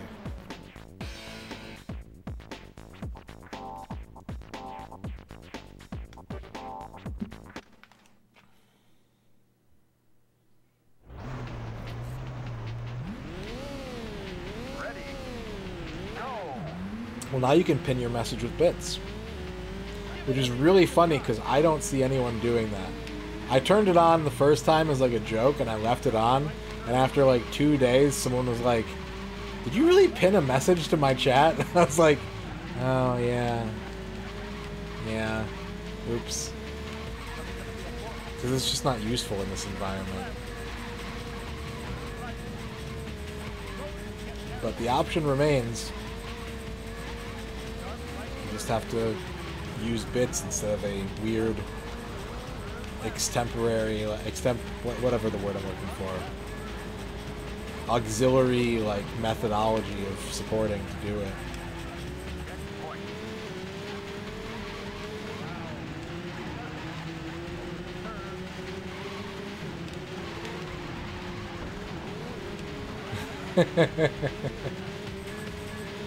Yeah, the payout was bad. The payout was bad. If the payout was good, and that's the dumb thing. If Twitch had been like, hey, we're rolling out hype chats and it's 90-10 for the streamer, with the full intent of in like a year being like it's 70-30, and then in another year being like it's 50-50 or whatever. If they had like launched it with an incentive to use it, to where we'd be like, hey guys, this would be a really great way to support me, where not a lot gets taken out as a cut. But they didn't do that. They were like, yeah, this is the cut, and this feature is stupid.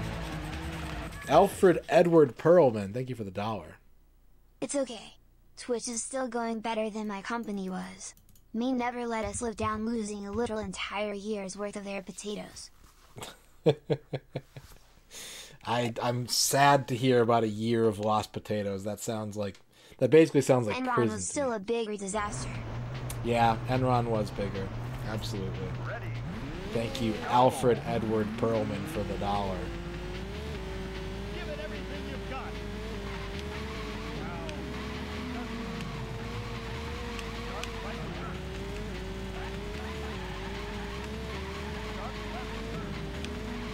I think that there are environments where paying to pin a message would be useful. I don't think the retro community is one of those environments. I think you have to be in a chat with like more than 5,000 people. That's probably the waterline where like it would really be useful to pin a message.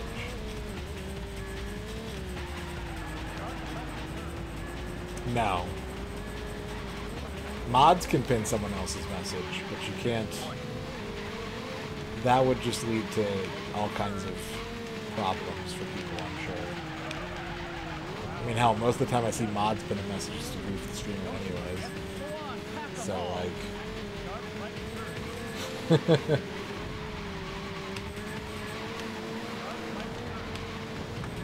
Full turb.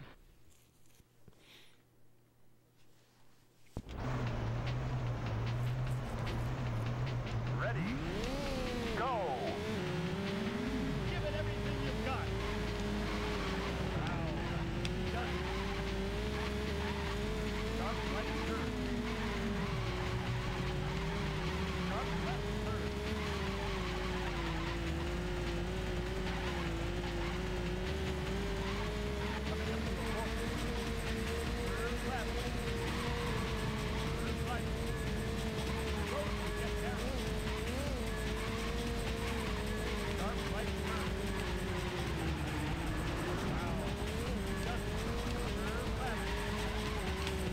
Yeah, it's kind of redundant.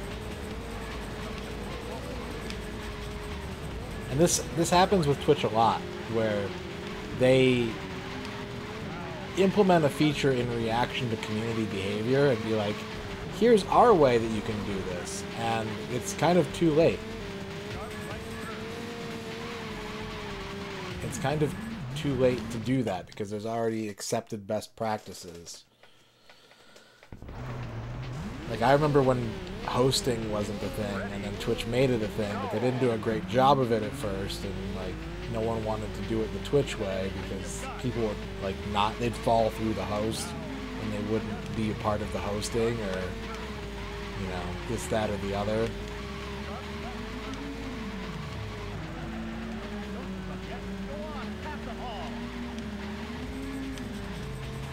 I miss auto-hosting. I fucking miss auto-hosting. I wish they'd bring that back.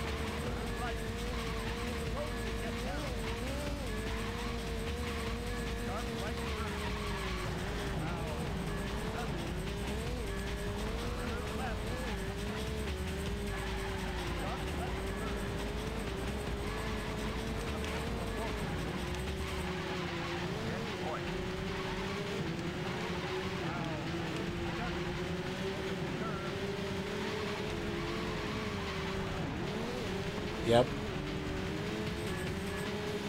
Rating didn't come along until much later.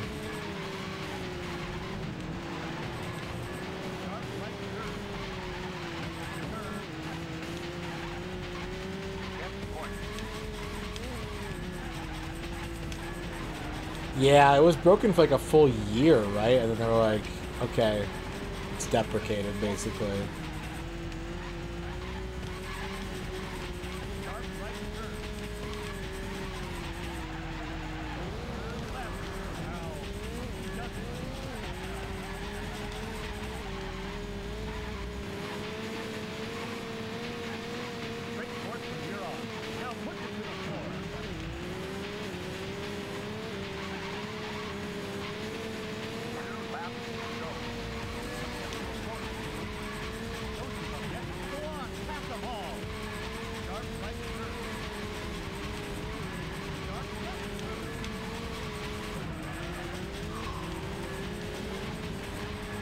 I knew I was in for trouble when Crick said this was like a 2-stream game at most.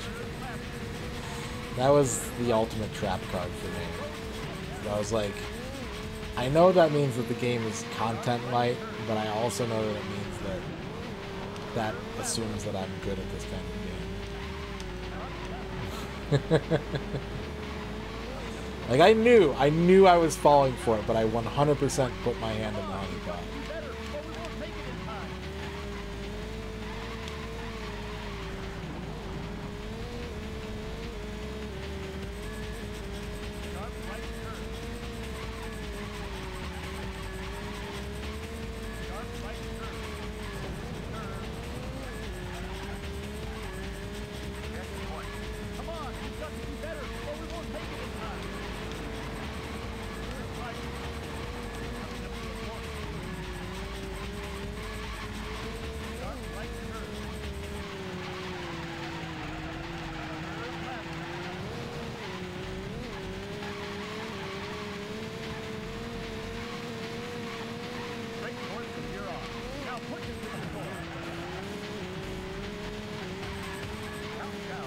Shaved 10 seconds off my previous lap. That's good. Problem is, I'm 12 seconds back with 1 lap to go. I'm still gonna do some poopy driving, I'm sure.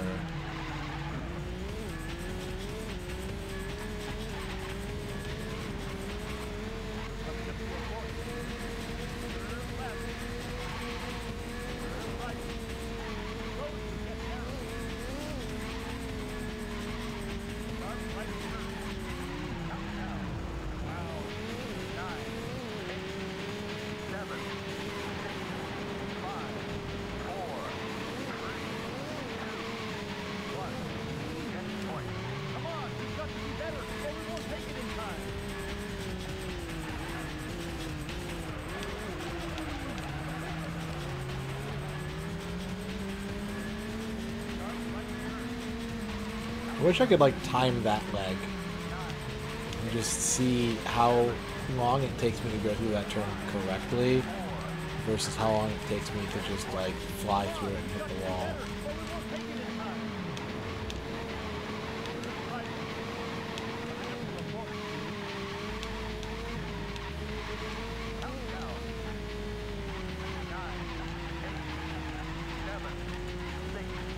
If only the game had a timer feature, I know. If only.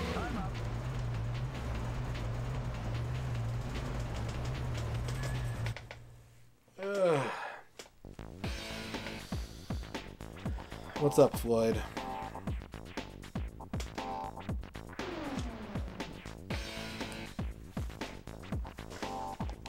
I mean, this game has weather, so yeah, it's foggy. That's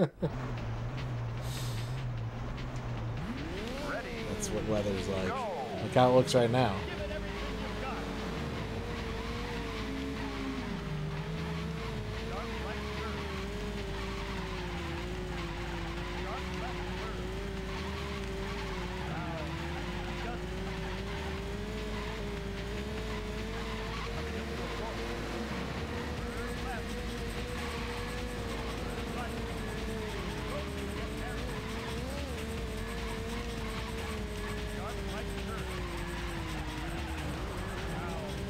Yeah, I would agree with that, dude. Although it sounds like you're speaking in metrics, which is interesting and good to hear. Good to hear that the health of the platform is better this year.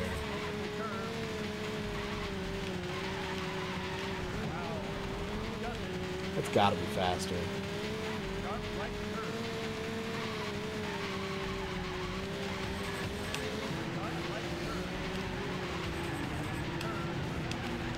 Cleared.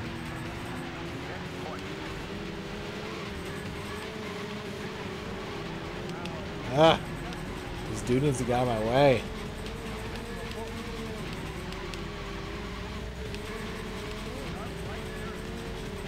No, I was too fixated on that. I went too fast with the storm.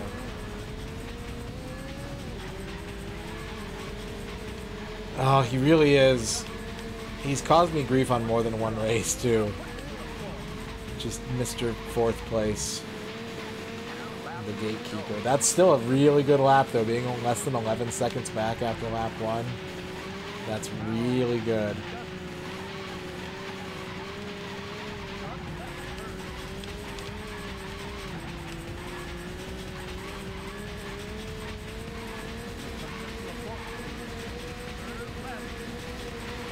I'm going to turn right, and then this segment, and then sharp turn.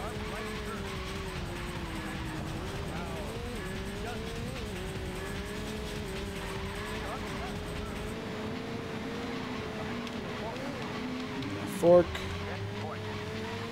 the wiggly bit, and then we're gonna go slow at first and accelerate out hard, bounce off the wall.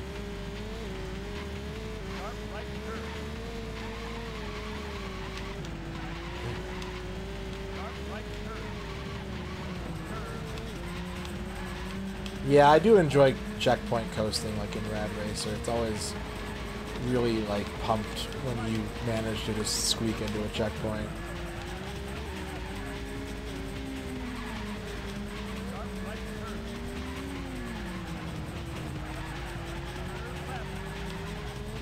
Okay, I'm in third, but my time is bad, which is one of the difficulties in this game, right? You can pass racers, but the rubber band doesn't allow for you to. I did a little bit better. That was not a great lap, though. I should have had a much bigger time gain on that lap.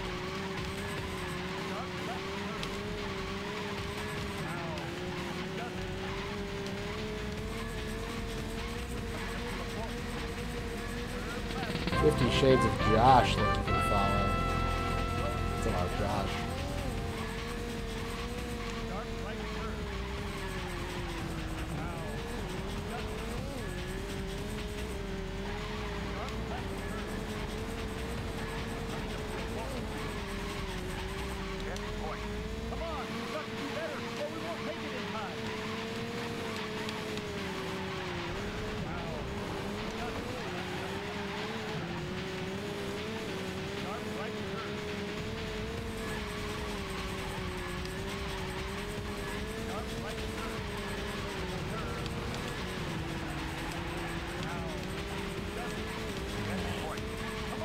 Fought my way up to second. I had probably like 1 3/4 good laps.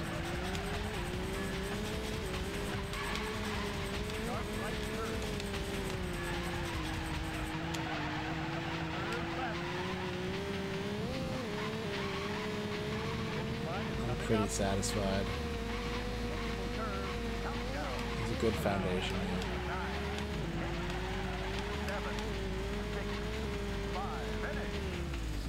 Finish! Oh my god. So I was less than 8 seconds behind there. No, I don't think you did, Duke. I don't think you told me about that.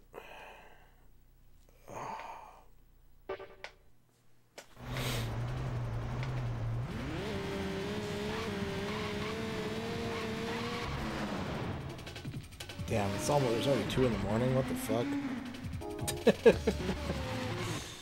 What the fuck? Well, we started late, we're going late. We got him about another 45 minutes. Ready? Go! Give it everything you've got.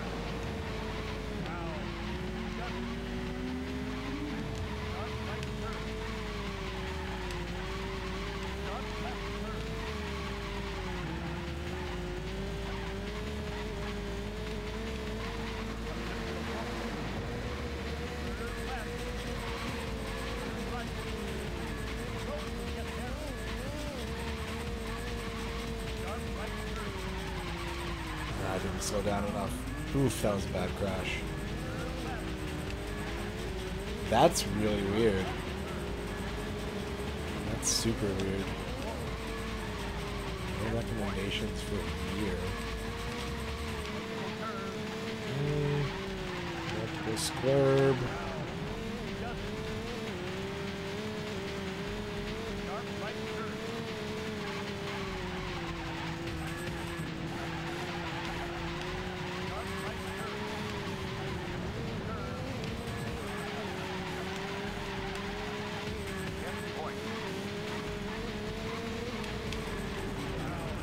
I use recommendations quite a bit, actually. It's very useful for me when I'm looking to raid and I don't necessarily want to raid like the same people that I always raid. First place I look is recommendations.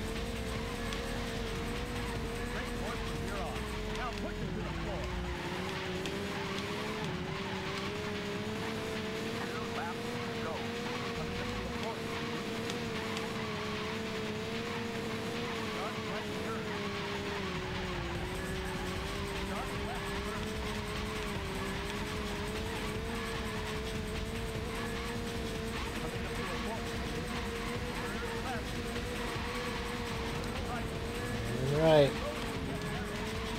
Okay, we want to slow down about now. Make this turn. Oh, that didn't work.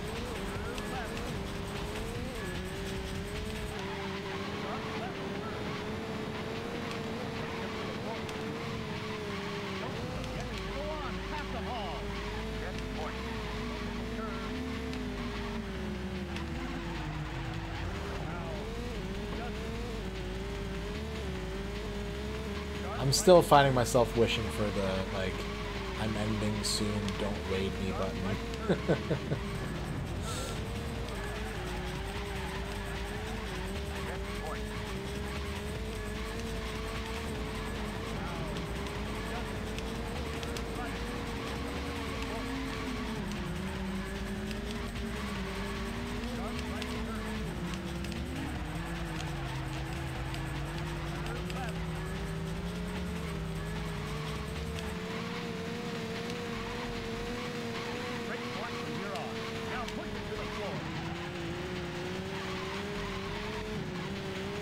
That was a good lap.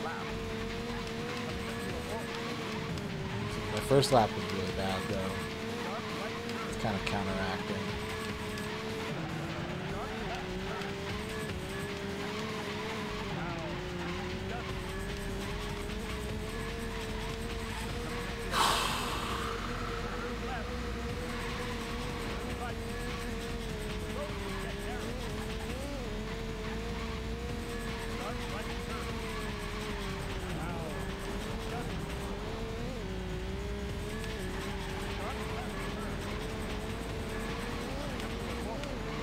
I think I need to do like a test of just... What if I just hold the gas down?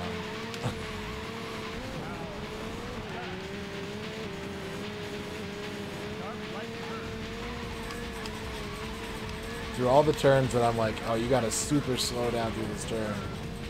What if I just didn't?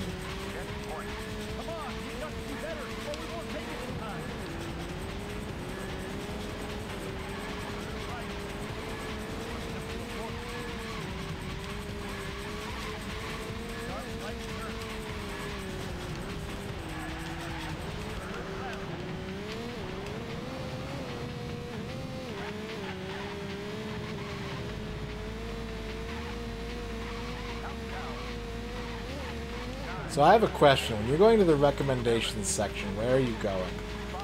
I kind of want to compare something. Darn it.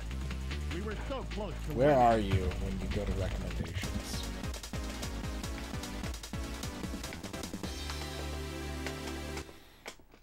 Sidebar?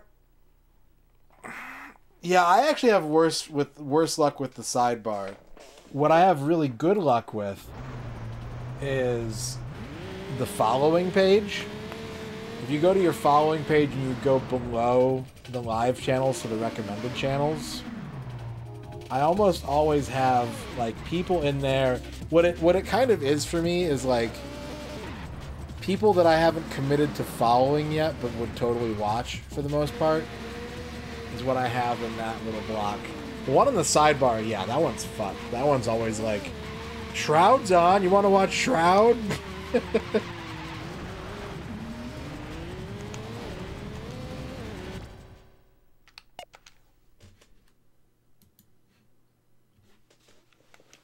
What's up, Magnus? ready, go. Give it everything you've got. Start right turn.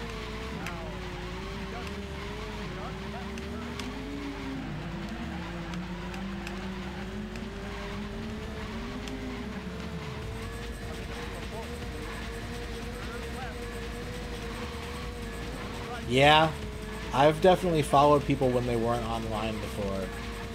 Because it's like, I don't want them to know that I wasn't following them.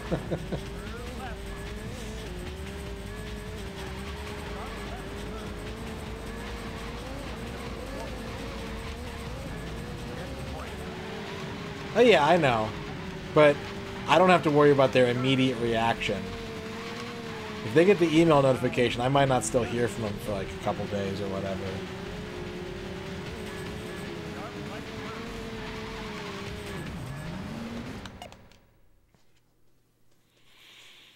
Oh my god. Ready. Go. I think I need to take a break. Even though the stream's almost over, I think I need to take a break.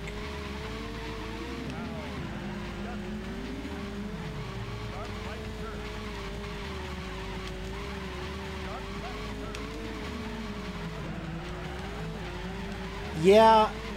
So for my anxiety, that doesn't help because, like they said, they still get the email notification. I know a lot of people that do the anonymous follow, and I've thought about it, and like I can't put myself in the headspace where that would be a positive change. I'm sure for some people it would, but it's hard for me to relate or work out why that would be on my own.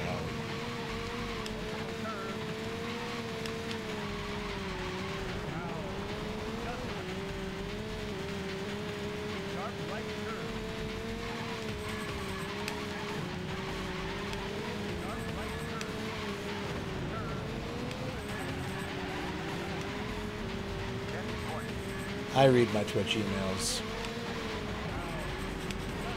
I just went through three and a half weeks of unread emails today, which is pretty bad for me. That means I let it go for a while. But I got caught up on my email this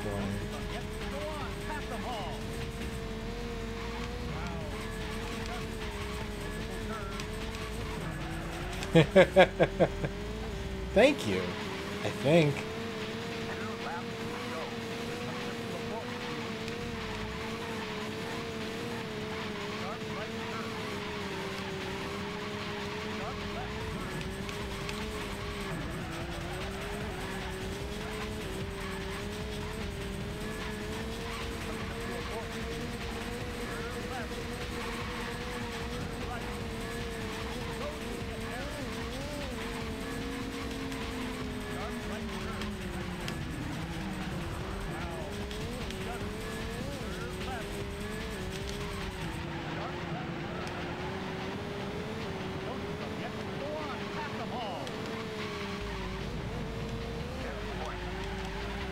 That does sound like me. I'm a really bad manager, though. I'm really bad at being in charge of other people.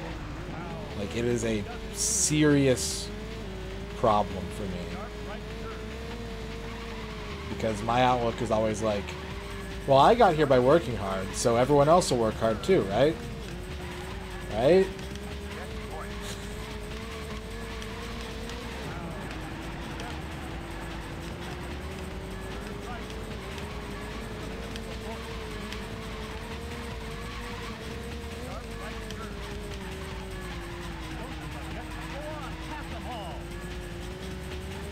Oh yeah, I can do that.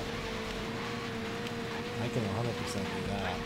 I love contingency planning. It's like one of my favorite things to do. Is being like, hey, we're gonna do this thing.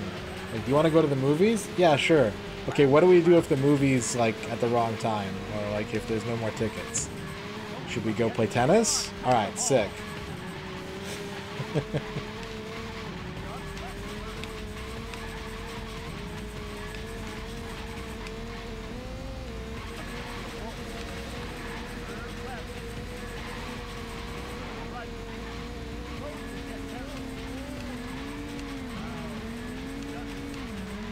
You can always rely on tennis. Tennis is there for you.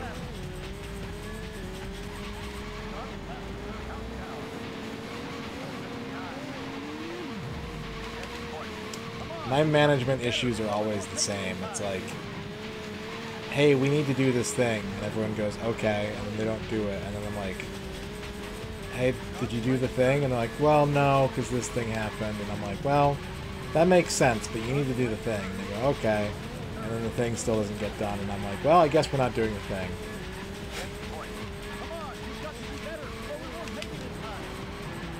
I'm too empathetic to, like, how workers feel. Where it's like, yeah, we were super busy. And it's like, that makes sense. This place gets super busy. There's not enough time to do all these things. I guess we're not going to do them.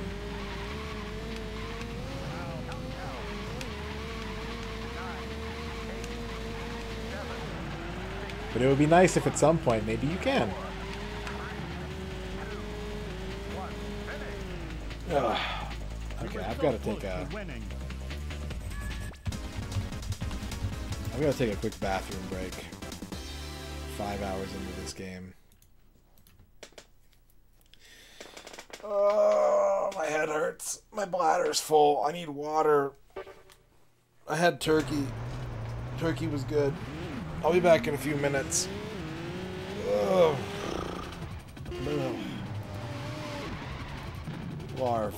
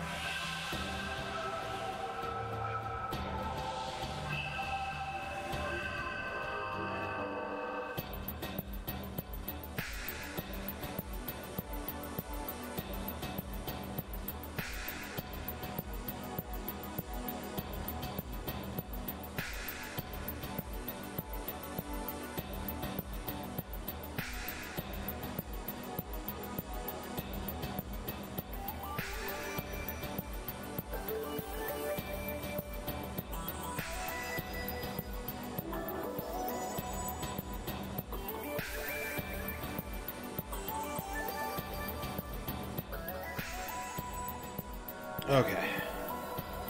I am mostly back.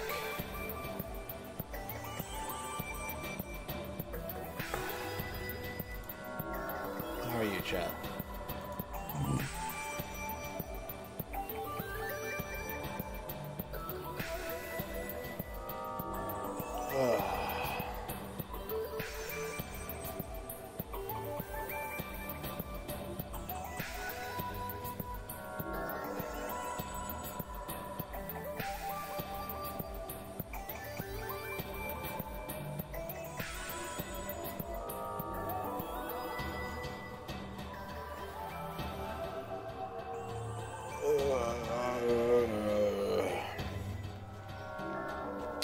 I think that I have not been gaming tonight so much as sort of doing busy work with my hands while talking to chat, which has been fine. It's been entertaining and engaging for me, and hopefully it has been for you too.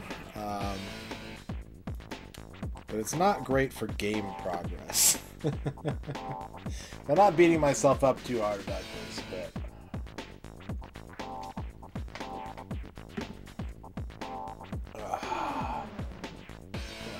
Break here.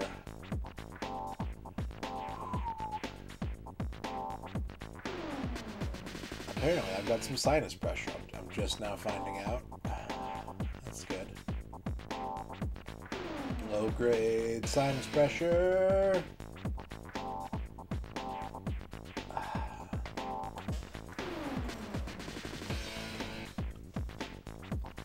Okay. All right. Let's resume.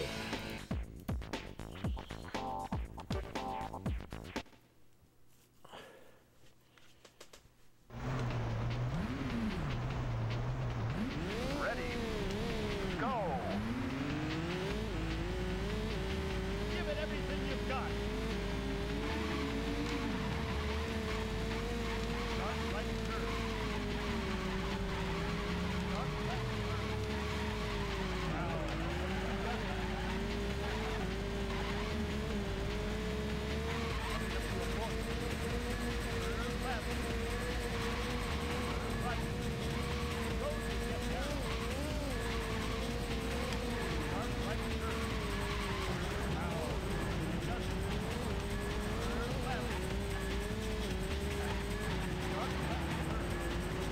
It's really hard to tell how well you're doing in this race compared to other drivers in this game, because your main concern is just the guy in first. And because there's multiple routes, you might be like doing really badly and getting past, but you don't feel it because they're on a different part of the track.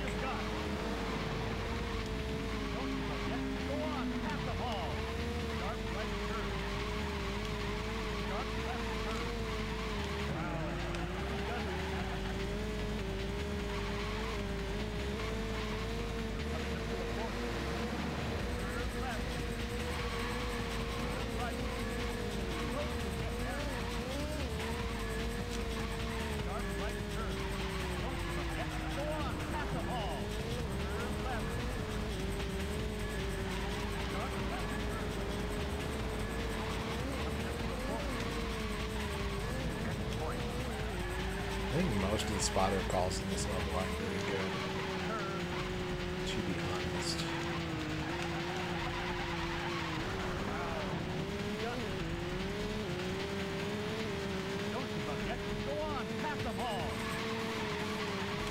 Alright, Duke, enjoy sleep. Hopefully it goes well for you. Get lots of rest.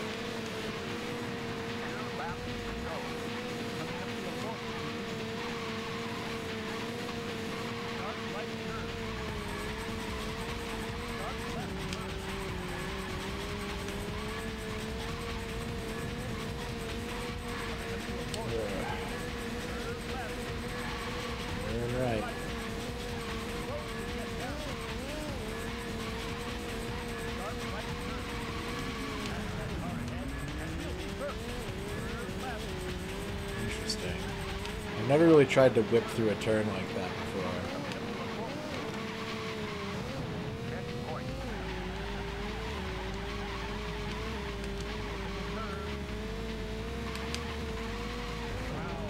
There usually isn't room to. Like, you hit a wall.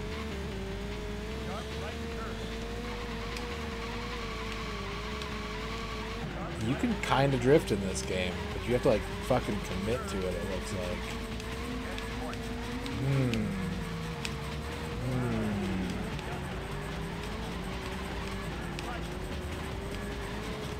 Interesting.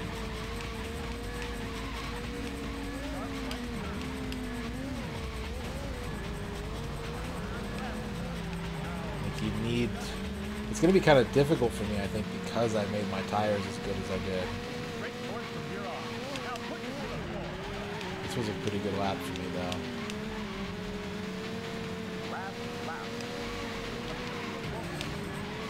So...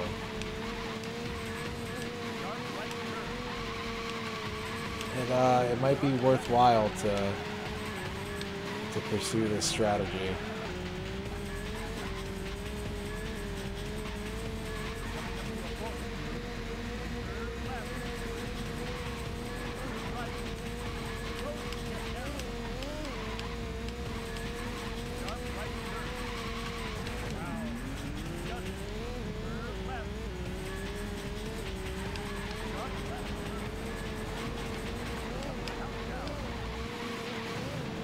I feel like I want to make my tires worse now.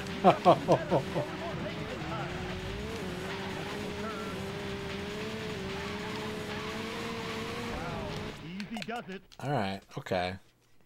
Machine selection. Machine setting.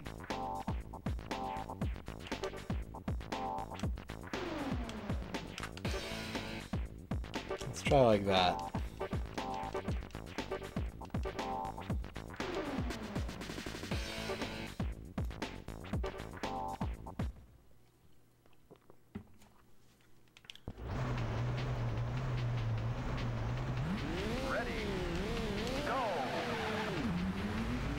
That's fine, this is a test anyways. Give it everything you've got.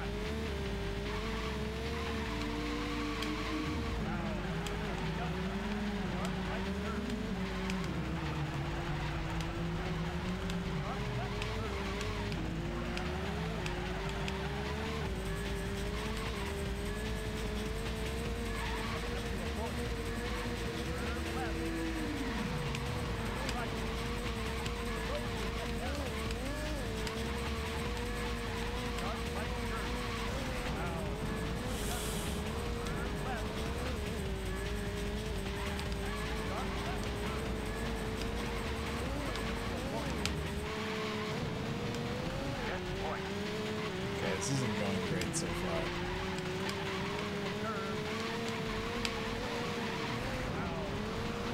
The roads just aren't wide enough for this to be really viable unless you go like full slip, I think. And then you're gonna lose speed because you're never really gripping the road. Go on, pass them all.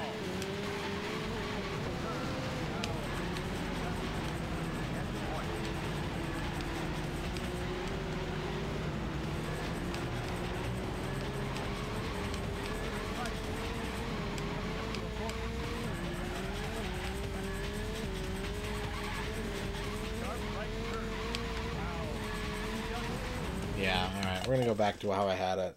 Because I know at least I can make that work. It's gonna require some skill, but Machine setting. it will work if I do it right.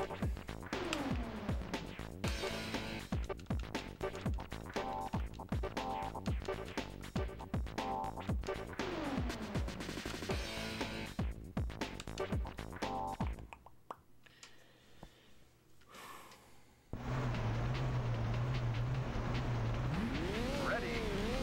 Go. Give it everything you've got.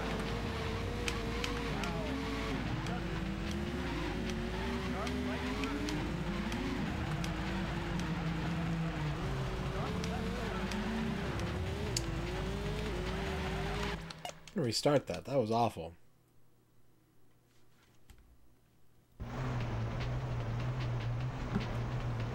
Ready. Go.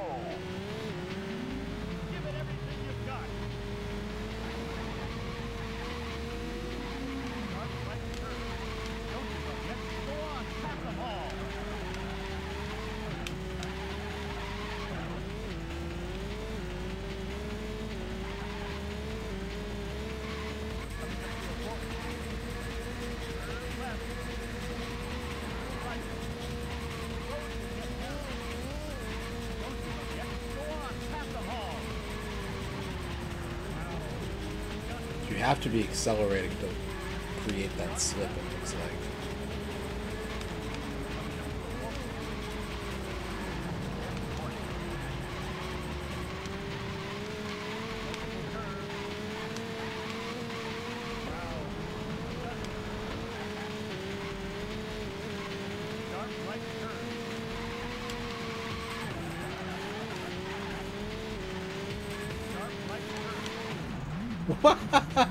God damn it. Yeah. Ready, go. Give it everything you've got. Now, just start right turn. Start left turn.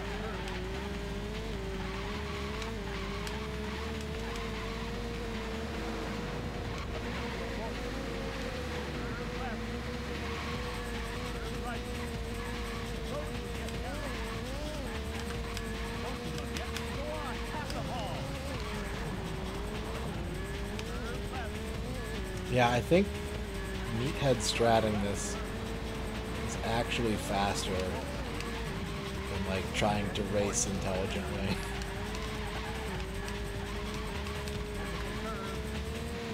No emphasis on trying, because I'm sure if I was good at this game and like was nailing it, it would be much faster than what I'm doing. But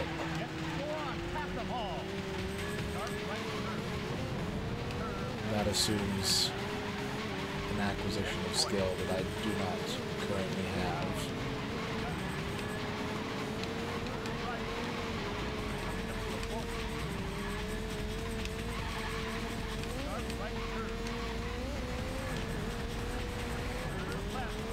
Bonk bonk.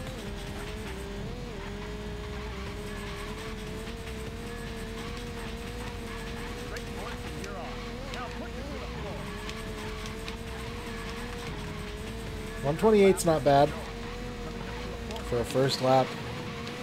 128's pretty good. Oh, that's so satisfying though. Damn.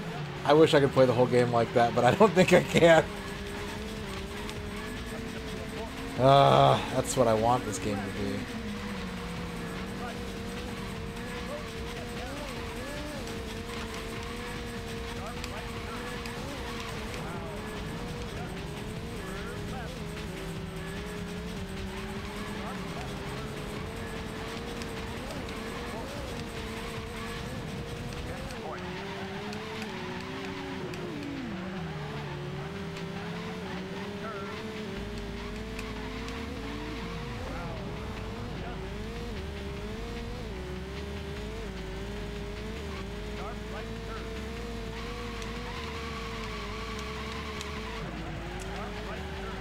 It's got, it's very similar to another game which was GT64, which I think may have also been a Genki game, where it's very, very content light.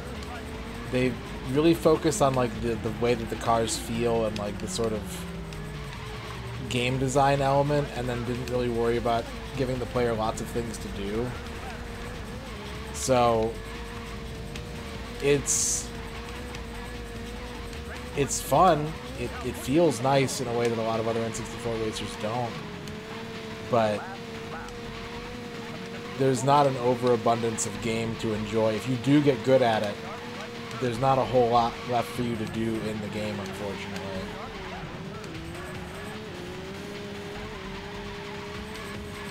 I was really enjoying your 007 racing stream there, Gigi. That was a lot of fun.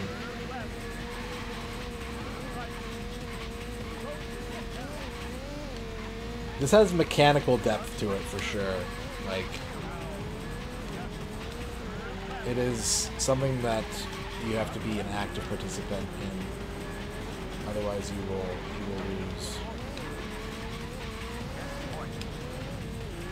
Yeah, not much actual racing at all. Bit of a misnomer, but. And I didn't know that about it. I've known about that game for a long time, but I've never actually seen it. So it was cool to actually see it in action and see what it was about.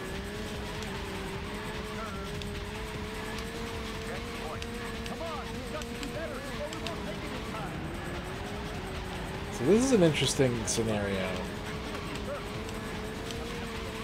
I have really, really nailed second place here, but like first is very out of reach. Yeah, a lot of John Cleese whining. More than any game should ever have. So that was a slow last lap. We were so close to winning. But like I was making regular gains that whole time just by doing that. I think it can be done. I think this method will work. It's cheese, but it'll work. I do have to play at least a little good. Like, it's not automatic, but it's going to take a lot of the stress out, I think.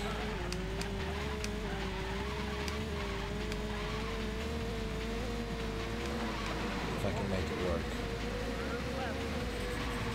I still need to, like, know the course. But being timid is not helping me here.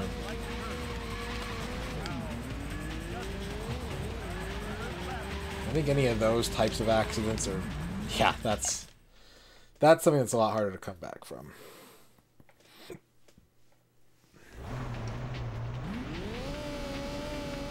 Ready, go. Give it everything you've got. Gunblade, thank you for dabbing 3 times.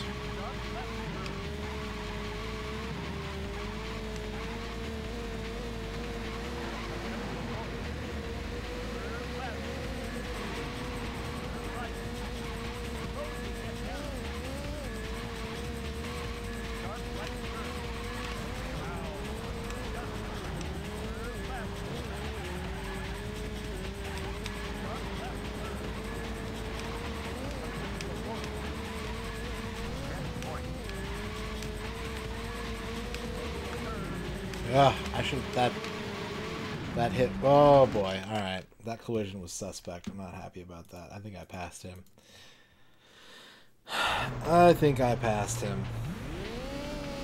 Ready, go. Give it everything you've got. The game disagrees.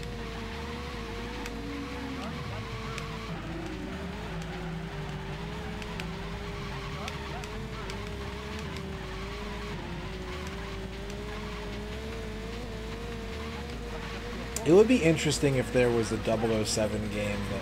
Because I kind of agree with the sort of premise of 007 racing, that for some people, right, like Bond is all about the gadgets, and so for there to be a game focused around the vehicles and the gadgets, like, makes a lot of sense. It would be interesting if there was a game for each sort of element of the Bond ethos that you've identified, though. There was like a 007 casino game. Or like a 007 dating sim. Ready, go.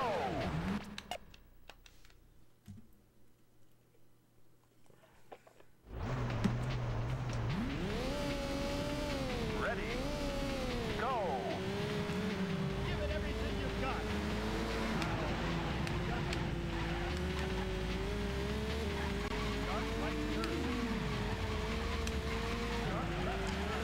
007 Fighters.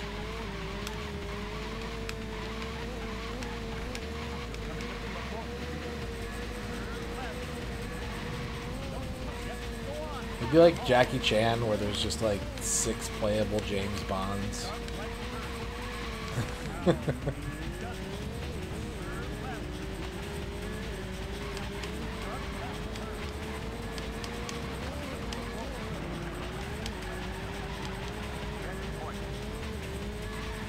That's what I expected that game to be. Like, just only knowing the name and never seeing any gameplay, I fully expected it to be a kart racer.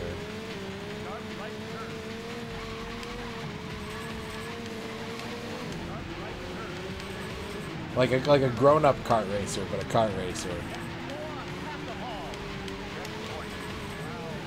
You know, like, oh, this Mario Kart's not for babies.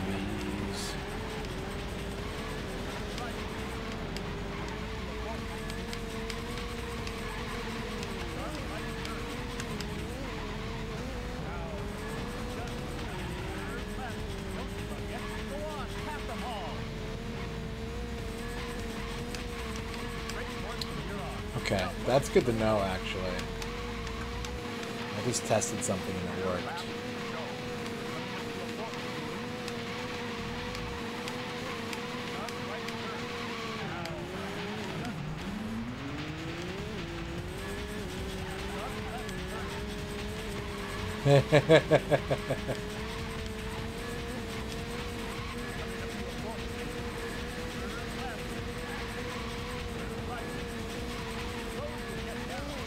So I can initiate a skid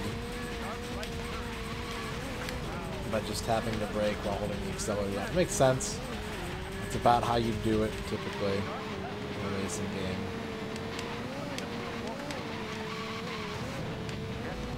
I'm curious if that's going to benefit me. Like, is that good knowledge or is this decoy knowledge?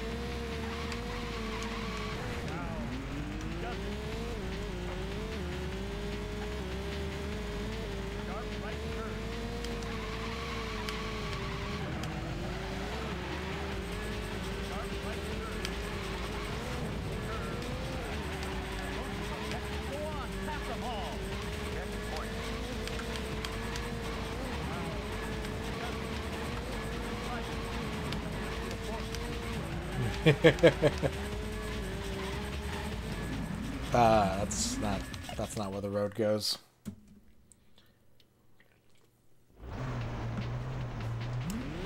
I'm a little surprised they never did like a James Bond Digital Pictures Dragon's Lair type FMV game with just movie footage that you tap left and right through.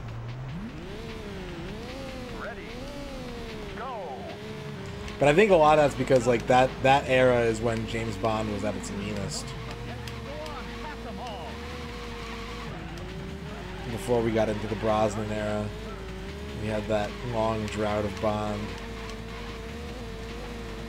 I think it totally would have happened though, otherwise.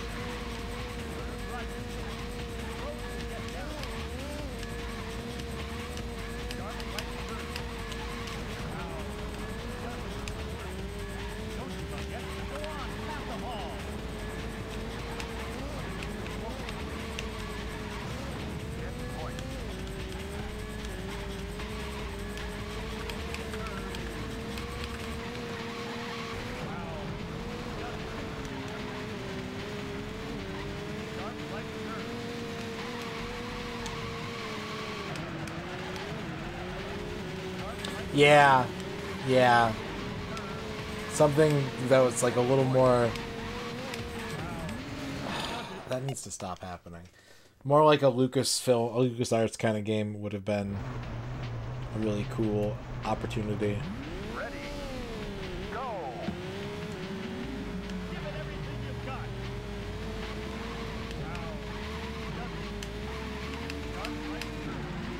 got. That car went in a building.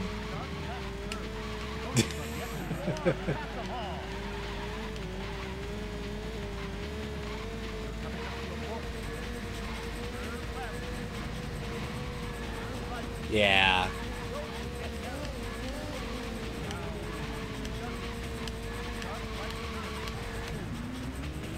But as evidenced by, like, Fate of Atlantis, right? You can still have some melee combat.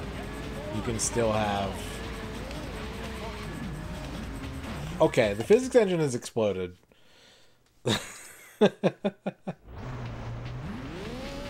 All of a sudden, we're in Bizarro world.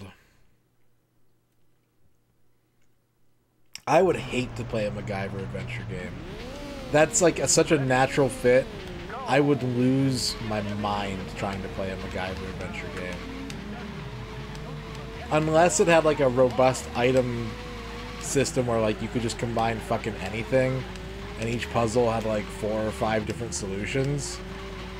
I think a MacGyver game would fully drive me insane.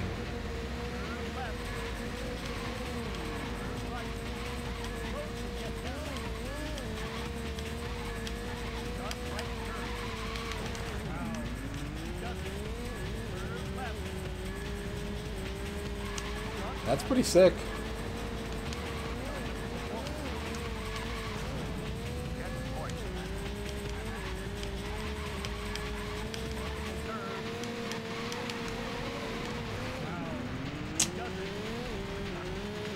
Yeah. Yeah.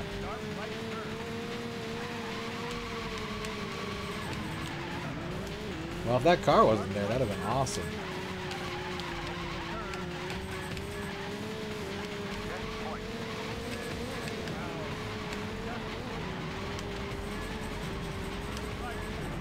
Oof.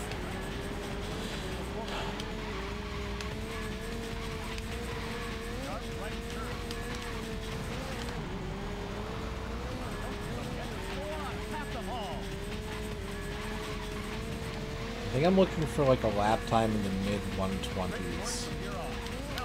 Like that's kind of where I need to consistently. Fucking hell. Alright, last try. Last try and I'm done with this game for the night. Ready, go. Give it everything you've got. Don't forget to go on, pass the ball.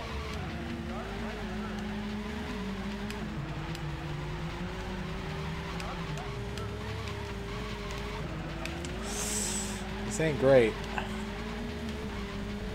It's a really, really bad start.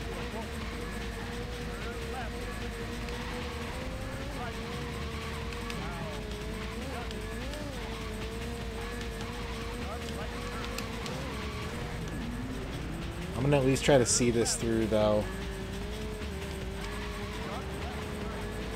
Unless I do one of those big bumpy bumps. Green here, thank you for the clip.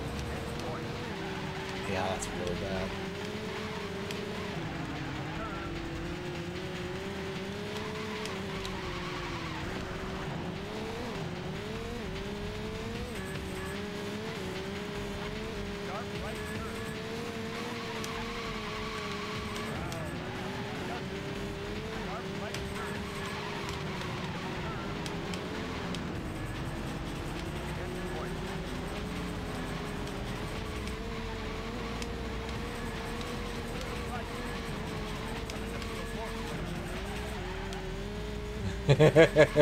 Yeah.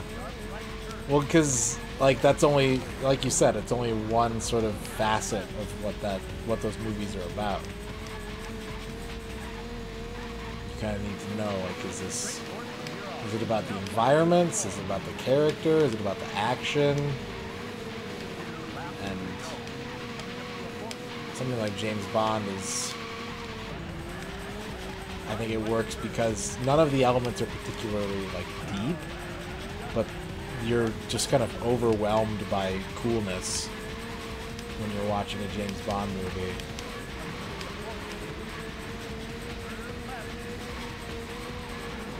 And reducing that to a first-person shooter or something can capture several of those elements, but you're still not getting everything. Well, that's what I said I was going to quit if it happened, and it happened. Let's stop the timer. Alright, we beat one race today. It's not great, but I think this is like the last... This should be the last big hump to get over, hopefully. Because there's no more courses after this. You just have to do other stuff on these 3 courses, so... Ugh. Okay, let's turn this off. We're going to do a free He Don't Miss to see if the stream is going to keep going. And if chat picks the right option with the majority of their points, then the stream keeps going. Tonight's game is...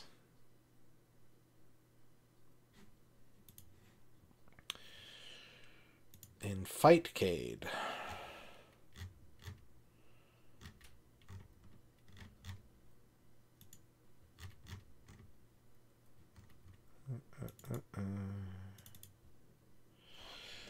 Get my controller. We're going to do Neo Turf Masters. Level 8 difficulty. Robert Landolt on the Germany course. Anything below a par is a miss. Yeah. And like some of the newer, like the Telltale games try to be like, oh, it's like a detective game, but their engine just doesn't really give you the flexibility to like really make that sort of thing shine.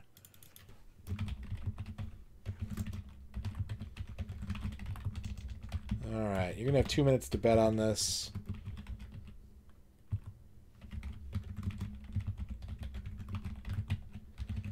If I get anything worse than a par, that is a miss.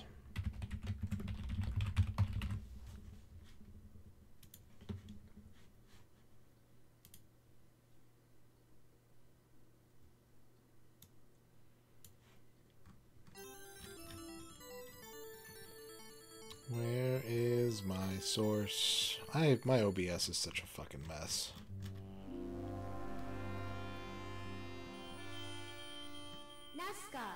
NASCAR. There it is.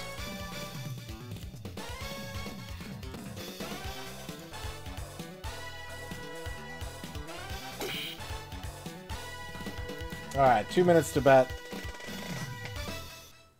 One of my favorite fucking details about this game. It's such a small thing. The title screen, the ball hits the green and like bounces into the hole. Every 4 cycles, the ball just goes like wildly off to the left into a bunker. It's the dumbest thing, but it's such a good fucking detail, man. Ah, this game is so perfect.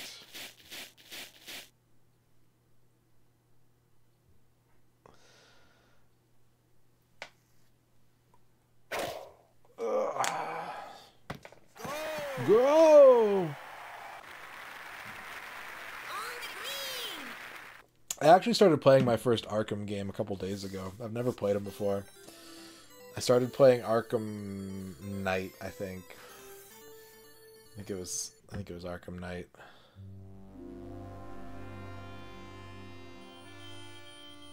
NASCAR. 1 minute left to bet. 1 minute left to bet. If chat's points are correct, if the majority of points are correct, the stream continues.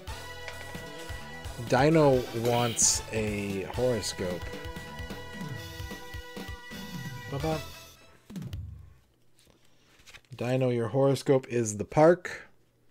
Tomorrow is a good day to get outside, get a little vitamin D, bring a burger with you, and just enjoy the nature vibes in the middle of the human environment. It is very close to being solved, unfortunately. I lost most of my interest in playing this game once I saw how solved it was. Like, and I contributed to it. I actually labbed this game for a little bit. I was taking it so seriously. But once I saw what people were doing with it, I was just like, all right, I kind of don't care anymore. Okay. Hole 11 or hole 12. That's the majority option. If we make it to hole 11 or hole 12 without a bogey, then the stream will end. Boo-doo.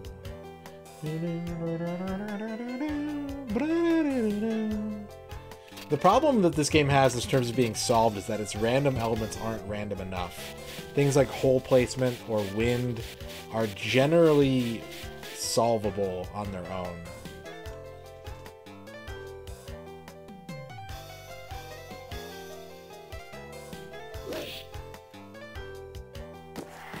And this game has a lot more appeal when it's got just a little touch of that NBA Jam bullshit of unpredictability.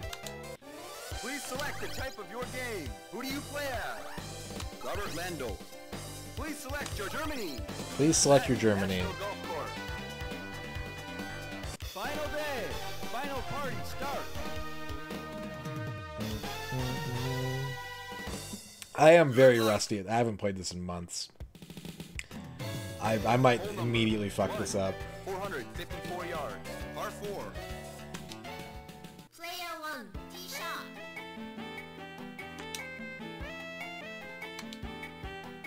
Yeah, Scotland is fucked. Scotland is horrible.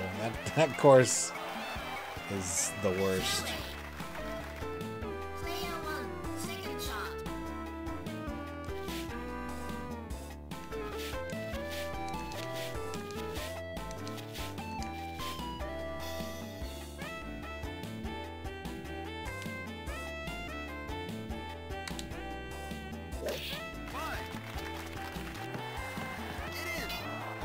Damn.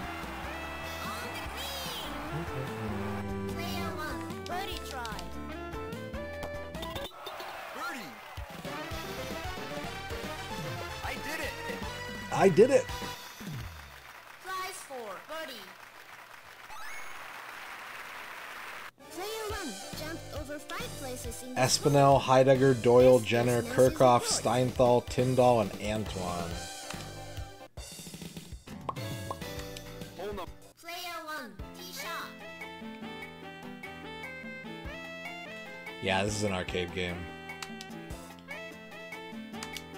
I have played it in arcades.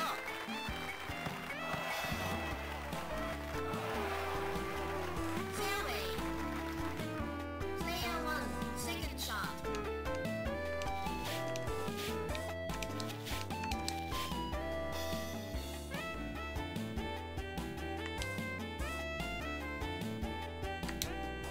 That's gonna come up short.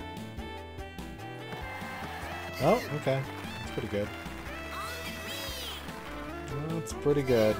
Birdie try. This is one of the 8 Neo Geo games that I own.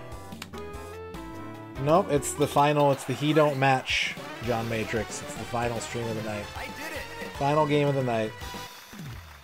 Prize for birdie. Player 1 starts to strike back.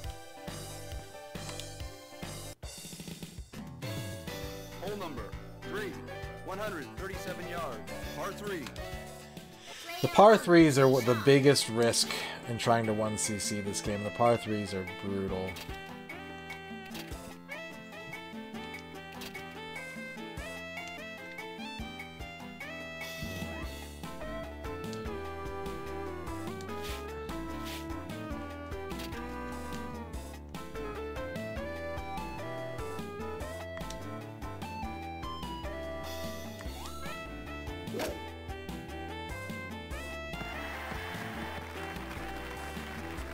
Yeah. Player 1, birdie try. 1cc-ing this is pretty tough because pars they're not good enough. You have to maintain birdie level with a couple of pars. Prize for birdie. You can have 2 pars. Everything else has to be birdie or better. Starts to strike And if you back. get an eagle, then you can have an extra par. This is Nancy's report. But you basically have to play at birdie level to 1cc this Hole game. number 4, 530. Player 1, tee shot.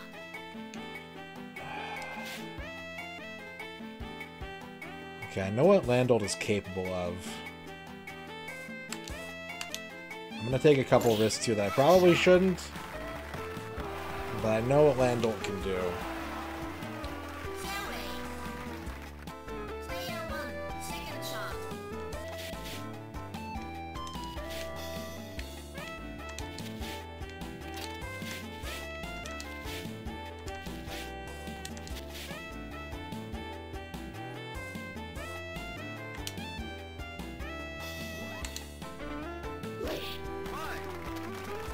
Ooh! Beautiful! So we're gonna get an eagle here, hopefully, and that means that we'll have room for an extra par before losing the credit.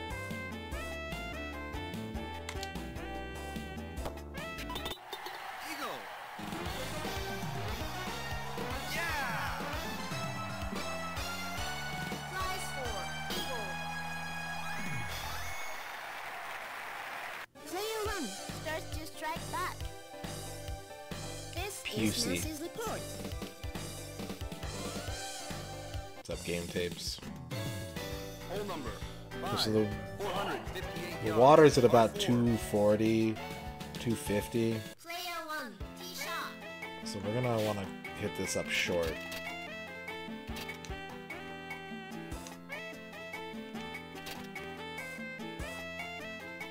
Yeah. Not a lot of AES opportunities.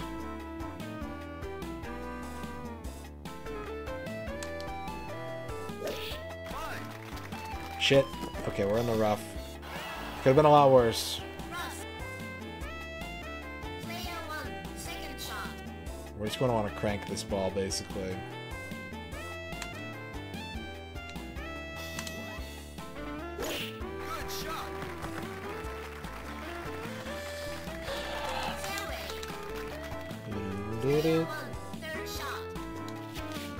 Wind's getting bad. Let's switch to the pitching wedge.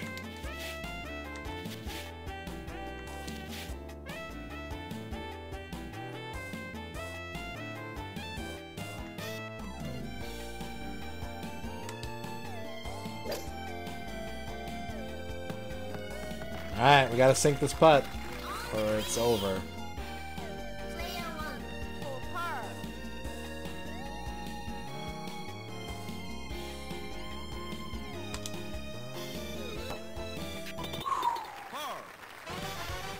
Not a good hole, but we saved it.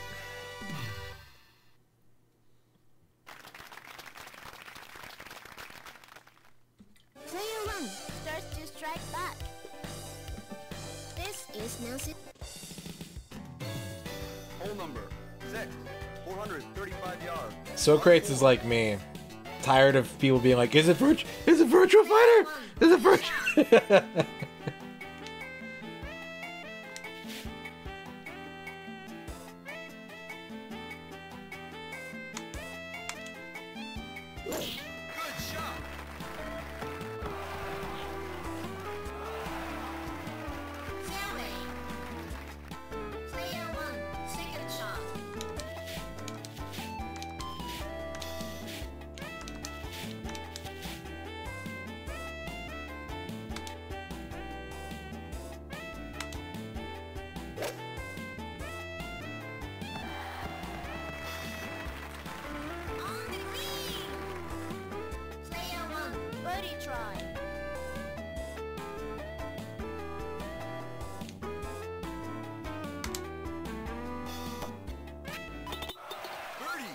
Alright, that's 6 holes down. I did it! Prize for birdie. Player 1 keeps a higher rank. Boom, boom, boom. Hole number 7, 565 yards. The longest drive contest. Unless the wind is good, I'm not winning that. The longest drive contest in this game is basically a free life for Almeida, and that's it. If you're playing as Almeida, you get longest drive contest, you get a 1-up. If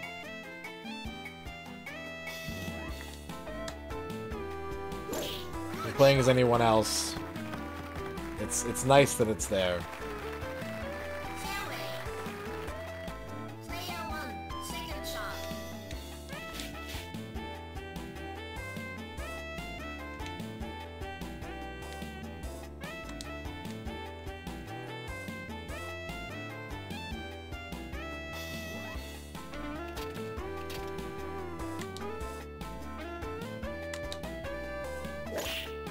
Please don't go out of bounds. Oh my god, it's out of bounds.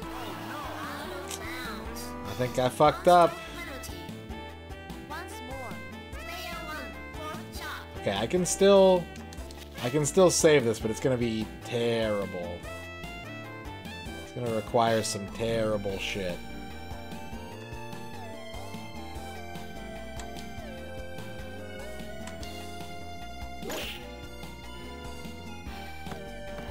If I sink this putt...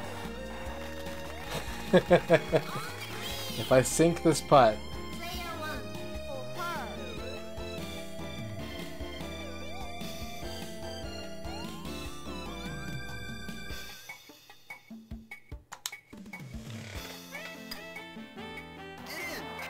Hey, what's up?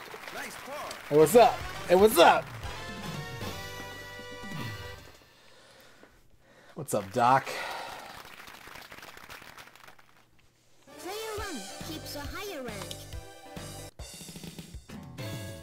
Hole number 8, 173 yards, par 3. Macaroni hole.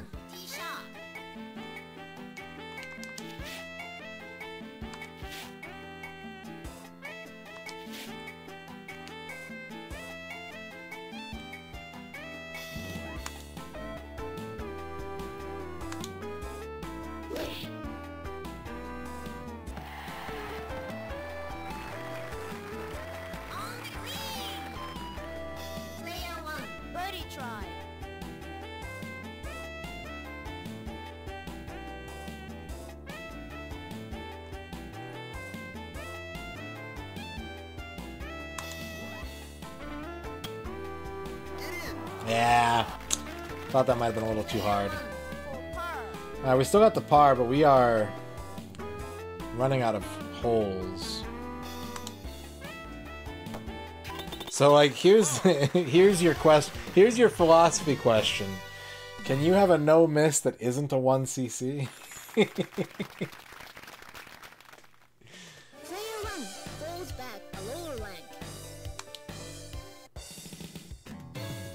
Hole number 9, 461 yards, par 4.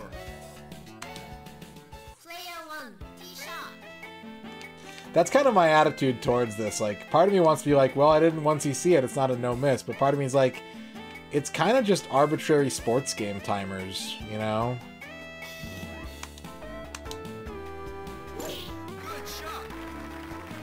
Oh no. That's not great.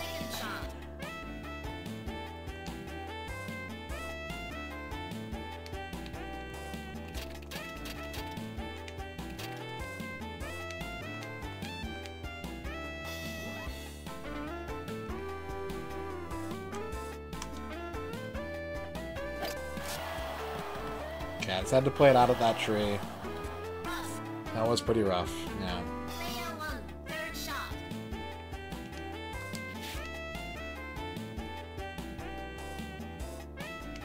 I'll go with the 9-iron here. I'm going way off script, but Landolt does not play well from the rough.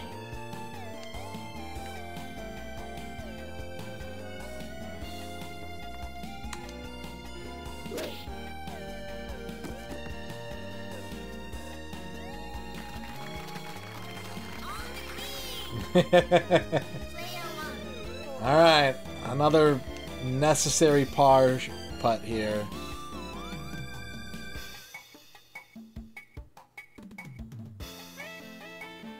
It's a bad one.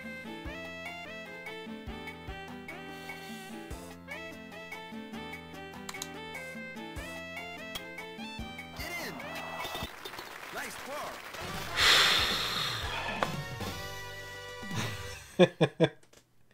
Woo! Okay.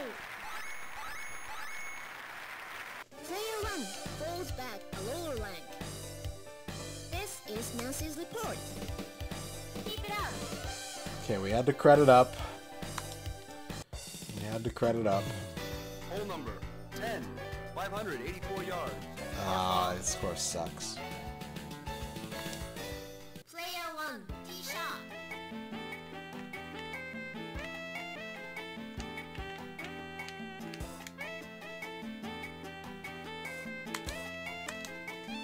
Good shot.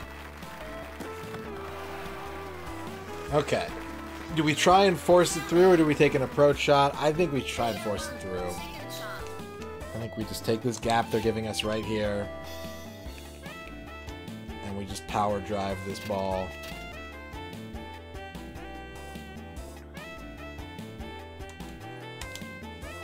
Good shot. I like it. Player 1, third shot. 18 yards is puttable, but I'm in the rough.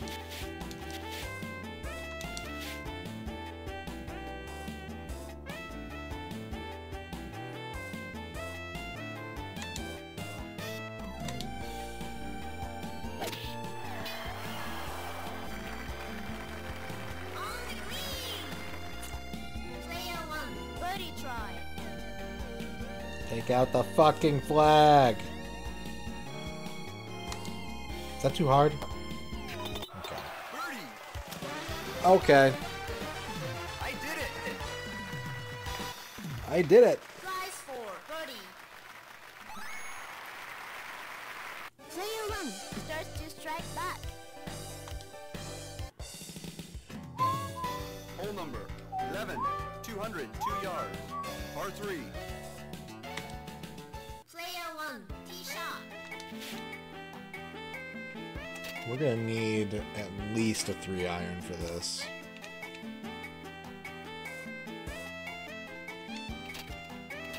I kind of prefer the 2-iron. Yeah. This shirt does the job well. No! Should have 1-ironed. I'm a fool. Player 1 second shot.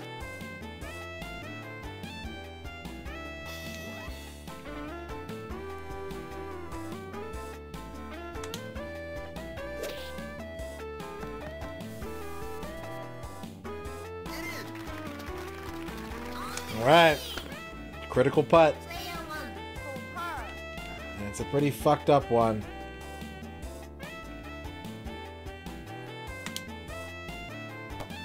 Oh!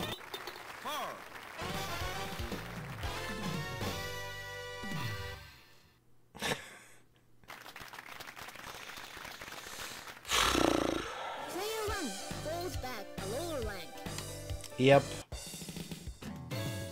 Hole number 12, 346 Okay, we got yards. 200 yards to work with to start. We want that. Yeah. No! That's not good. Player 1 second shot. The wind is going to do a lot of carrying on this ball. I have to club up. Ugh. 1-iron, I guess. This ball's going to get eaten. I don't like it. I want to try and stay it over the boundaries of the course because this is not going to go as far as I want it to.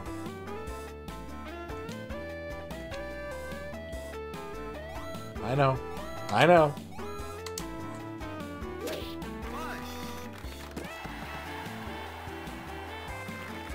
Yes.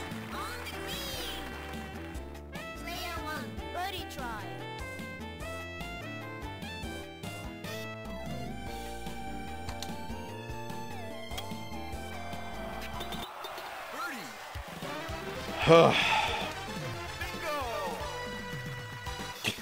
That would be pretty funny. Unfortunately, I have no way of eating the points. I cannot eat the points unless no one bets on an option. And good luck trying to get chat not to bet on an option. Hole number 13, 377 yards. Par 4. Player 1 tee shot. I didn't think I had some really nasty calls in there, but yeah, we made it to 13. It is very difficult to hole in one in this game. I've done it, but it is very difficult, Damgus. Good shot. Alright, well, thanks for watching, everybody. I hope you enjoyed the stream tonight.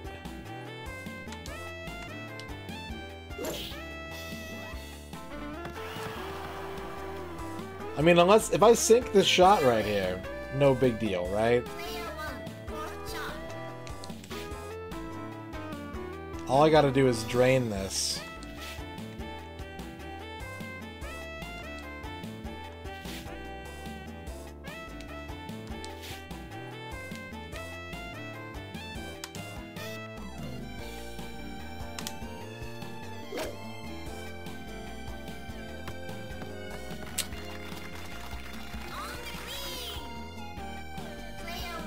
For bogey.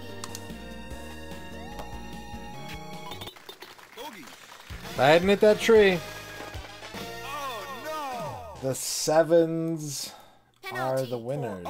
And nobody bet on 7. So I eat the points. I do, in fact, eat the points this time. Nom nom nom nom. No, we didn't get 8 subs tonight, so no shout out theater. Shout out theater is for streams where we get 8 subs. no! Game over.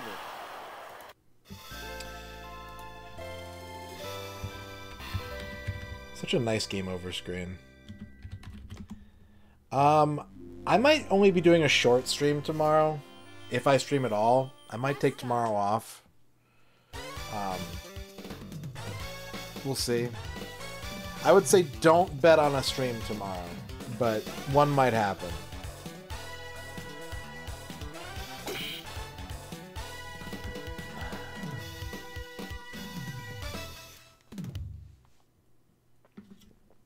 Alright. Let's close out of that. We'll try that again another day. Like I said, if you see a game on a he don't match, there's a good chance you're going to keep seeing it until such time that I complete it. Oh, alright, chat. Let's go ahead and head on out of here. Thanks for watching. Thanks for the donations, the bits, the subs, the chats. Good conversation tonight, I felt. I hope you did too. Not a lot of progress in the game, but we'll work on that. Where should we go? I think...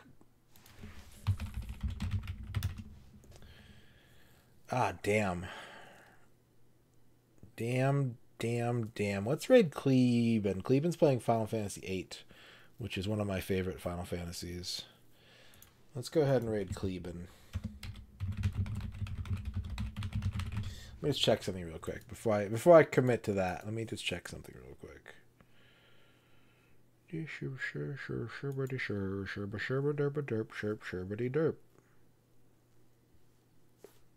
Yeah, let's do that. Let's go ahead and raid Cleveland. I'm going to get on out of here. I got to take the garbage out. I got to eat some ice cream. I got to relax and